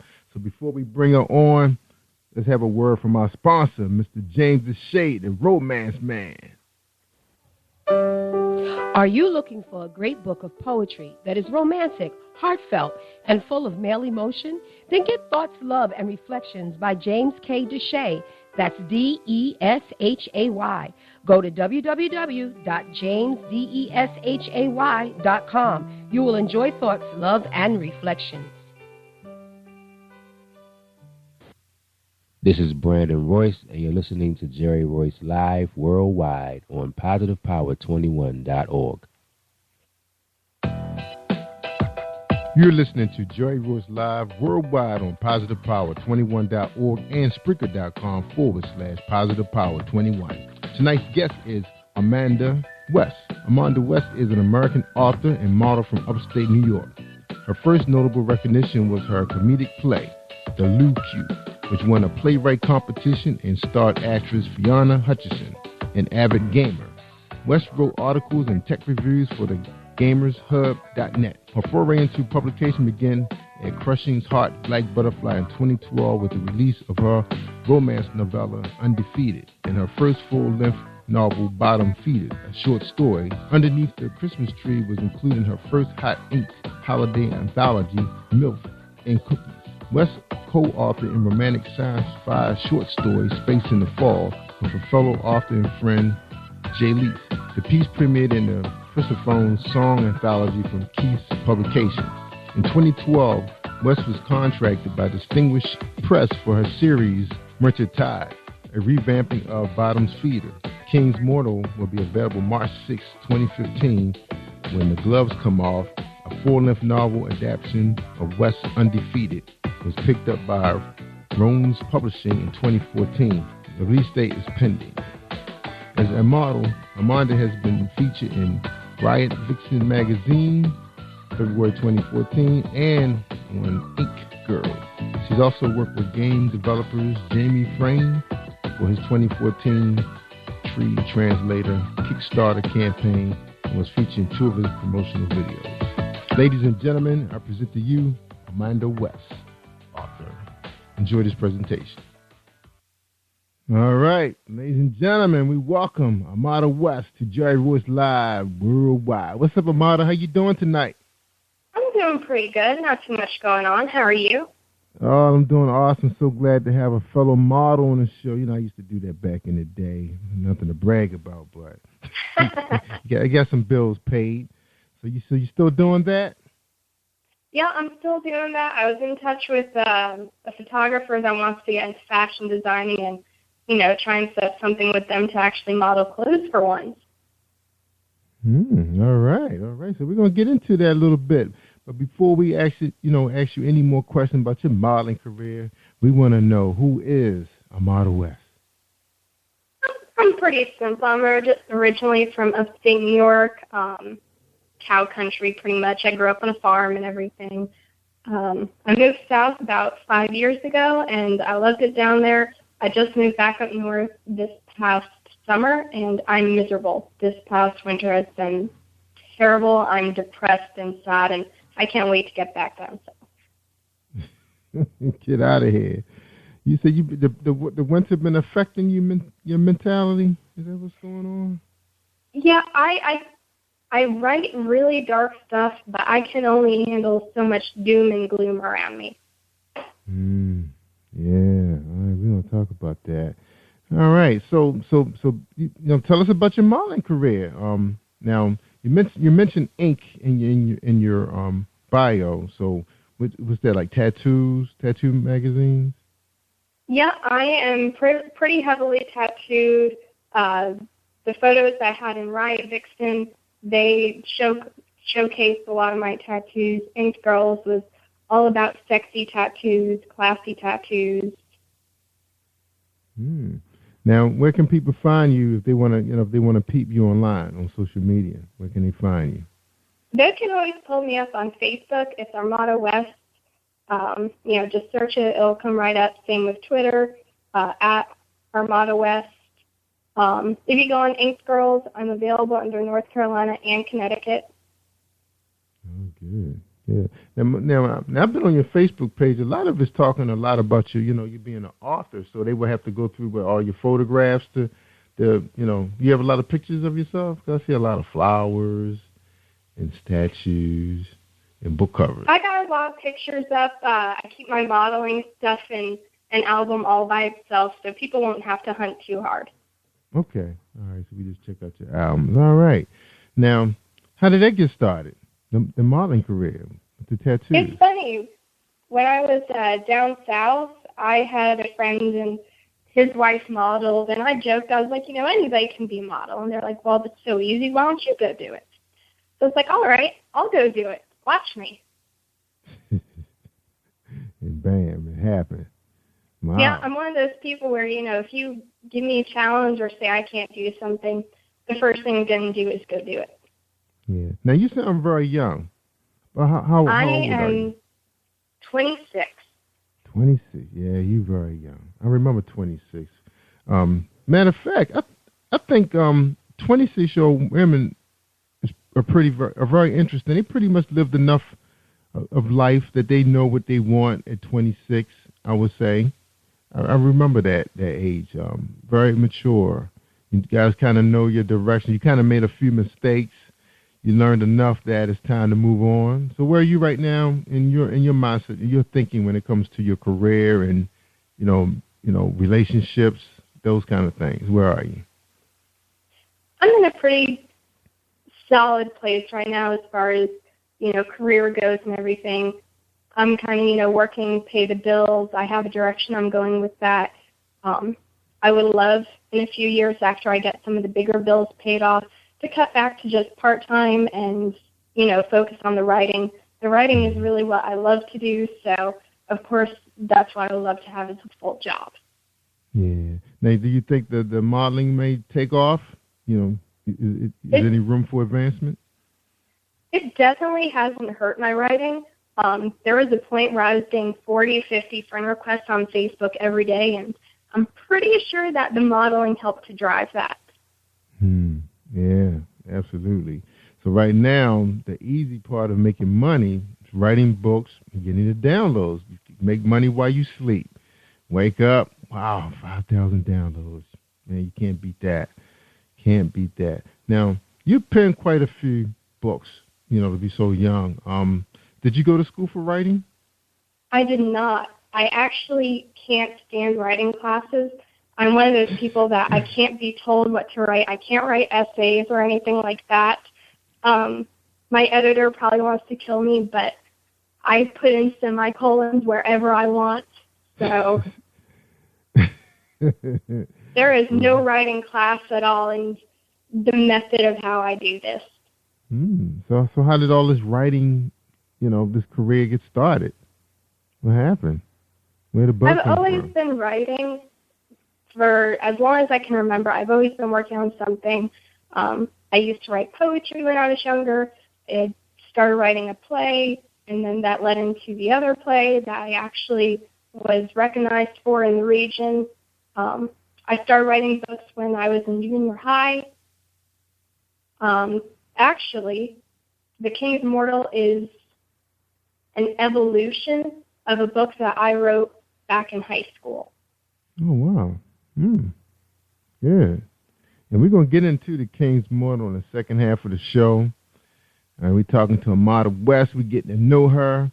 Now, you did a short story, sci-fi. That's my thing, sci-fi. Now you tagged it romantic sci-fi. Now, how can a sci-fi be romantic? Is it enough room? And then you said it's a short story. How did you get romance in the sci-fi? Very carefully. The Persephone's anthology, that was all about romance and the story of Persephone in mythology. And, it's supposed to be kind of this desperate romanticism. Romance really isn't my thing. I always need to have something else to build on. So I went for sci-fi. So I have this story that's set out in space. There's this guy, he's part of a rebel alliance. He's agreed to go in for negotiations with the leader of the enemy, and he ends up getting a few surprises. So who did he fall in love with? He ended up falling in love with the daughter of the rebel commander, who was actually a cyborg. Yeah, he had died. They had put in a cyborg replacement to give the illusion that he was still alive while she ran things from behind the scenes, and, she wanted to negotiate. Wow. Very clever. Very clever. Yeah, I'd like to read that piece. So where can we find that piece? That is also available on Amazon. On Amazon. Good, okay. So we can afford it. We can afford you now since you're a big-time model. All right. Now, 2012, you were pretty busy. You released a romance novella. Okay. Now, you just said the romance not your thing. So what happened there for The Undefeated? That was full-length novel, right? What happened? That is more of a sports romance novel. It has a boxer in it. It has this female who's really strong. She's a martial artist. There's mobsters and stuff. So it's really elaborate, really big plot. I like to think of my books as, sci-fi with romance in it, rather than romance with sci-fi. All right. Now, like you said earlier, you're a young writer. How did, 2012 social media, I know it was in the millions, I guess, for the younger people at the time. I think the older people didn't really understand Facebook until like 2013. But for your people, your age group, they really understood it. Was Undefeated successful using social media, or you had to do the book sign as the traditional route? No, I thought that it was pretty successful. I have, some great reviews on Undefeated. I had some subpar reviews on Undefeated. But, it was a learning experience, and I actually went back and revised it, beefed it up, made it stronger. So, social media definitely helps get the book out there. Authors, we love to have reviews. We love feedback. And we listen to the reviews when we get them. If somebody makes a great, valid point, it's something that we try to address. Yeah. So did you like the way your characters developed in Undefeated the first time when you released it? Or, was that one of the things you had to fix, was the characters, or was the plot had to be adjusted? It was a little bit of both. It came off very young, very naive. But fast forward 3-4 years, wherever we're at now, and it's definitely matured with me. Good. So did you love your characters at the end? I do. They are probably some of my favorite characters. Now, is it a stage? Now, could that be written into a stage play? I think that would probably be better off as a movie. Oh, I was going to ask you that. Is it possible? Because now you have all these young short film directors and cinematic videographers out there right now, really cheap. They're looking to make their name. Is it possible it can become a webinar or a short feature film? I see no reason why I couldn't, and if anybody wants to get in touch with me, we can talk about it. I'm up for discussion. All right. Now, you said you're based in the South. How South are you? Like Mississippi, the Carolinas, North Carolina. California, North Carolina. Wow, everybody's coming out of that area right now. I'm meeting a lot of music artists coming out of that area, and everybody's happy with the location. They're not trying to seek out California or New York. So everything can happen right there in the Carolinas now. I feel like, that part of the South is just a lot more authentic than a lot of parts of the country, so. Yeah, and I think I can get you in contact with someone after the show. I heard this guy was pretty cheap, man. When he said this price, I thought they said like $75,000. He said no. And it kept going down, and I saw his work. It's phenomenal. I said, I need to take a trip down there and get some stuff done. I said, wow, amazing. But, when people are good at what they do, sometimes money does not matter. They just want to see their work. They want to share their work with the world, and social media has made that happen. Now, are you using YouTube to reach out to your people so they can see you, doing your thing? Are you with that, or are you just basically just a blogger? I do some YouTubing. Actually, on YouTube, I have an official trailer for The King's Immortal that has me in it. I also have a blooper reel. I had an unofficial trailer as well, but I thought that the blooper reel was probably the best. Yeah. Now, what's a blooper reel? I couldn't stop laughing and cursing while I was trying to do the actual trailer filming. So it's basically me stopping in the middle of everything going, shit. Oh, so you actually used real characters. So you guys went drama. You used drama. Sort of. The trailer itself is kind of told from like a gypsy perspective, like the outsider looking in, laying out the fortune for what's going to happen in the book. So with your trailer, so did you take it to another level? Because I know I see a lot of trailers where it looks like it's like a little animated movie, and you're seeing pictures float around. I just think that's so boring with the music and the words. So you're actually using people. You can see people acting out your whatever you're trying to promote.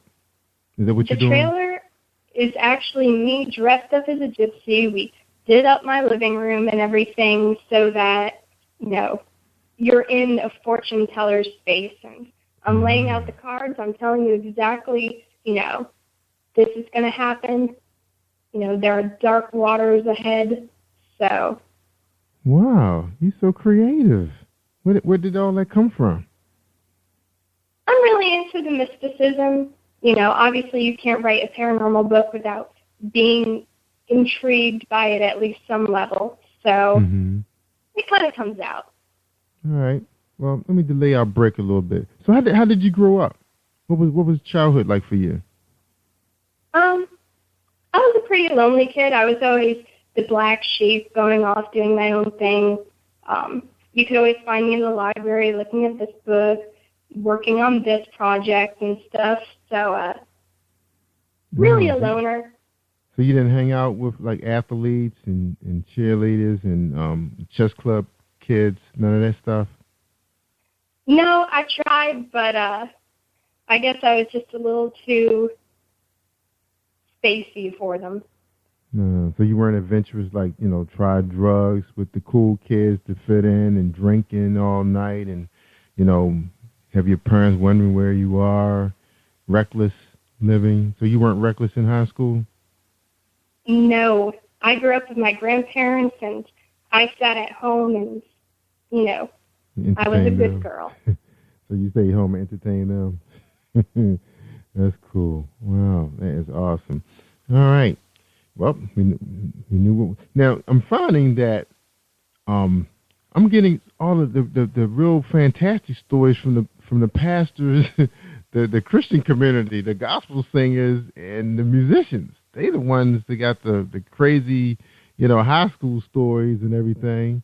And I get some of the fictional writers. I think when it comes to writers in your genre, they seem to be a little bit more, tuned in to what's going on in the world because they're watching everything and listening. Is that your personality? Yeah, I'm definitely a watcher. I'm really good at, kind of seeing what people are thinking and what's going through their heads, and I'm a really good third party. Awesome. I'm kind of a little bit of both. I can entertain you at the same time, but at the same time, I might be in the mood where I just want to watch people. It may be I guess you feel that there's a moment when you need to be quiet and just observe, but you turn that on all the time. Is that what you're saying? Is on all the time? Yeah, I mean, I can go back and forth. I can be the social butterfly now and stuff. I grew up kind of spreading my wings, started doing the modeling and stuff, and I'm more out there now than I was when I was a kid. Yeah. All right. Awesome. Good for you. Okay. We're talking on Model West. We're about to take a quick break. When we come back, we're going to talk about her book, The King's Mortal.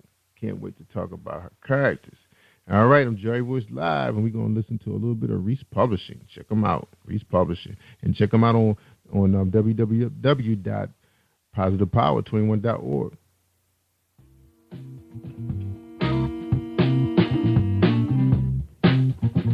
Are you an avid reader of urban fiction, looking for drama, suspense, and more?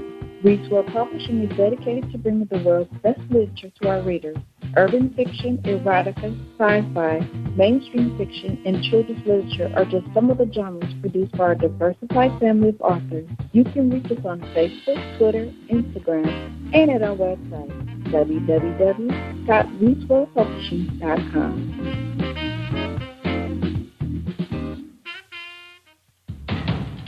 Think you know how drugs get in those little brown bottles? Think again. Set in the green hills of western New Jersey, inside the gilded halls of power of a U.S. pharmaceutical company where decisions are worth billions of dollars and human lives worth less. Nicholas Harding, a young executive at Marshall Pharmaceutical, finds his career, family, and life in jeopardy. The Farmhouse, a suspense thriller novel by Bill Powers, published by Donna Inc. Publications, available at Amazon.com or DonnaInc.org. Go to Bill's webpage at www.authorBillPowers.com.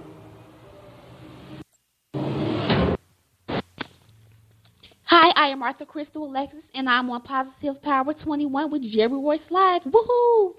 All right, thank you, Crystal. All right, we're talking to Amada West, and we're here to talk about her book, her brand new release, just about a week ago, King's Mortal.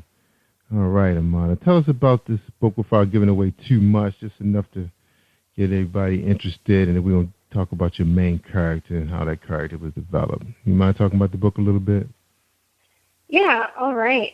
The King's Mortal, it's very dark. It really displays the most corrupt side of mankind. Basically, there's Lana Corbin. She's your typical teenager, except she's dating a drug dealer. She has a blood disease. She's dying. Her drug dealer boyfriend pisses off the wrong people, and she ends up kind of, up shit creek without a paddle. Vampires end up coming into the story through some twisted means. They're after some people, and she can help them. Wow. You know what? I missed the book description. I was looking at your page. I didn't see all of that. Get out of here. Wow. So you have like cartels involved, or they're more like mobsters, gangsters? Because I know it's a little difference in the way people write, the cartel, gangsters, and mobsters these days.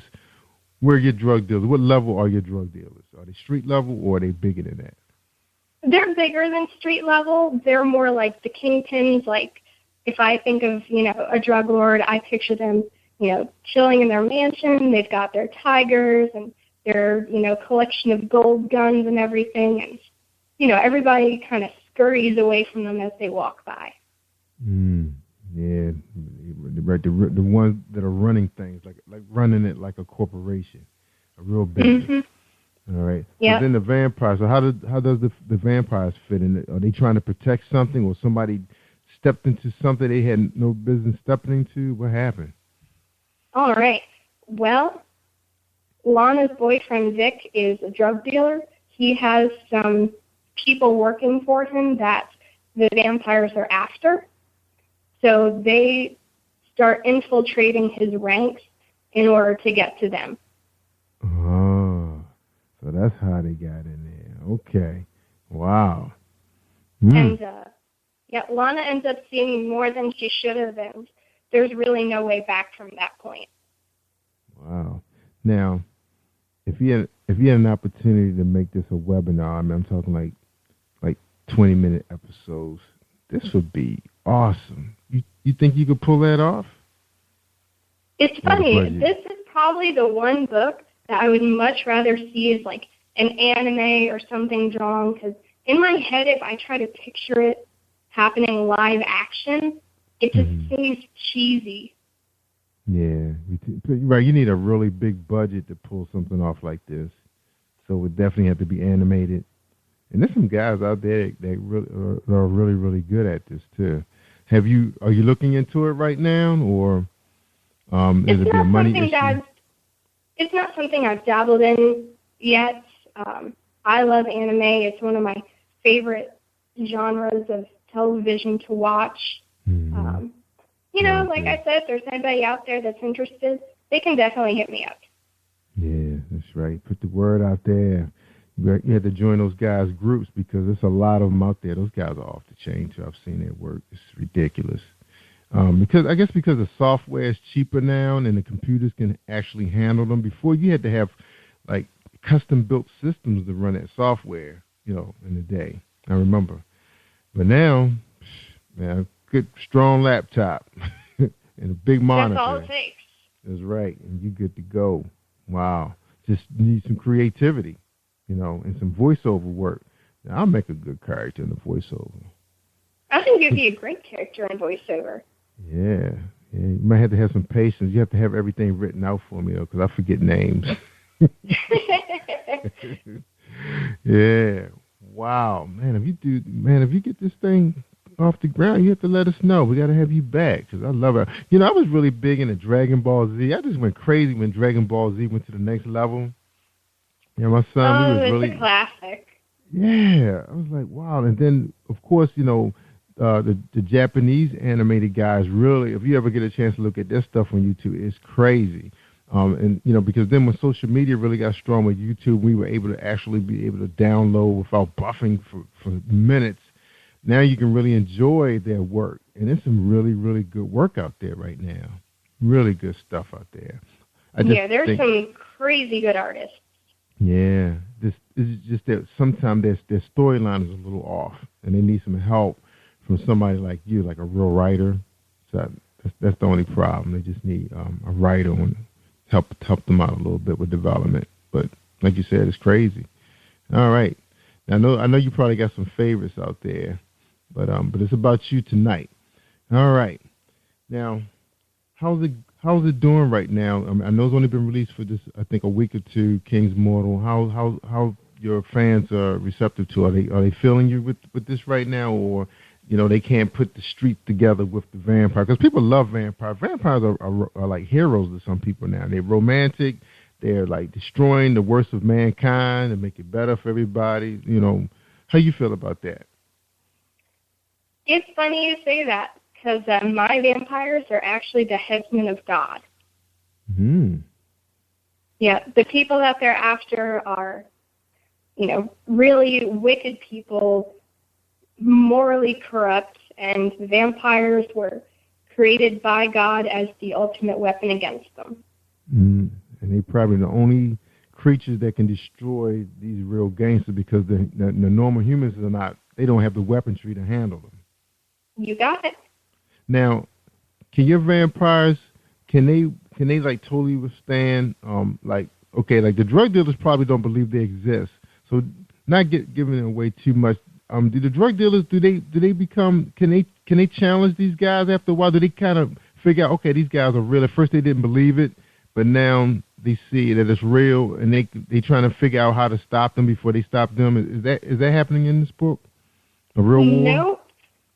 No. It's really twisted. It's one of those stories where, just like with real people, there are varying degrees of good and bad. And it's the same, unfortunately, within the vampires. There are some people that are, out for their own gains instead of fighting the good fight. And they kind of team up with some people that they shouldn't. But not the cops? They're not teaming up with the cops? No, there are no cops. Oh, no cops. Okay, so in other words, so the city is allowing the drug dealers to do what they're doing? Pretty much. I mean, they have run of the show. What city? What city is this taking place? This is called Davenport in Massachusetts, and it is just outside of Boston. Boston. It's a fictional city, but that's where I imagine it is. So is it dark, like kind of remind you of Gotham a little bit? Gotham Definitely. City? Gotham is actually a really good comparison. Wow. So your drug dealers are like bigger than life then. They real gangsters. Unstoppable. Yeah, they're out there, they're doing their thing. Everybody knows their face, but nobody does anything about it. Killing at will, peddling. So what's their drug of choice? They sell a lot of cocaine, under the table pain medications, kind of whatever anybody's looking for. And that's kind of a big thing right now, this pain medication. That's like I call those pharmaceutical drugs. It's like, that seems like that's the biggest thing that's happening right now. I think that's what's causing people to lose their jobs and their families because of the amount of pain they're living with, And I think, I think narcotics is big right now. Yeah. And sadly, it's one of the easiest things to kind of get a hold of. Definitely. Yes. And I think they're starting to make up a lot of the storylines that's coming out now. It's people not just like, oh, I'm a coke dealer. It's like it's bigger than that now, because what people are going through. Now you said you're kind of in a dark place right now. That writing this kind of material, does it help? Does it help you? With your own mentality. Because you have to feel those characters. When the next time you gotta go low like that? Because I know you're probably planning to release something else, right? Yeah, this is definitely a nice way to funnel all of that out instead of trying to keep it all inside. So it puts it out there and takes it away from myself. So you would say it's therapeutic? I would definitely say it's therapeutic. Wow. So Amana, how did you get there? Is it because you surround that in your world? I mean, is it doing your research?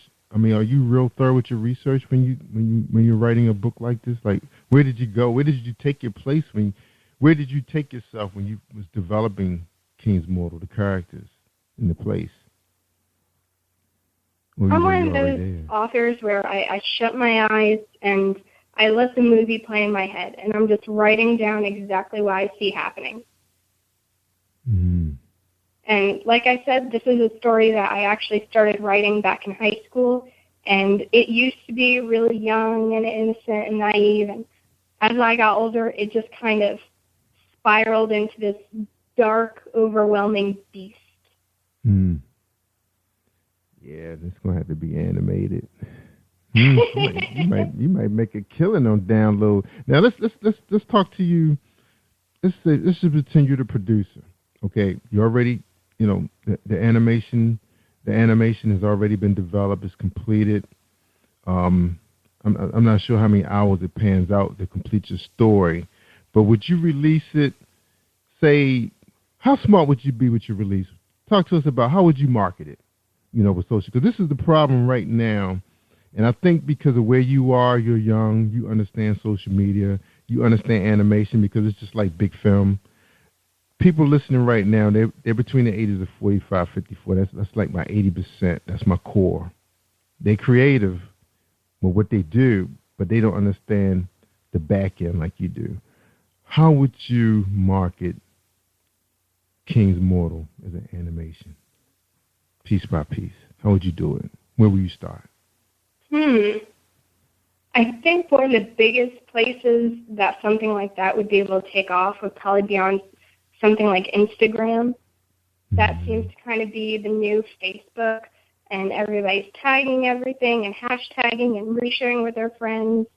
So I think that would be a really solid place to start, and also releasing just small clips on YouTube, doing it as like a Snapchat kind of thing, just quick teases to kind of get people interested before sending them off to, a proper site where it would be available in full.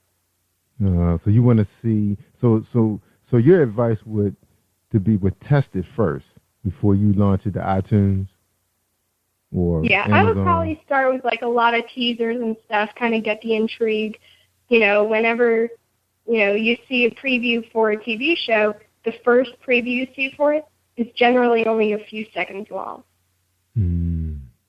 That's true. Now, you just said something really, really intelligent. Now, looking at what's coming out right now in the theaters, there's a lot of junk coming out. I think 50 Shades of Grey. There's a ton of junk coming out. Yeah, Gone Girl is probably going to be maybe Selma. They probably going to be probably the best 3 movies we've probably seen in a while. Because a lot of times once we start seeing the Academy material, some of the stuff that's winning the big awards, we don't even know about those flicks. Like, well, where were they playing? A lot of them are coming out of the big festivals, where only these people have access to these films. So then we find out about now it's available as a download. It's like, well, shoot, I spent all this money watching this junk all year long, and then I'm disappointed. Now, where do you think they make their mistake when they greenlight this junk that's coming out? I think that they're kind of just sticking to the ideas that have worked in the past, but those ideas have been out for a while. People are used to them. There's nothing innovative or interesting about it. And everything, half of what I see commercials for is a reboot. There's, new Jurassic Park, and they're doing Star Wars over again. They're, like they're redoing Ghostbusters, Teenage Mutant Ninja Turtles. Yeah. Like, they think that because it's a new generation now that they're going to be interested in that crap because they entertain us. Because we didn't have nothing else. We didn't have anything else. That was the best stuff that was out. After they got to the 4th and 5th Star Wars, I had enough. It was like, oh, my God, another one? I can't even watch the newer Star Wars movies because, it just takes some of the life out of the original. Yes, it does. The only thing I think that's been getting good has been Star Trek. They did a pretty good job with Star Trek. I think it was the characters that they picked. They were interesting. Even though the missions are all the same, I think it's the characters, them being the characters that they use, they were always like against the norm. And I think people feel that way on their jobs now. Like it's like these big decision makers are saying, "Let's do this." Well, we don't believe in it. We have a voice. We want to say something. We're part of this company, and that's to me that was the Captain Kirk that we were looking at. So I think that's why a lot of people in their 40s and 50s can relate to Star Trek. Now, is your generation are they relating to Star Trek? Can they relate to this series? I mean, I'm kind of nerdier. Like we said when we were going over all the things I've done, I'm a gamer, and so I'm into the anime, the video games, the Star Wars, the Star Trek. So the people I surround myself with are too. We just, that's what we do, is watch those kind of shows. Firefly, just that whole genre. Wow. So, because I noticed that some of the younger writers, you guys don't really like fall in love with a character, and that character has to be around for the next plot. It's like you can recreate a new one. It's like you'll let the audience fall in love with them, and the next thing you know, they're gone, they're dead. They die with that title. You just move on. Is that your style, or you love the characters that you're developing, and we may see them again? I love the characters that I'm developing, but I have no problem sending them to an untimely death. No commitment. Wow. No commitment. Because you have in fact, another it's one. probably better if I don't love them. It's like they're so good, so you're so excited the way you develop the character, but it's like, I can move on. That's what you're thinking, and that's kind of surprising to your audience. Now, did they get angry? When you start getting reviews, they can't believe. What's up? Yeah, there's been a lot of anger. I've had some friends that have read the book, and they haven't gotten around to posting reviews yet, but the first thing that they do when they reach a point in the book is message me and say, why did you do this? I liked this person. I liked that person. How could you do this? and it was only one movie that I can remember, me growing up in my 30s, that they killed the character that was in a whole movie, and I couldn't believe the writer did that. And that was, doggone, the title escaped me, but the guy was actually a U.S. Treasury undercover agent, and they was tracking down these guys. I think they were doing like counterfeit. I don't know why I can't remember. And that was one of the best movies, so even today it will compete. And they actually killed him. And that was the first time ever. Because it was like when people was it was a Michael Mann's movie, matter of fact. A Michael Mann. I'm going to have to get you that title. You definitely do. Because it was just like, Miami Vice was so popular. Everybody was in love with Don Johnson. And, he couldn't get shot or be missing. And like, where's Crockett? Couldn't go wrong. He's going to show up and he's going to be in the next series for the next episode or whatever. But this movie really shocked me. I was actually angry when I left the theater. It was like, is that the rule? You can do that? I think that's part of the problem with the generation, a little bit above mine, definitely the generation below mine, is that they're used to everything being safe.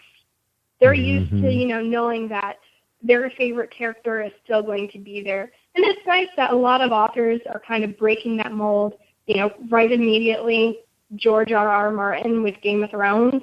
You never know who's going to die this week. That's right. You don't.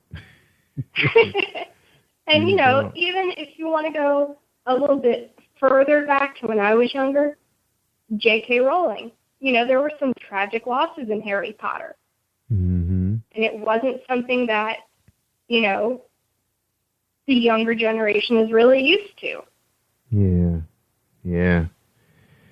Because, for us, the most, I think, traumatic thing that happened for us was Dallas when JR got shot. People was going crazy.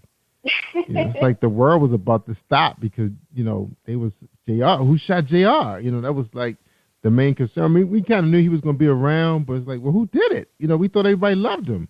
They loved him, but they hate him. That was really big in the day. Wow. So it'd be kind of dangerous to have you guys as president of the United States. You wouldn't have a problem pushing the button. So the U.S. is going down. It's done for everybody. Bam. So you guys wouldn't have no problem pushing the button. So how old would I be by the time you run for office? I don't know, but I'm betting that there won't be Social Security by the time that I'm in office, so you won't have to worry about that button. Yeah, that's right. Yeah, I know about that. All right. Wow, Marta, this was a great interview. I really enjoyed having you on the show. It looked like we're about to be over, so we're going to take a quick break. And when you come back, you give us your final thoughts and, any encouragement you have for any up-and-coming writers and guys that's interested in doing some animation for you. Okay? All right? All right. All right, hold tight. Let's run a quick commercial real quick. Are you looking for the next great read? A book filled with love, passion, betrayal, and intrigue.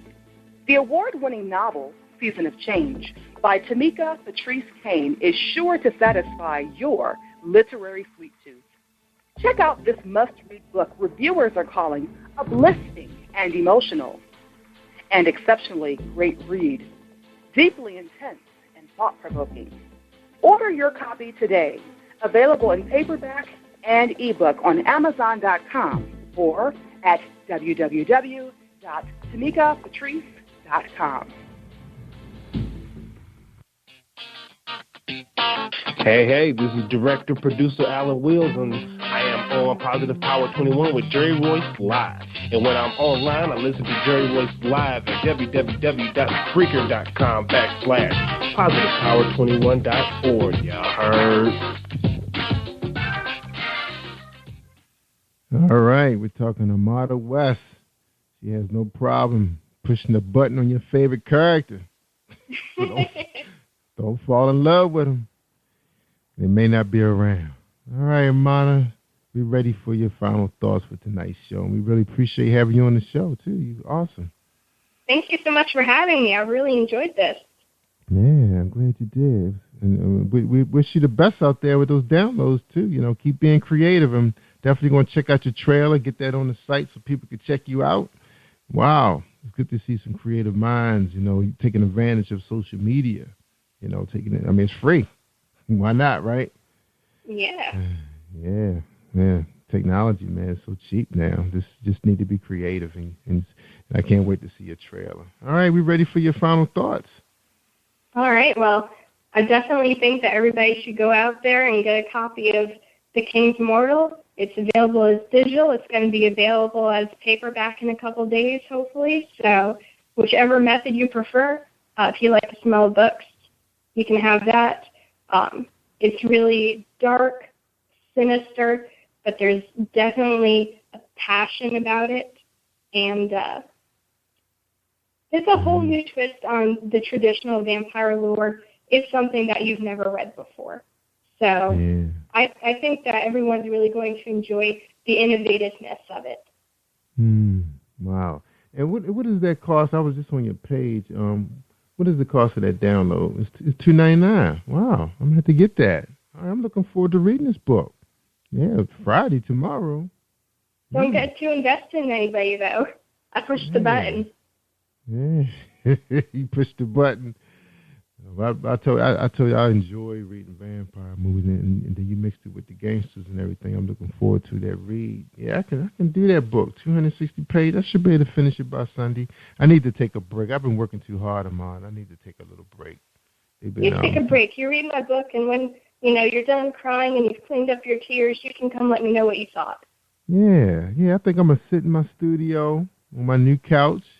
And I'm gonna pop it down on my favorite tablet. And I'm gonna get me some reading on this weekend. I don't have to worry about no snow. I don't have to cut no grass. I'm taking it easy. I'm gonna do that. I'm gonna read this book. I promise. I'm gonna let you know how I feel about it too. About you killing my favorite character. Yeah.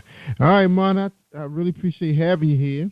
And thank you for having me. Yeah, my pleasure. And I tell people all the time, if they want to hear the good stuff. And I think tonight's show was awesome because we had a young person who's not only the creative writer, creative mind, but she's taking advantage of today's technology to reach her audience.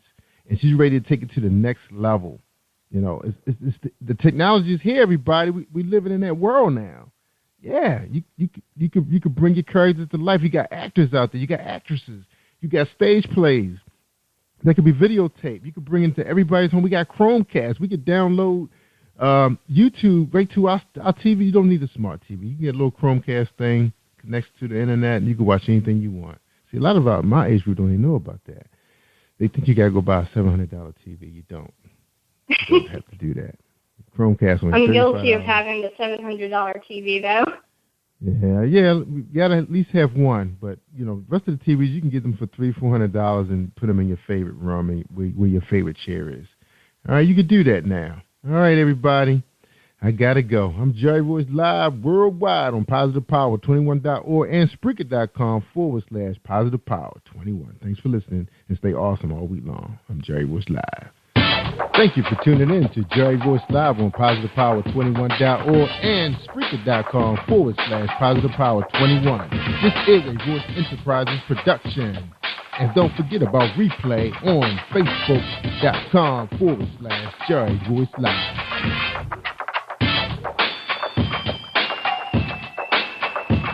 All right, that's a wrap.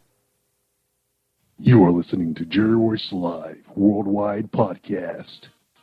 Hello, I'm Author Gerald Manuel, and I'm on Positive Power 21 with Jerry Royce Live. And when I'm online, I listen to Jerry Royce Live on www.speaker.com, positivepower21.org. Peace out. Have you been hurt? Been backstabbed? Got a talking back team. Well, you're not alone. No. Escaping to another reality. Through Dominic Wilkins' good books, audio books, paperback, ebook, good books. Available on authordwilkinsgoodbooks.com.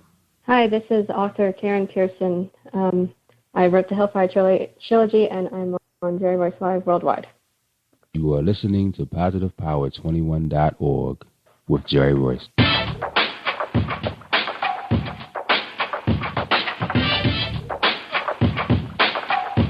What up? It's your boy Kano Kingston. Hi, this is Angel Sessions. Hey, this is Pat. Hi, I'm Teresa Powell. Hi, Jerry. This is Ira Sandra Carter. Hi, this is Phil Powers. Hello, this is Teresa Bobby with Jerry Royce Live. Hi, I'm Philip Barron. I'm live on the Jerry Royce Show. Hey, what it do? It's your boy Houston Saint. Peace, this is Dolly, the poet, spoken word artist. Hello, this is Lamar Marquise with Jerry Royce Live. All right, everyone. You got Robin Lynn, and I'm keeping it live right now on Jerry Royce Live. Hey, what's going on, everybody? What's up? This is a award-winning podcast with the greatest podcast on earth. Thank you for stopping by. I'm your host, Jerry Royce Live Worldwide on Internet Radio, where you get your positive on. So when it's all positive, it's all power. That's positive power.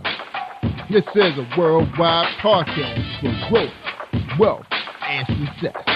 Thank you.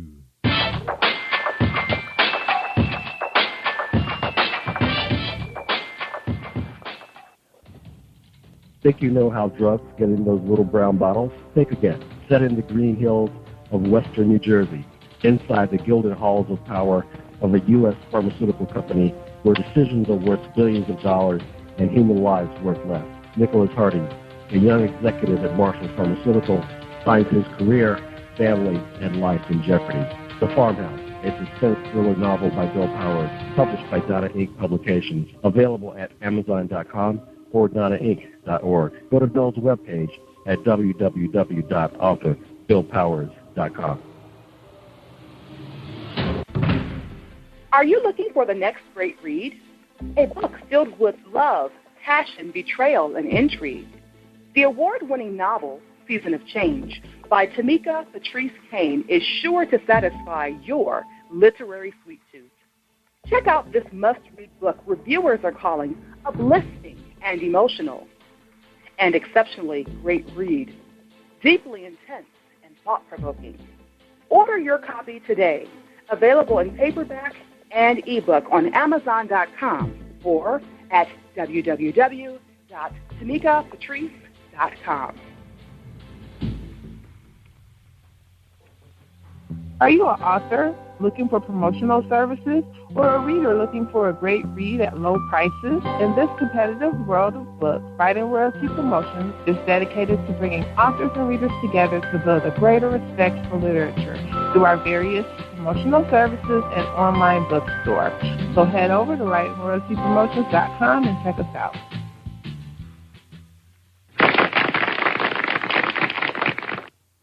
Thank you, everybody, for joining us, and welcome to PositivePower21.org. I am Jerry Royce Live, and tonight you're listening to episode 317 with Karen Pearson. That's right, she's the author of the Hellfire Trilogy, and the book we'll be talking about tonight is called Ambers, and that's the part of the Hellfire Trilogy, Book 3, just released in February. But before we bring Karen out, we'd like to hear a message from our sponsors. Everybody, please hold tight for a 30-second break with James Deshay. Are you looking for a great book of poetry that is romantic, heartfelt, and full of male emotion? Then get Thoughts, Love, and Reflections by James K. Deshay. That's Deshay. Go to www.jamesdeshay.com. You will enjoy Thoughts, Love, and Reflections.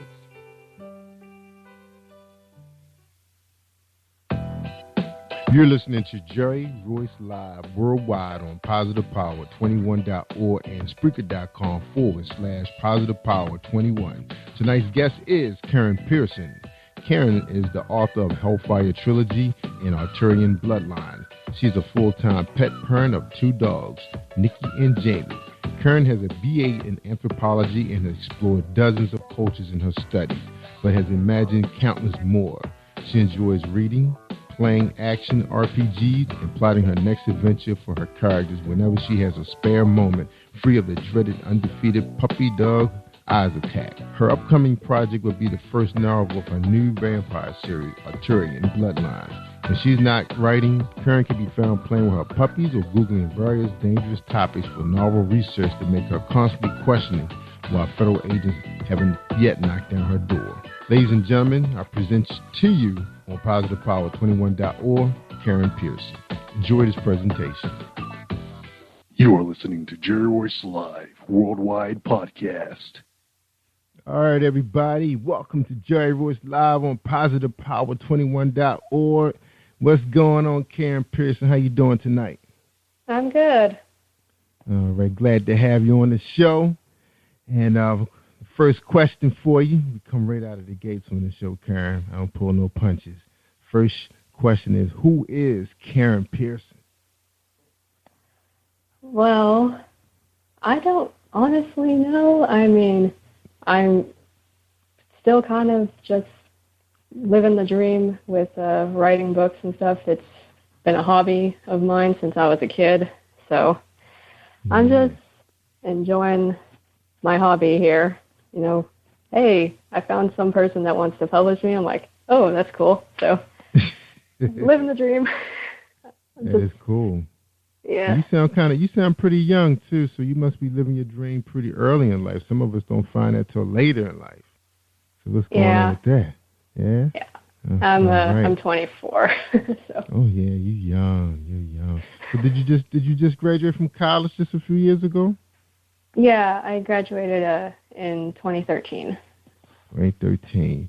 And yep. So you still at home? You're on your own? You left the city? You left the town? What's up? I'm still at home. I live in California, so it's kind of difficult for poor little college student graduate people like me to make it on our own just yet. Yeah, that's true. So, that's true. Yeah, right. That's when you have to you're forced to pack up and relocate. Like if you take a job out of town, that's when you're forced to live on your own and just have to make things happen. You know, we think we can't do it, but we can do it. You know, when you take that gamble. You know, but it's always safe being home if you can do it. If you can get away with that one, because I'm quite sure they ready to turn that room into a sewing room, maybe. All right, good for you. So, what college did you graduate from? UC Irvine. All right, so that's located right there in your hometown. No, it's actually the county south of me, so it was quite a ways away, like 70 miles. Okay, so you got a chance to live on campus, or they force you to commute? I did commute for the most part, but I had 1 year where I was able to dorm with some friends, and that was pretty awesome because the commute really sucked. Like, it took me 2 trains and a bus to get to school. Wow. So you should have just came to New York or Washington, D.C. area in that case. Wow. That was, so you got a chance to do your homework on the train. Right? More or less sleep. Oh, up night studying really, really long because you can catch a couple of. So how long? So you said it took you 2 trains and a bus. So were you able to close your eyes and feel comfortable, with the commuters, the same commuters every day? Yeah, I mean, at first when I was doing it my first year, it was like, oh no, paranoid. I'm not sleeping. But I mean, after you see the same people like every single day, it's like, oh, I know you. You're not gonna like try and do something weird to me in my sleep. So. That's right. So you tried to keep like the same schedule pretty steady, like every day, like Monday through Thursday. Because I know sometimes some classes you see twice a week, and some you see just once. So how did that work for you? Yeah. I tried to keep myself on either 3-day-a-week or 2-day-a-week schedule, but the year I lived over on campus with my friends, I had a 4-day-a-week schedule, which is the only reason why I was living there in the first place, because that would have been way too expensive commuting-wise to afford. So. Yeah, that'd been rough. All right, so how was it, what was it like growing up, before you got to college? Friends, were you popular in high school? Were you a cheerleader, theater major, writer? High school, I was probably like the weird quiet kid in the corner that likes to desk glare everybody, because I think as a kid, like, I kind of skipped childhood in a way, so I've been really mature for my age, and basically everyone in high school for me at least, was really childish, and I just couldn't handle it, so I was just like, I don't like you people. I guess like a lot of people have that miserable high school experience where they're just like, oh, those are the years I want to forget about. Now, how about elementary school? I mean, was it a little different than everybody just trying to find themselves, or at that point you already knew who you were? I mean, I was still like, I guess I was still finding myself back then. I mean, it was less stressful because obviously high school